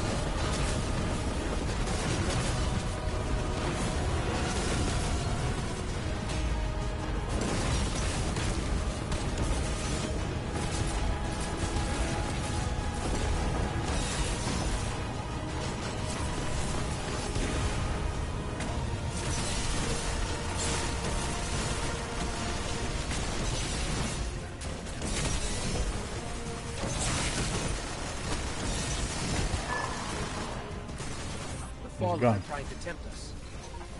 Uh-huh. You just desecrated one of the Splicer's most hallowed rituals. Well done. I think we can go to the captain. Let's go to our mission. Okay.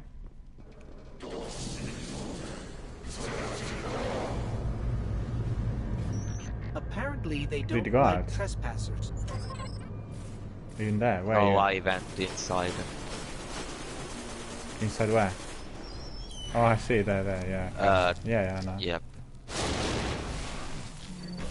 The Splicers are taking Siva's samples as offerings, like some kind of techno-religious rite of passage.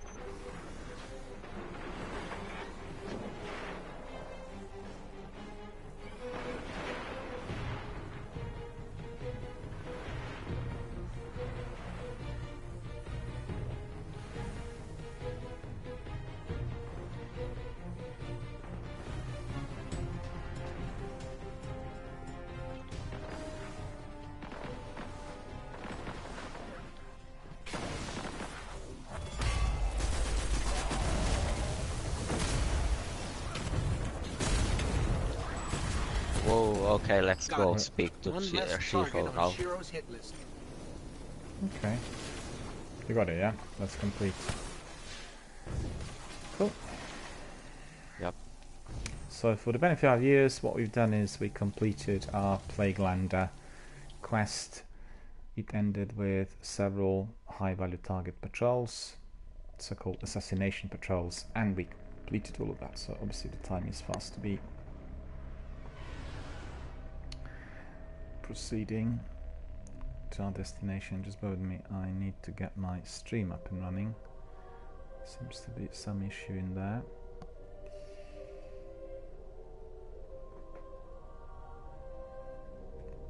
Weird, really. All sorted. So we'll go to the Iron Temple. And we'll need to speak to Shiro. Okay. Shiro is our first protocol in there in order to complete and get some rewards. So let me see whether I've got the best weapons on. 400, 400, 400. Engrams I have as well. Okay, we'll do that. In addition to everything else. Mark of the Chain, 400.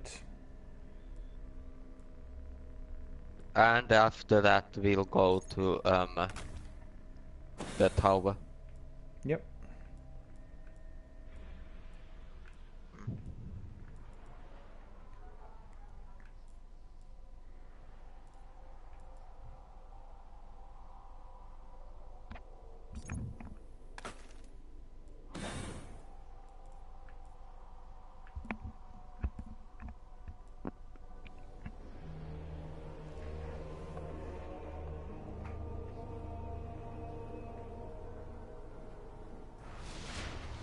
Checking for available bounties now. When you can protect the city while There we are, Shiro's here. We'll talk to him for a bit. You wear your new title well, Lord Guardian. Keep fighting, Guardian. This corrupted land quest is complete. Control with it.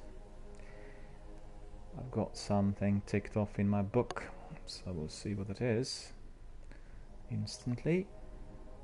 It's a long while. It's been a long while since I had anything done in my book.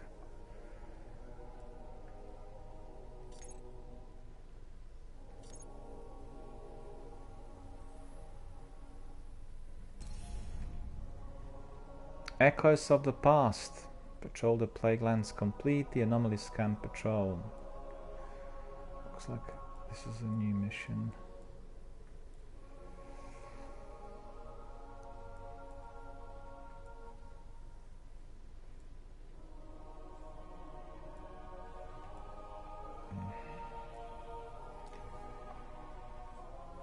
Patrol with it is complete.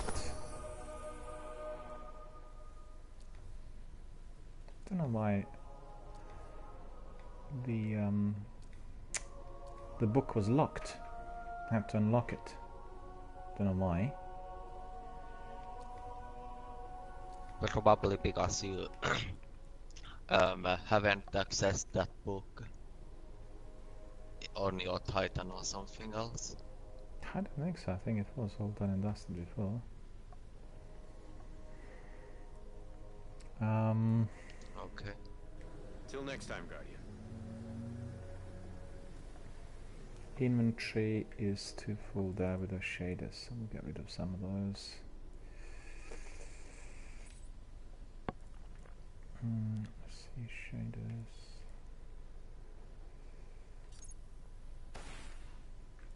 Green one I don't like. Have you met Saladin's pets? They're cute, but they can be fierce.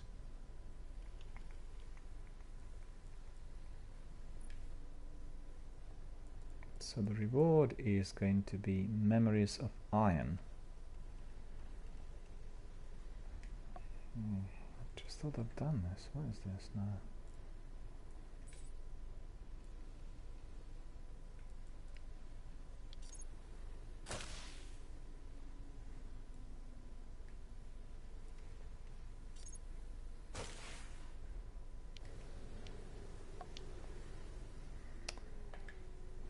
Given a reward as well, which I've not collected yet. The reward is Memories of Iron emblem. So we have one of those. We'll equip it shortly. Chest.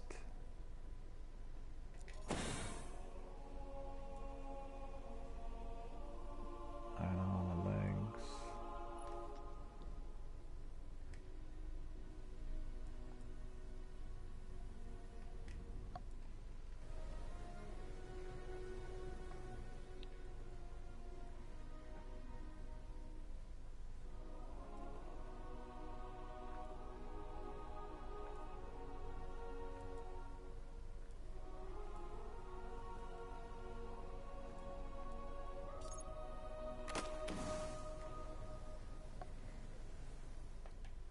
Yeah.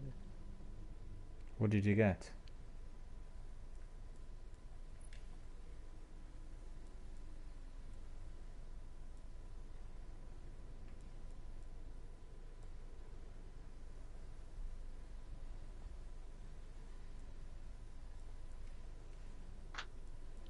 I leveled up.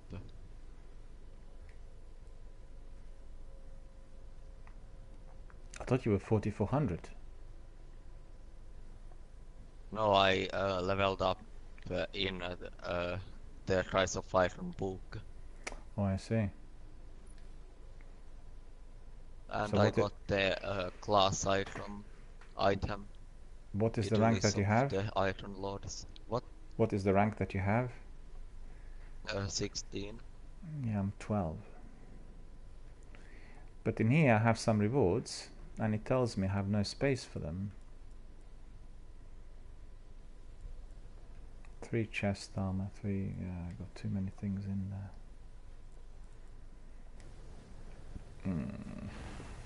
Okay, let me just do some decoding Do you first have of all. bounties to report, Guardian?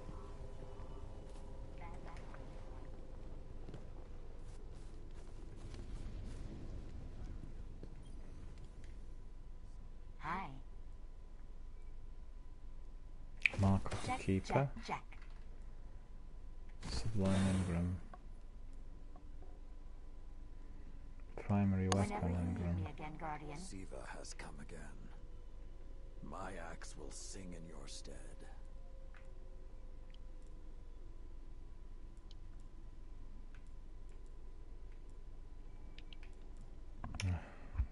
Jade Rabbit. The Iron Lords couldn't contain Siva. To the Guardians now.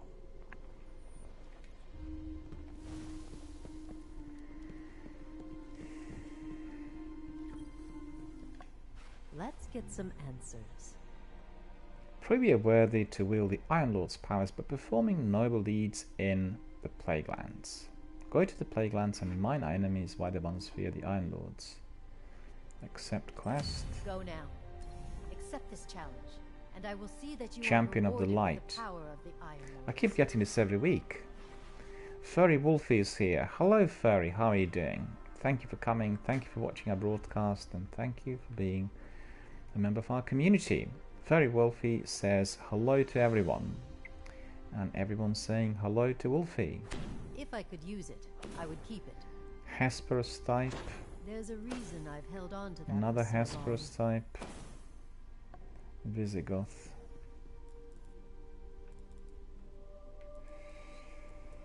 Just a minute.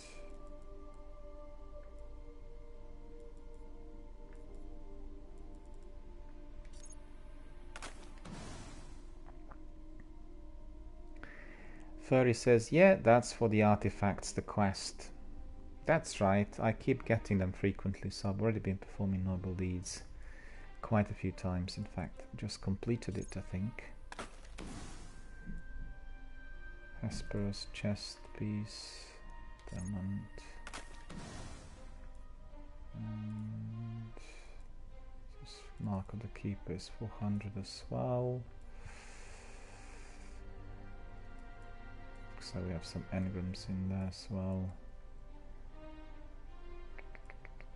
Diaspora there. Okay.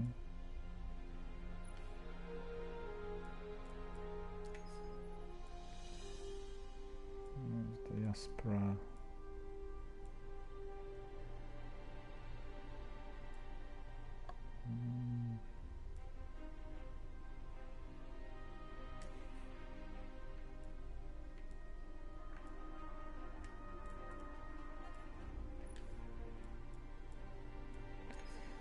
Put this one here, 391. And that.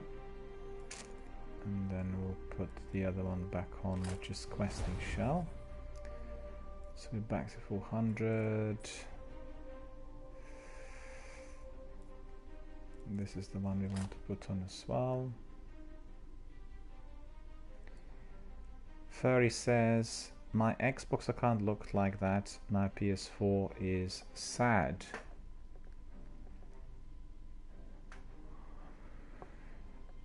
Are you playing Destiny on both consoles, PS4 as well as Xbox? Because I haven't played it on Xbox yet, but I will do in the future. And if you did so, can you tell us, is there any difference in terms of the gameplay, graphics and everything else? Any differences at all between PS4 and Xbox. Xbox One, that would be, I guess. Another engram. Think of it as a tool with which to make history.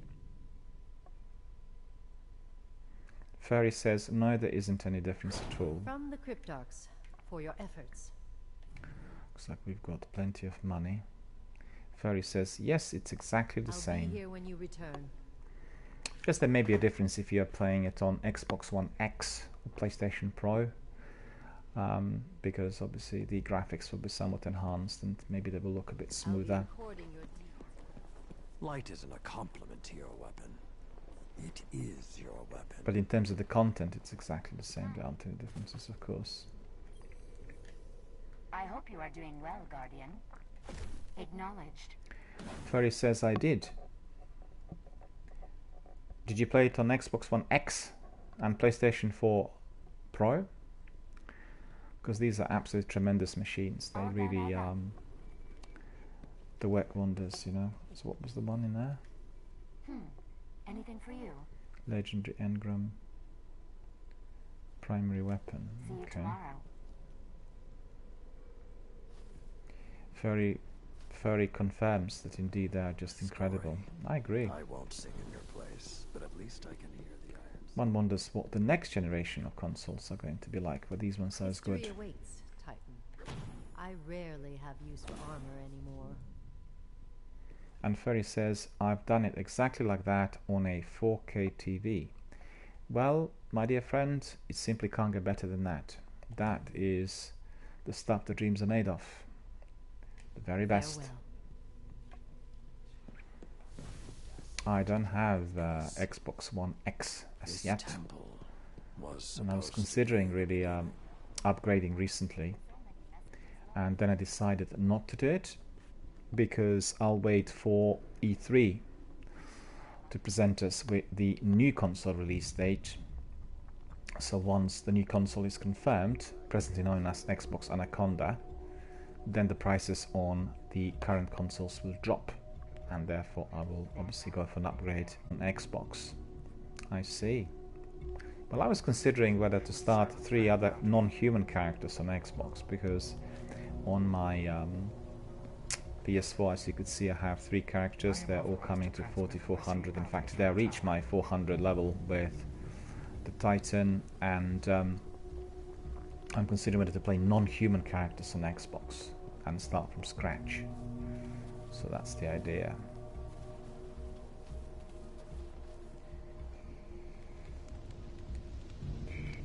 Oh dear, it broke. Hi.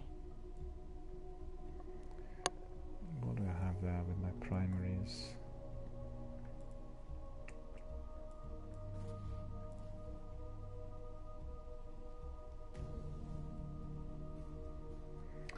And Furry says, I've not reached that level yet. 2 characters are about 300. Well, you know, I wanted to have all 3 characters and then gameplay through, you know, each one to see what the difference would be.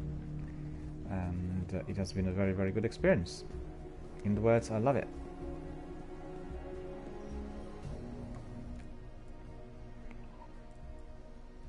No, I still can do that, okay. So, let me think.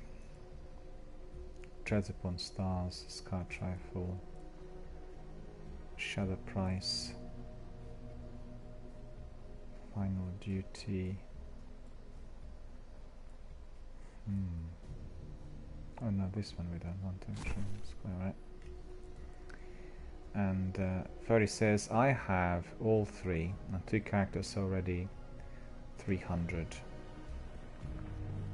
Sounds good to me. Name. Confirm identity. And we reached 400 today with my Titan, so very, very happy about that.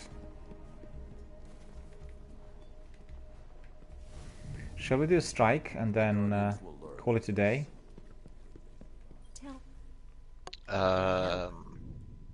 Not yet. I'm trying to climb the mountain first. Okay.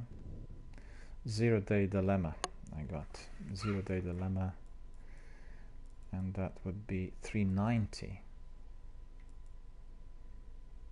Okay.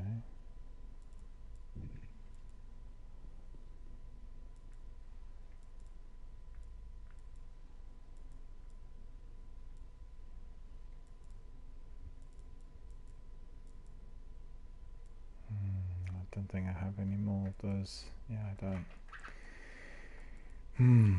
Okay.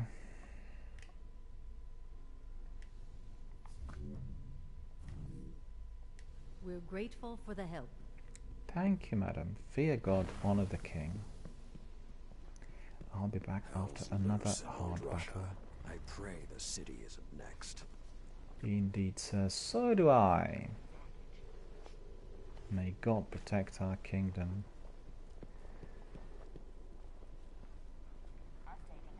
What now? The Cabal on Mars? The Vex across time? So that seems to be... Who wants to talk to me? Oh yeah, I know. She wants to be... give me some more money, but I need to buy something. Once again, marching familiar light, under an iron banner. You seem like you don't mind. Shall we unravel what's hidden here?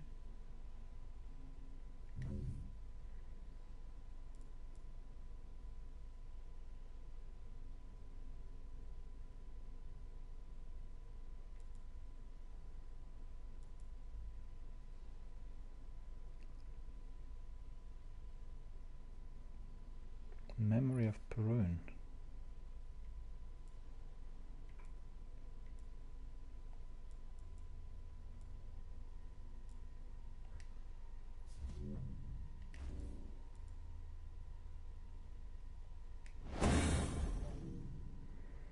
Attune the artifact to the Iron Lord's ancient data trust by bringing it to the statues in the Iron Temple. Accepting You the could match quest. Perun's fire, Guardian, but your light comes close. We'll go up there and we'll attune the artifact. Everyone needs to remember this. When you get the artifact, it needs to be attuned. There it is, fully enabled. We'll have a look at it again. And that's 380, but we have this one, so what we'll do is we'll put immediately this one to the level 400. So you could see, therefore I kept it. So we'll have those perks, Solar Catalyst and Fallen Piercer. Quite frankly, I'll just keep Incubation Shell on for the time being. But now we have also Memory of Timor. And we have Memory of Perun. So Memory of Timor is giving us Arc Accumulator, Fallen Breaker, and we have increasing discipline and strength, as well as Timor's Demons. I'm not that keen on that Timor's Demons, I must admit. I thought it worked better when I watched it with other gamers, but for myself it didn't seem to work too well. So maybe we'll use Memory of Perun very shortly. In fact, we'll go straight away. Try it. These perks need to be enabled as well. Mycene we don't want. We have Mycene there and the chest piece as well. We don't want any of these. All of these are sorted. Okay.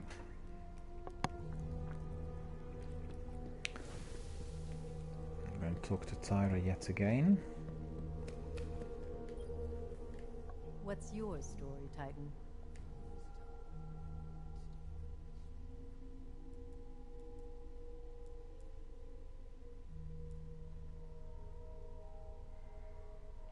The truth is waiting. Guess we need to spend some of the money. Tomorrow is. Question is whether we can buy Everything anything under off control anyone. out there. 3,000 glimmer.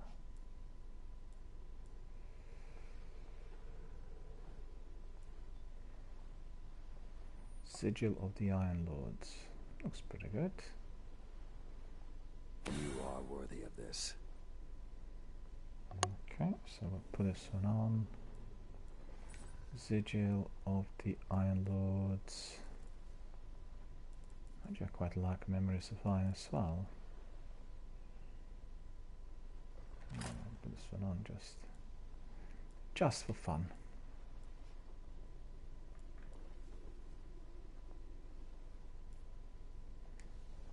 So it's 400, 400 everywhere. Your light will guide you home. What was the last thing in there? Engram. Silver dust. As Guardians, our battle never ends. May this aid you.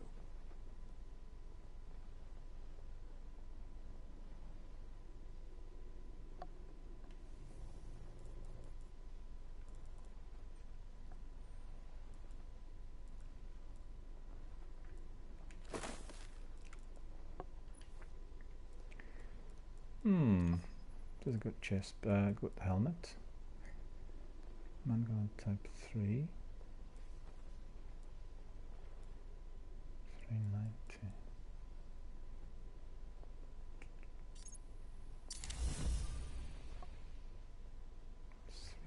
$398. Better already. Hands on. Angel of Mercy. Okay. But we are definitely going to be bringing back our favorite helmet, an insurmountable skull fort. Okay. So that's all been completed. 4400. I enjoy our Go time. back and collect some of that glimmer. Let's hope you come back in one piece. Do you seek the truth? Not every lead has been exhausted. A fine treasure from the Cryptarch's archives. Sekopupu says I actually made it to the top. That's terrific.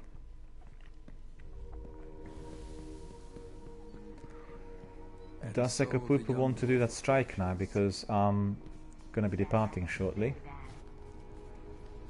Do you fancy doing it? Okay. Why is that can't hear you? Are you still on the party? You've got one hell of a track record. Oh yeah, I am. I'm just muted. Oh, okay, cool. So if you're happy, we can just crack on with the strike when we called it today. So it's looking all good. My Titan indeed is 4400. The first of my characters to reach that top level. Very happy. It feels really very, very rewarding. As you can see, I'm also wearing my favorite Titan outfit. So that is pretty good. So if Sekopupu is ready, we can just go and do that strike. Whatever you do, don't call the wolves mascots while Saladin's around. Oh, just remembered we have some bounties in here. Hive hunting, defeating 50 hives, getting more reputation, 30 super kills, reputation, strange coin and modes, kill it with fire, that is some reputation, and then primary precision, again some reputation. So all of that's been completed. That's pretty good. Noble deeds need to be performed. Complete the anomaly scan patrol near Archon's Keep. Okay, well, we'll do that tomorrow. Done that. Some grinding today already.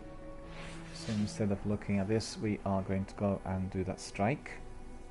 And that's going to be the last activity for today. Hope you guys all enjoyed all we've done so far. It's been thoroughly enjoyable, lots of action, and I guess quite a variety to enjoy. We've done some strikes already today, but they were to do with my quest to get to the 400 light level, and that indeed was completed. No, that's not it. We're done on that.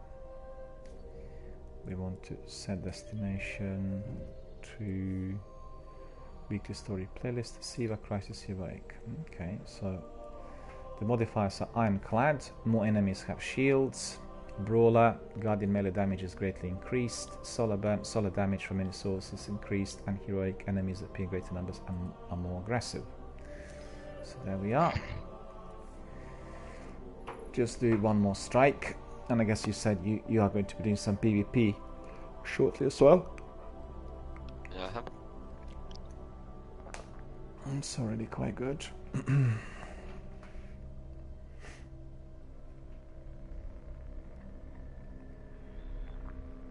I need to work out the timing, you know, for my broadcast, because I'm finding it a bit tricky with my schedule later in the day if I finish at 4 o'clock or 3:45. So I don't know whether I have to be bringing it forward so we'll start earlier and end earlier, or what. I need to really work out the system, because you know, you get different people coming in during the day compared to people who come at night. It's all to do with the global time zones. If I'm playing it in the evening, the UK time, then I get a lot of people from the US who are kind of doing it during the day. If you do it in the middle of the night, then it's the people from the United States who are doing it in the evening. And when I do it during the day, then that's obviously for everyone on the continent.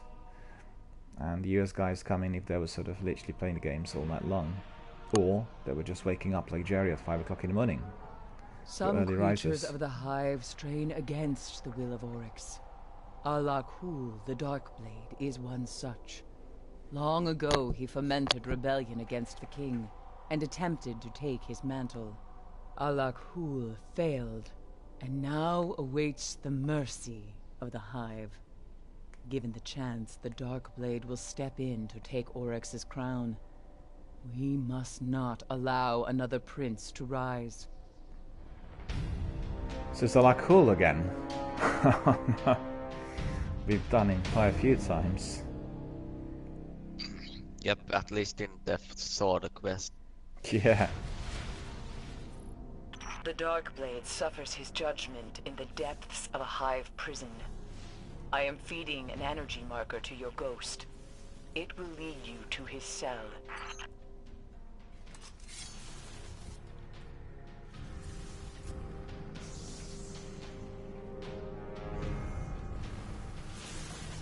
I didn't see it. Oh, there you are, okay. Must have gone in there, so it's the main entry. Guardian down.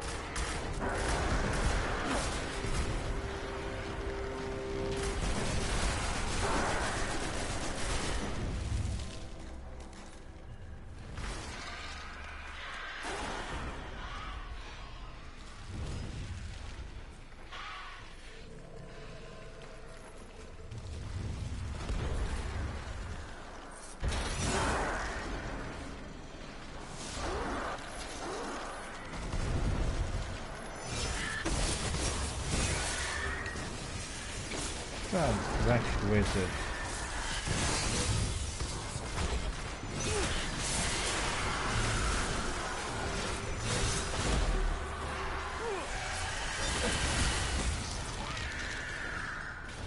Well, I managed to get rid of that wizard with my heal by the looks of it. Yeah, by the way, it's solar burn, so you should equip your raise lighter. Raise lighter. Yeah, if you want to use a sword. Or then you could just equip the dragon's breath. Ah, raise lighter is fine. I like using my swords, so I'll take one of these.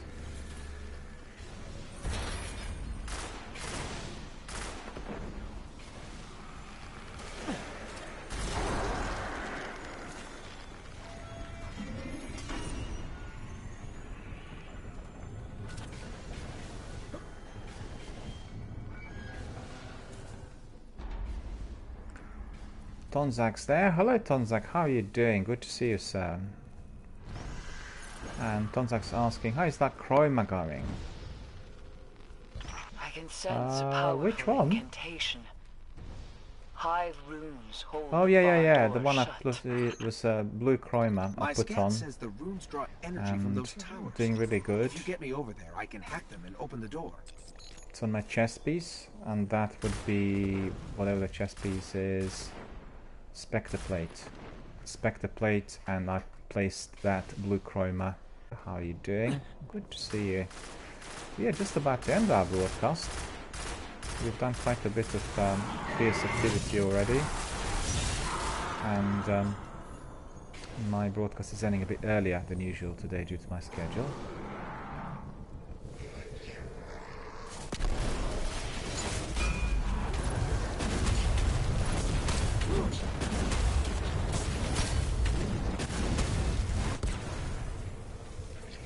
Tonzak says, been trying to pick up your stream on my iPad, but seriously, the iPad will not budge and it's causing me difficulties. Yeah, I know the feeling. I don't actually use iPads, I have several tablets. And Spell is getting weaker. Let's get to the other Tonzak says, made it though. Yeah, indeed, very good to see you. Excellent. What is it that I have here?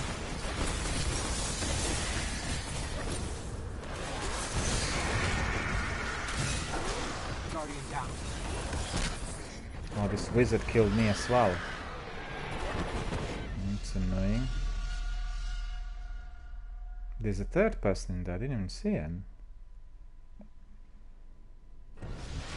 He must be just waiting.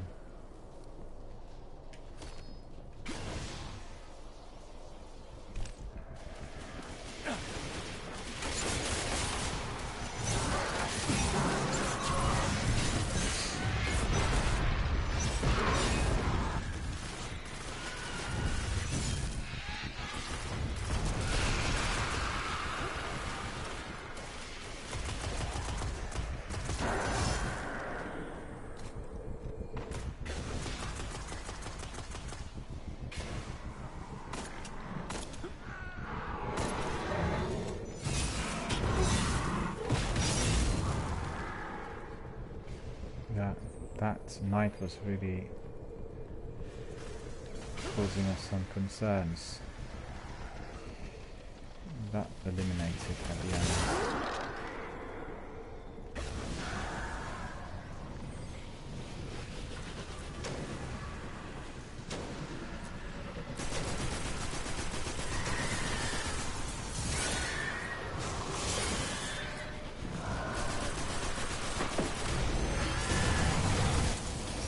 Is getting weak. Let's get to the other battery.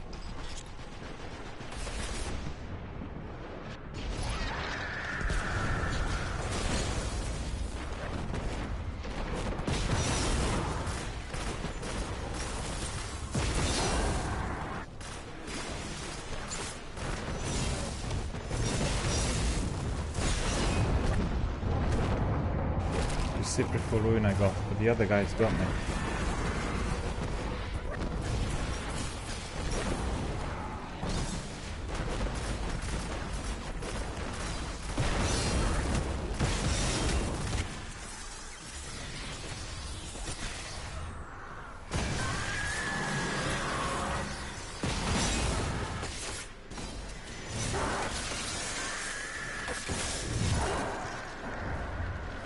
But you know, the enemies here are quite strong. Stronger than expected. Yeah.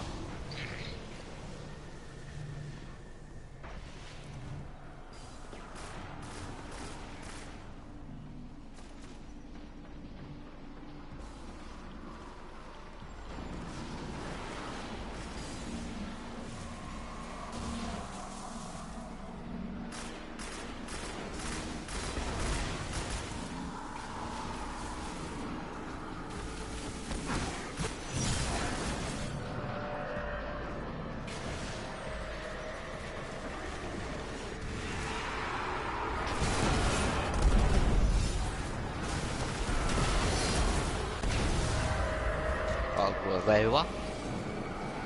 How did I die? It was one of those yellow bar.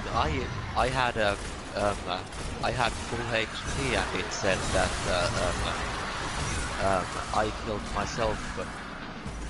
It didn't say afterlife. It said Misadventure. No. Oh yeah, misadventure. I punched it and somehow the punch came to me and I died. That's weird. Yeah.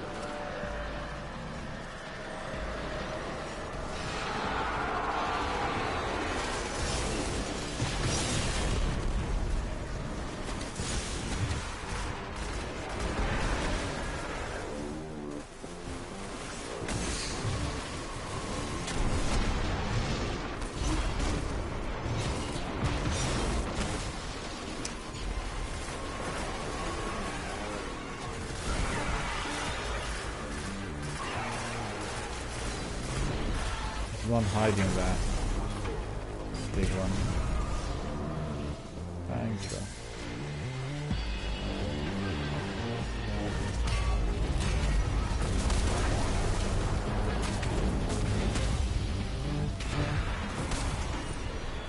Yeah. Waste.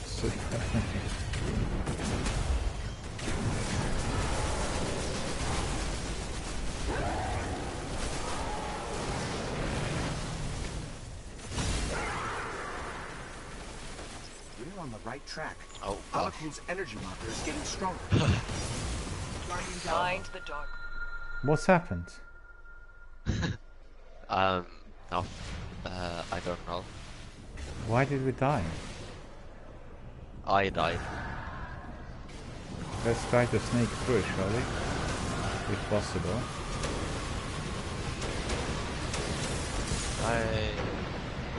Oh, hey, I'm not exactly dead, I'm dead. Yeah, same here. Well, it didn't work. It didn't manage to sneak through.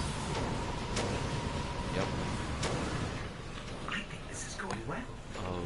Oh, yeah, right. Do not know what you face. The dark blade is formidable and left unchecked. And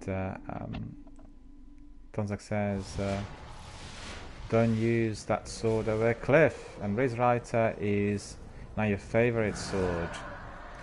To be honest with you, Sakapupu suggested it because it's obviously applicable to the enemies here. Otherwise I was doing my... where are you? Behind you.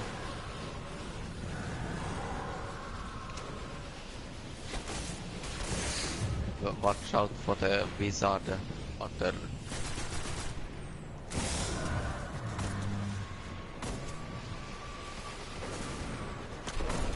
These wizards are really annoying.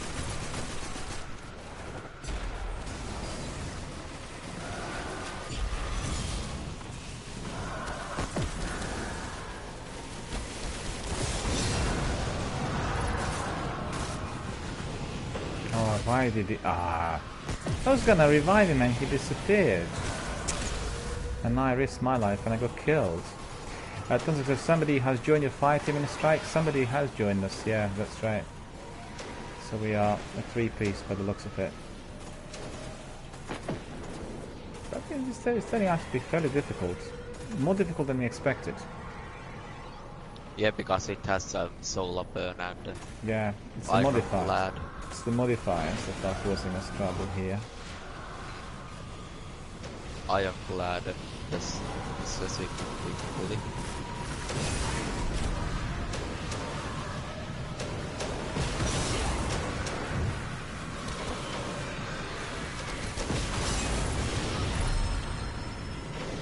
Yeah, we go through. So many enemies in there. Eris, why did the Darkblade I guess rise against Oryx? the Shriekers and the Wizards are the worst wizard in there. Varrock was his mate.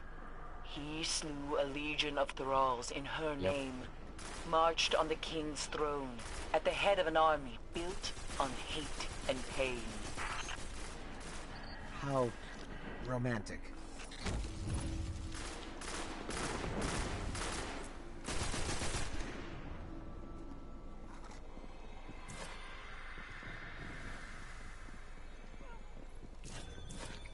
Why? Do you have a skeleton key? Oh yeah, I have 3 of them, but I don't want to waste them. He slipped. Basically, he was doing jumps and happened to me a few times as well.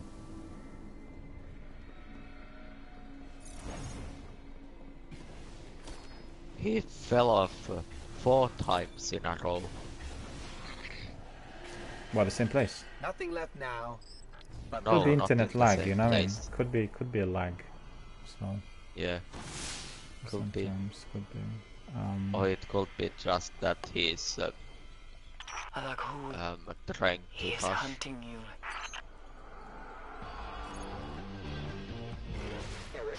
Why did the Darkblade rise against Oryx? The Darkblade. I sense him. The wizard Varrock was his mate. No, don't. He slew a legion of thralls in her name. Marched on the king's throne at the head of an army built on hate and pain. How romantic.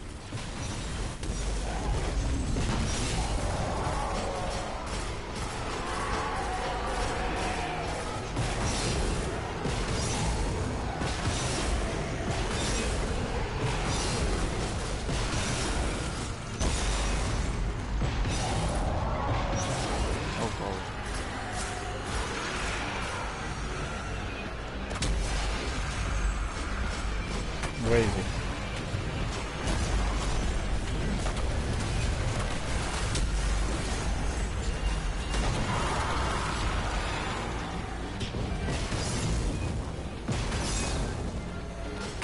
You see him? Why are you wasting your ammo? Behind you! He teleports, by the way, if you don't remember. No, he's gonna be dead now. I've hit him quite a few times with my sword. I've chiseled him off for quite a bit, you know? So I brought his life down to very little. Yes. Yep. May his dark soul go screaming into the pit between the stars. Oh, look at that, he found a The skeleton. pretender to the crown is dead. Who did? Oh, you did? Wait, did you open it? I didn't open it, no. No, The you other opened fella. it. When we No? went down No? into the pit, Okay, yeah. It's the other fella. what you have He opened done, it then. you have done in Aimota, Omar, Ariana 3, Vel Tarlo. Guardian, down.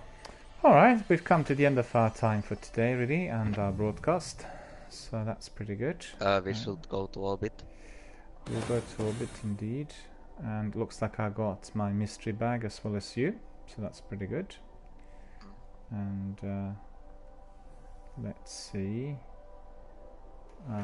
Tonzak says, this is one of the most bizarre strikes that Ares won't present you. The description she offers here suggests that Ares wants you to complete the strike for her benefit. You may tie this in with the final storyline to the Taken King, where Ares vows to the Queen that she will not fail. There we are. We are going to go back to, well, where? Tower or Tower. Temple? Tower. We'll go to Tower. There we are. Got my new emblem sorted in there. What's it called? Iron something. Yeah, I guess that's the new quest which I picked up, right? And well, that's a bit annoying. It says here, in the gloom, complete the weekly nightfall strike, and we already had completed it. So yeah, have but some we to can do tomorrow. try to complete it yet again.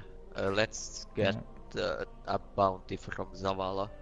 I can't do it today, I'm afraid. My broadcast needs to end now. Yeah. So yeah, but like some other day.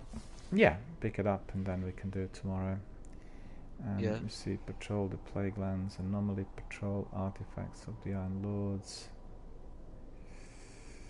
Yeah, that's about it. So that's probably what we were given by Ares, right? Probably. What Tonzak mentioned in there. We'll see. Oh yeah, by the way, the next thing that you have to do is complete the weekly featured raid that we have never ever done. So you'll get to do that sometime in Well, the we'll need 6 next people month. for that, right? Over this data.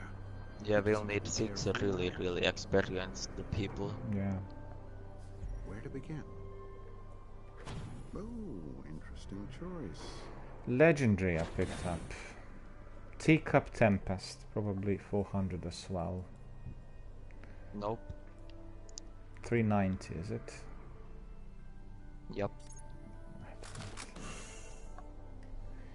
And we'll have... anything of interest? It looks like I'll need to go and speak to Lakshmi. But I'll go downstairs and... I got the shadow price again. Oh. 390 as well. 400. That's pretty good. It has focused the fire, this, and then hunter perks. It has hunter perks. Hunter perks. Okay. That's pretty good. You can use an hunter. Yeah. Tonzak says, do you have that quest active? I'm not sure, really. And Tonzak says, I still have lots of junk from last week. Well, yeah, because we collect quite a lot. And, you know, when we're doing Court of Oryx and Sekapoopa and myself yesterday was it yesterday or the day before yesterday? This week we were also doing Archon Forge. And Archon Forge, probably more than a dozen matches. There were quite a few people doing it at the same time together with us. So about 6 of us in there, I think 5, 6. So we were able to really race through it all. It was very good. We picked up a lot of good kit and, you know, plenty of rewards really at the end. And let me see what else I need to do in here. I need to approach Zavala. Good to have you back. Yeah, he's giving us some rewards. We'll go for weapons, I think, this time. Ex Astris, Lightning Mark, Strange Coin, and Might of Light. So let's see, Ex Astris. Yeah, now when I picked up my 400 shotgun, I'm getting now everything secondary 400, but it was a bit of a struggle to get to that point. Nevertheless, we really want to have everything 400. And Tonzak says, I don't have that quest active, but I have 3 others. Let's see, then we have Ex Astris Fusion Rifle. I know that I've got some of Ex Astris also in my vault, but I don't want to be thinking now, really. Because what I want to do is I want to use that 400 for Devil's Dawn, I think, to be 400. And also I want to have Black Spindle 400. Probably Devil's Dawn is the priority. Mind you, Ex Astris is a very good fusion rifle as well, so maybe I'll wait until something else pops up with 400. But just as everyone said, once you get a lot of 400 kit, then things become a bit easier when you're picking up the rest. And they all come up with 400, whilst beforehand it was all 390 and 385 and God knows what. Alright, so that's all sorted. The last person I need to speak to there is Lakshmi. What can I do for you? Because I think I've gone up reputation wise. Very important. Says so on the package.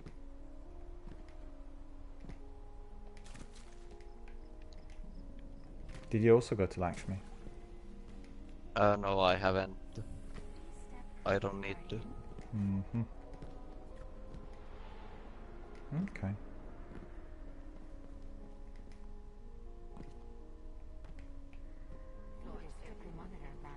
What reputation do you have with Lakshmi? What level? 2. That's 2. We're so close. I can almost smell the air of the new wars. I think Tonzak is 25. Or even 30. I think Tonzak told us the other day, but I forgot now. Forgot what the level was. Okay. Future War Cult Armor. Future War Cult Chroma. Future War Cult Weapons. Tonzak has 113. So that's fantastic. Your rank with Future War Cult is 113. 113. Very good. I'm nowhere near that. So let's see, armor, Chroma this time. Spectre, infinite helm, coin, and might of light. Okay, got all of that. So that is also 400 as expected. Let's see, Spectre infinite, pretty good. Can also have blue Chroma. So that's pretty good, pretty good. Blue Chroma glow enabled. Did I really? Yeah, I've got it in here as well. Okay. So we can do is this. Oh, this is 400 Spectre infinite. Okay. We'll keep it. Obviously switch with that helmet if we want to have some other exotic in there. So insurmountable Skullfort could be basically swapped for Spectre infinite helm. So that's pretty good. So that's all sorted out. Alright, so I've done it. Where you been, Titan? Battling Hive, my friend. This is where I've been in many, many hard battles.